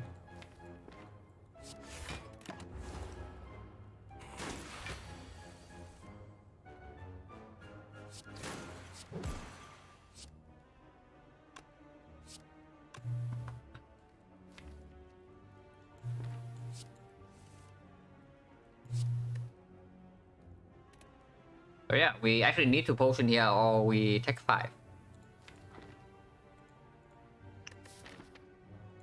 So we are basically trading this potion away for 7. Because yeah, 40% of the time we lose this 5 HP from Toy Ornithopter and we lose 5 immediately. So we are losing 7 here if we do not use a potion. And yeah, we do go into the shot to refill potion before potentially the first elite. So potioning is probably fine. And shift potion is probably better than fire potion because it deals more damage with the terror and it can also potentially down a bird. Yeah, we run into birds and we need to potion for whatever reason.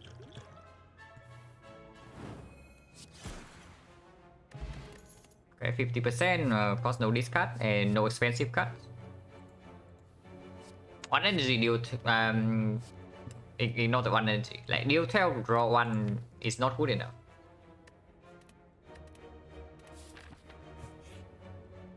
Yeah, library phenomenal with the snake wire and the kite. So we definitely read. Yeah, eviscerate, sticky strike, leg sweep, cow gamble, dagger throw. Yeah, these are all the discards that we did not see in Act 1, but now we have the snake wire, so they are not as good.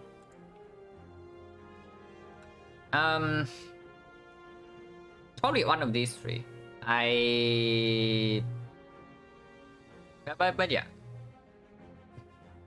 Honestly, Sticky Strike is probably just better than Eviscerate. But Eviscerate deals more damage and it can be discounted, but this can give us energy back. And it already deals 50. But I think Lex View is just better than both. Because yeah, our Witch Chain right now is like neutralized, which not exactly a good card now that we have Stecco. I mean, we still have this in our deck and then we are not removing this before strike, but it's not super good. Is it ever footwork over leg sweep? Like, no way.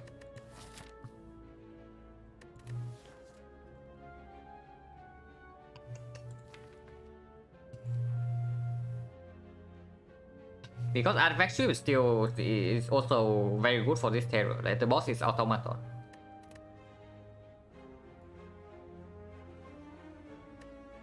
And we do have terror and the strike dummy for damage already, so picking up one of these is probably not super necessary. Thank you, Robin Trillium, for the good luck. So far this one has not been very kind, but hopefully after this it looks upwards.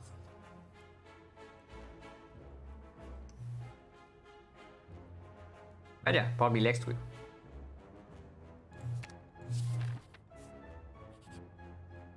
Ah yes, my favorite event in the game.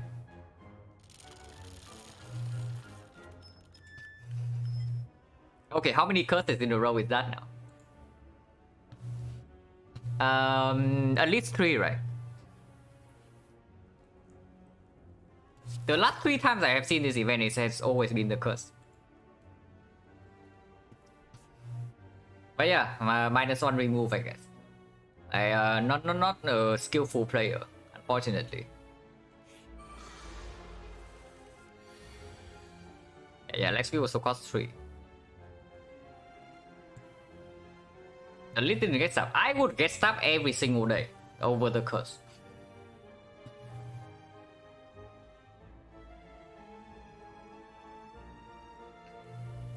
Let's say I get to something like 20 games, 50% win rate, I go with it.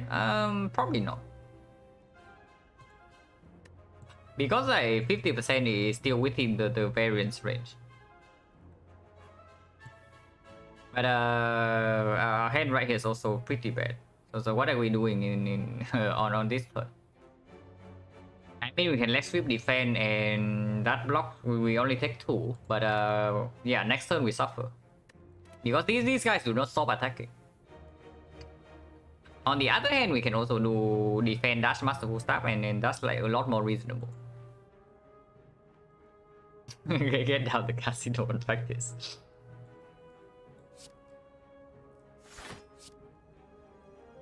And if they both have 50 HP, then we always get the marker first because he hits harder on turn 3 and also blocks for more when he tries to run away.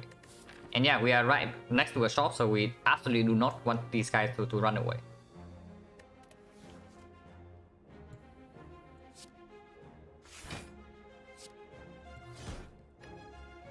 Ocean can still wait.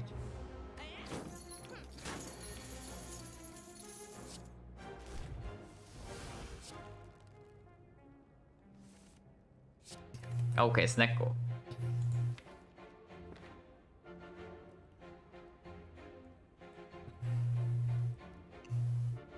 Yeah, looking like potion time because apparently even with 5 energy you cannot kill this.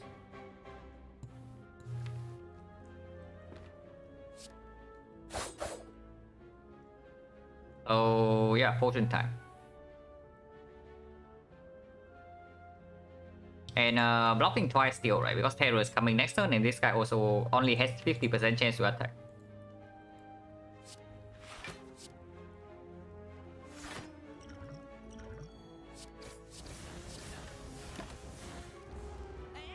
I mean, the last Neko I got was like way too good, so of course this guy decides to screw me, to even out the odds. Yeah. Of course with Neko equally like, yeah, it's equally likely. So any good luck or bad luck is just like variance. The last Neko I got was exceptionally lucky. At the end of the run, the amount 3 cost was like only around 65% of the other cost. But yeah, of course this Neko is not super kind so far. Yeah, we take 6. We need to get damage in, right? Because apparently we also draw way too many attacks. We draw way too many attacks at the moment. So if we, let's say we play Acro here in order to try to high roll something, and we fail, and we still play Survivor to block 6. To block 8 and take 6, then this the 12 damage from this might actually be relevant in killing this. Because in our deck there's not a lot of damage. And this guy still blocks for a little bit. That's still stronger than the strike. Yeah, like here, we do not even draw into any damage at all.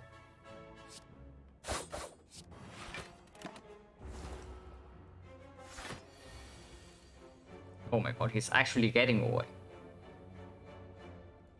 He is actually getting away, like, are you kidding me? Okay, this run, certainly something.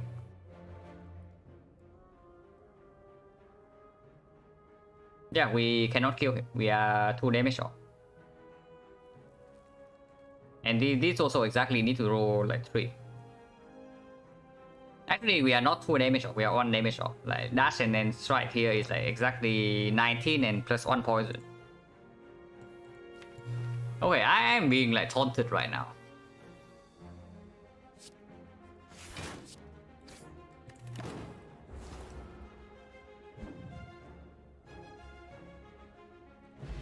Also, at least a potion. Yeah, backflip plus probably still very good. It is still very good. It's the second best block card in the deck and it draws 2 cards. I mean third best block card.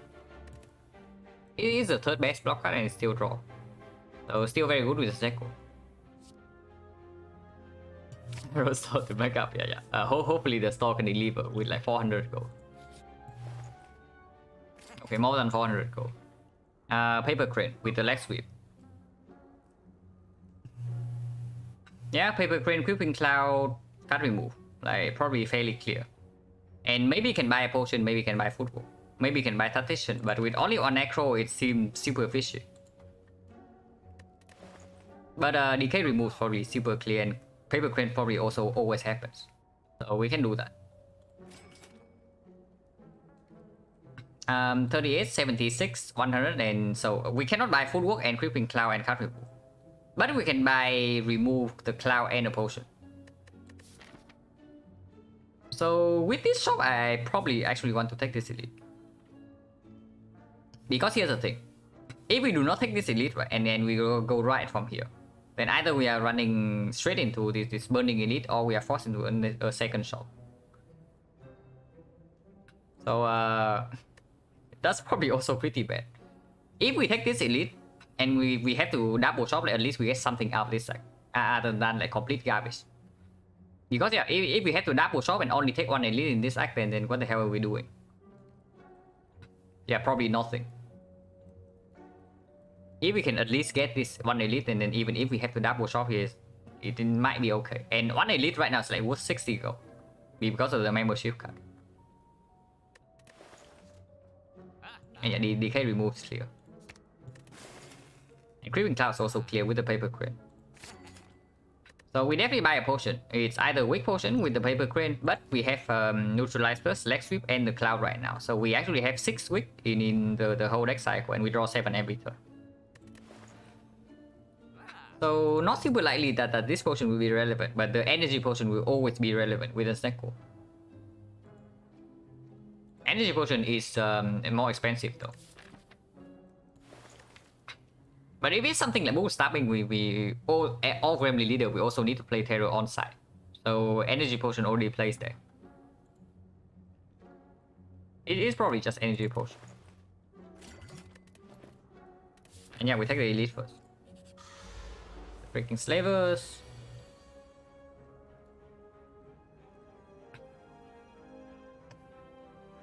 Okay, energy potion, I guess.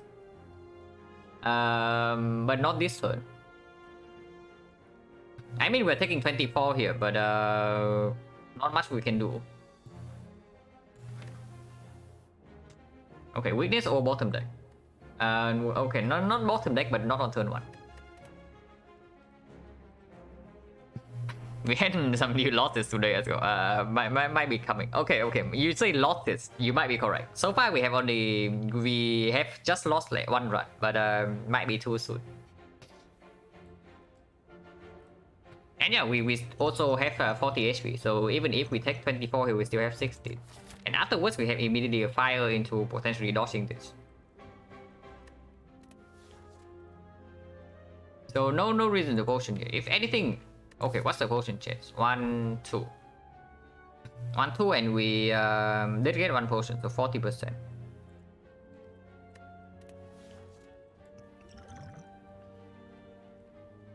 I'm thinking of deck spotting here right now for 2, and it can definitely play later, because afterwards we still need to block in this fight.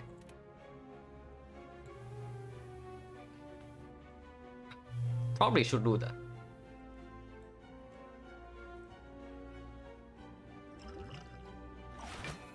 Guy still needs to die. And this has to be played. Oh yeah, we take a 22.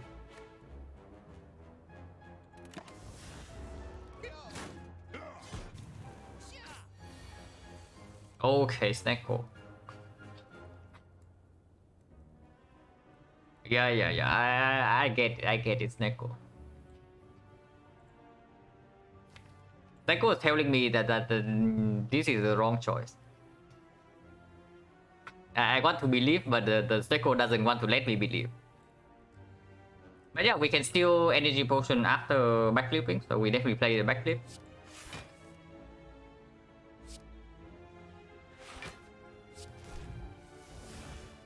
Okay. I understand.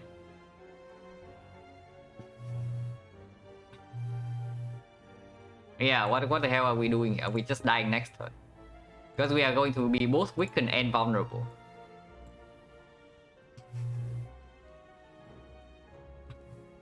And we simply cannot get any damage in right now. Because they all cost 3.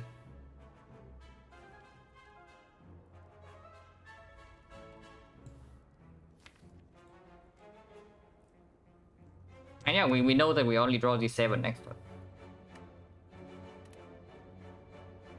I mean, at least with vulnerable and paper crane, they only deal like 0.9.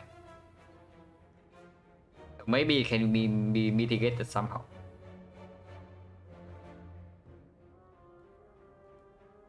Now we have not discarded anything this turn yet, so technically we can also do something like Survivor, Well Defense, and we just hold the Creeping Cloud. Because if we... Yeah, Cloud is 3, but we have energy plot. Survivor Pot Cloud. Now here's the thing, we're playing Creeping Cloud right now, right? Playing Creeping Cloud right now means that when the AoE weakness runs out, we are still vulnerable for one turn. But immediately this turn we are only facing 25, so Survivor is full block. So do you really want to do that?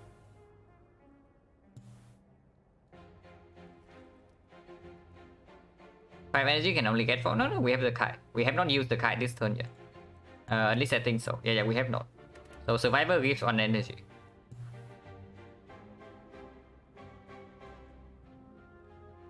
Yeah, the argument for the cloud this turn is, of course, we immediately get 1 more turn of poison. But that is not even that much. It's like 3 AoE damage. But yeah, we will also need to damage them at some point, right? And this way we can actually play well defense instead of survivor.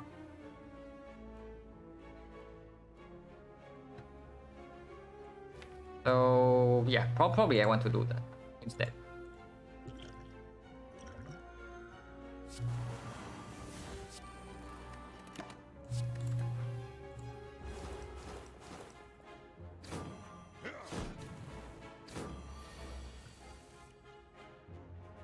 Okay, slightly more reasonable. Terror cost 3, but other than that, it looks okay. But this guy still needs to die this turn, because otherwise we cannot block even with like Paper Pen weakness. And next turn we are vulnerable. So if we do not kill this guy this turn, we are just dying next turn. That's basically what's happening. Now shuffling out all of these is probably okay.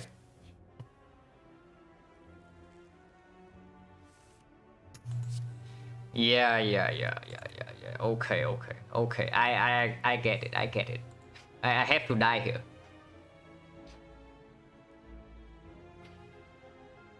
So apparently I have to die here or something. Okay, what the hell is this stat? Yeah, it is the direct opposite of the last Neko. The last Neko, so I guess it evens out.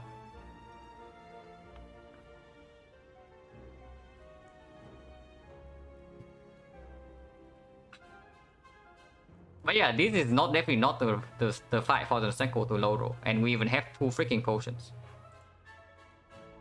This is definitely bad. Yeah, definitely. I don't even know what we do to survive next turn. I mean, this turn we still live, but what the hell happens next turn?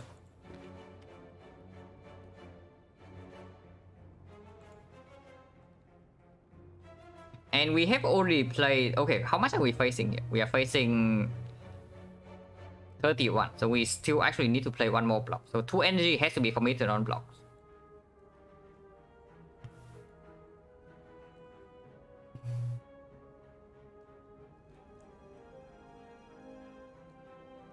Two energy has to be committed on block. So the only attack we can actually play is this strike. And yeah, strike deals 6. And this next turn we are vulnerable. So now and they are not weakened. So we are facing something like 30 damage next turn. So we just die next turn unless everything costs 0.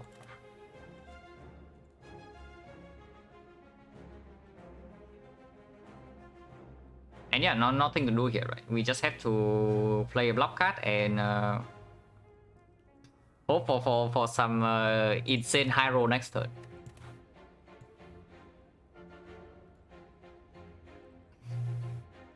Can do it, or is there a strike to have a tiny bit? It doesn't help because this guy needs to die next turn. If this guy doesn't die by next turn, then we are dead regardless.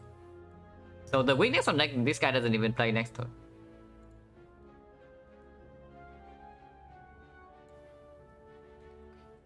So yeah, 3-2, so 5, 21, 15. 15, but we are still weakened.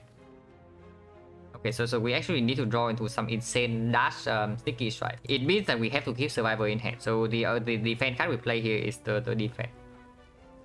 Because right now there's no more discard in our deck except this survivor. So yeah, we play defense and then strike on this guy, and that's it. Do we even live? Wait, do we live with this? Wait, 32 and we are facing 31, so we live on 1. Okay, cool. We are on HP.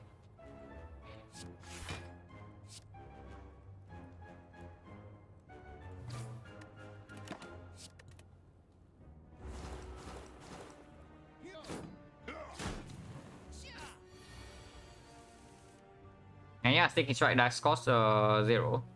But we are facing 34 here and seems unlikely. I guess this is also the scenario I should have factored in. Because yeah, if this guy deals this attack this turn, then he doesn't need to die. But now we can no longer kill this slaver because I did not go for it.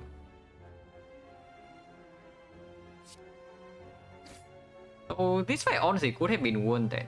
Looking at what's happening here. Let's say we put 6 damage here, and now we actually have exactly 2 on this, and then we still die by 4. So yeah, even if we have put the 6 damage from here to here, we still die this turn.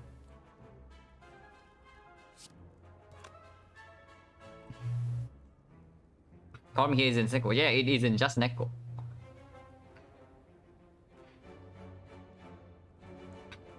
And also, like, we did not see any card that actually work with the kite. The one card that we see that works with the kite is the Acro. And then we took like a lot of fights in Act 1. We saw like 10 card reverse screens in Act 1. And we saw one card that actually works with the kite. Any deck or throw we would pick up. Any prepare we would pick up. But unfortunate. Joker and Sozu, I honestly still think Joker is better like for Act 2, like for sure. It's just probably just worse later on, but Joker is definitely better for Act 2. But yeah, we are dead. There's nothing to do here. But this is just basically it's just the kite killing us. The Snecko was not a real problem. Like it was just the freaking kite in Act 1 with like nothing. So we basically just gave away our starter relic for nothing. Also we also hit the freaking curse here.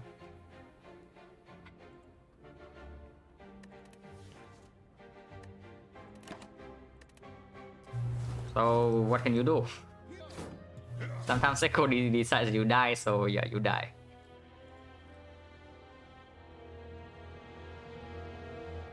Okay, 4 winning streak at the start, followed by 3 losing streak right now. So all evens out. Still like going according to the expected win rate, so it's not super bad. But of course, like, losing a run like this is super frustrating because you just feel like you cannot actually pick any card to make it work. And yeah, I even took like maximum fights in Act 1 already to try to make the kite work. But it just like refused to cooperate.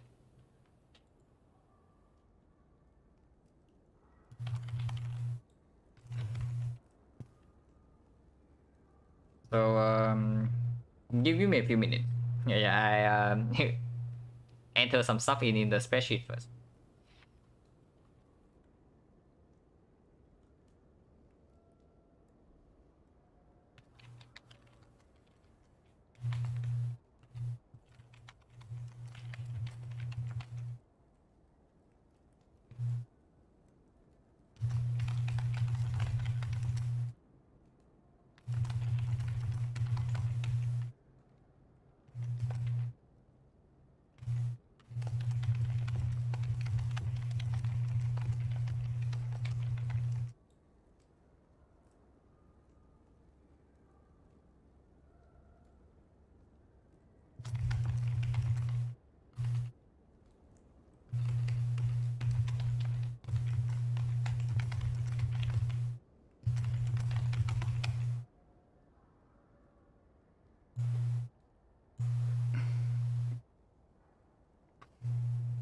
How happy we have been about Tools the Trade here? Like, absolutely. Tools the Trade is probably one of the best rares we can see with the hovering kite.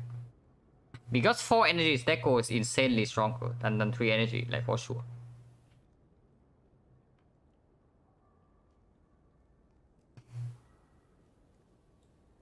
And also, yeah, I already knew that the Joker is better for Act 2.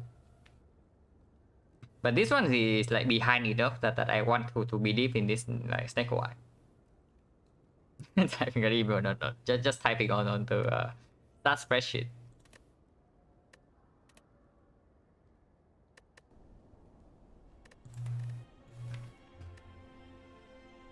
How many fights did we take in Act 1? Like 1, 2, 3, 4, 5, 6, 7, 8, 9, 10. Okay, we did not go to a single event in Act 1. We took every single fight in Act 1, and we even go to an early shop to maybe buy any card that work with the Kai. But everything we found was one acro. Now that's pretty insane. Honestly, on average, Kai swap is probably not this bad. If you take like so many fights in Act 1, like usually at least finds maybe 2 cards that I work with, usually more. Because a chance to see one common card in one specific common card in any card reverse screen is roughly like 8 to 10%. And we have 3 hits. We have Leg Control, we have Acro, and we have Prepare. And yeah, we took like 1, 2, 3, 4, 5, 6, 7, 8, 9, 10 fights with a shop. And we got 1 hit out of 3. 1 time. That's pretty insane. And yeah, we do not talk about this deco, but of course the last deco treated us like very nicely. Like look at this. Yeah, just look at this deco. Like, yeah, night and day. Probably because we swap into it, and instead of picking it up after Act 1, so it was pleased. But this run, I wonder if Joker would have fared better in the end there, but this is Act 1 was ridiculously bad.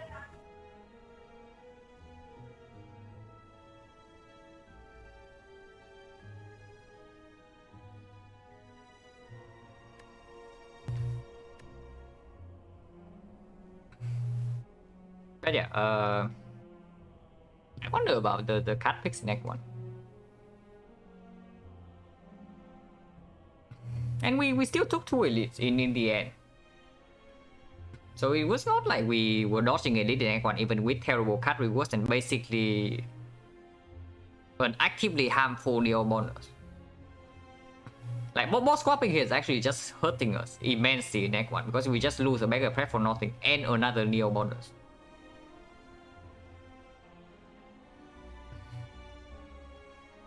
Joker probably takes even more HP against Act 2 first fight, didn't draw any block, any draw block at all. First 2 turns we only draw 5. No, we have neutralize and we have neutralize and defense like fairly early on, right? But they both costed 3, so we just took 21 on turn 1. With the defense and neutralize, if we immediately block for like 11, so we only take 10, and then afterward we can steal potion. And I can tell you definitely that the Thief's fight here would have gone better if we have the Joker instead of the Stack Y. And yeah, we would not can get Mark. We get more go into this shop with the membership card, so being Mark is like doubly bad. So potentially we can even take like another card, but I guess the only other card that was even in consideration in the shop was like footwork. Footwork is good with the Joker though, but footwork would not help us in this fight.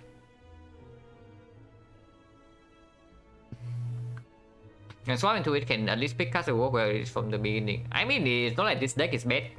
It's too bad with this deck or in this fight, you know. Before this fight maybe, but the shop made the shop made our deck like quite a bit better. Like we have Creeping Cloud and we have Leg Sweep, and we also have the dash, and we have the Sticky Strike, which sometimes give us the energy. And yeah, also have some card draw with Backflip Plus and the Acro, and we even bought an energy potion. And despite all that, we actually cannot play more than 2 cards per turn in this fight. But that was certainly something.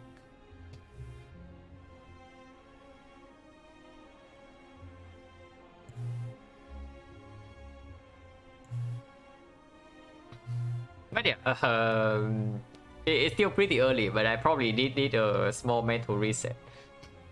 So probably not going to play another boss swap run right now for my own sanity.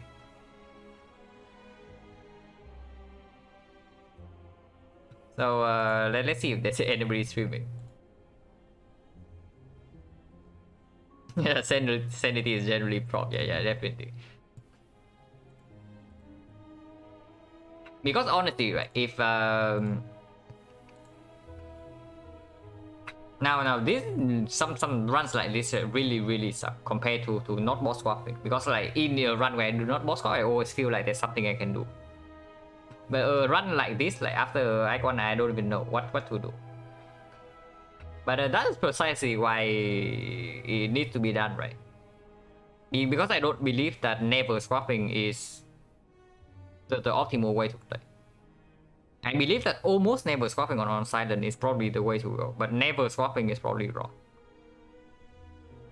So I still need to actually play the difficult boss swap runs to see like what happens there, and then of course like to find out roughly the percentage. So yeah, they definitely should not commit. They definitely should not commit to this too much right now. Like playing another run right here, get tilted, and then eventually I just want to stop, and then that should not happen. Because I still think that this is interesting, even though the last few runs have been like super brutal. It's interesting, and it's probably also necessary to advance my gameplay. But yeah, we are raiding Papa.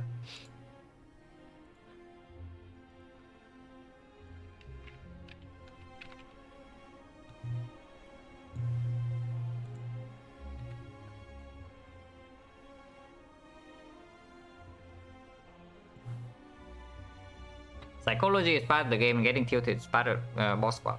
I mean, maybe. Honestly, I don't even think I play badly in this run. This run just decides that I die, so I die. At least if I misplay like majorly in the fight, it did not really affect the outcome. So sometimes you just get a run like this when you boss swap, which is the whole reason I dislike boss swap in the first place. I have talked about the reason why I dislike boss swap like many times. Exactly because like this. When you get nothing in Act 1, you just die in Act 2. Because yeah, your draw consistency is like complete garbage. Can study how much boss swap win rate is affected by tilting. Before we study like boss swap win rate affected by tilting, you can probably learn about like the normal win rate affected by tilting, because it's definitely a factor. But yeah, pretty sad runs today, but still like thank you everyone for hanging around. And yeah, I'll see you guys like later.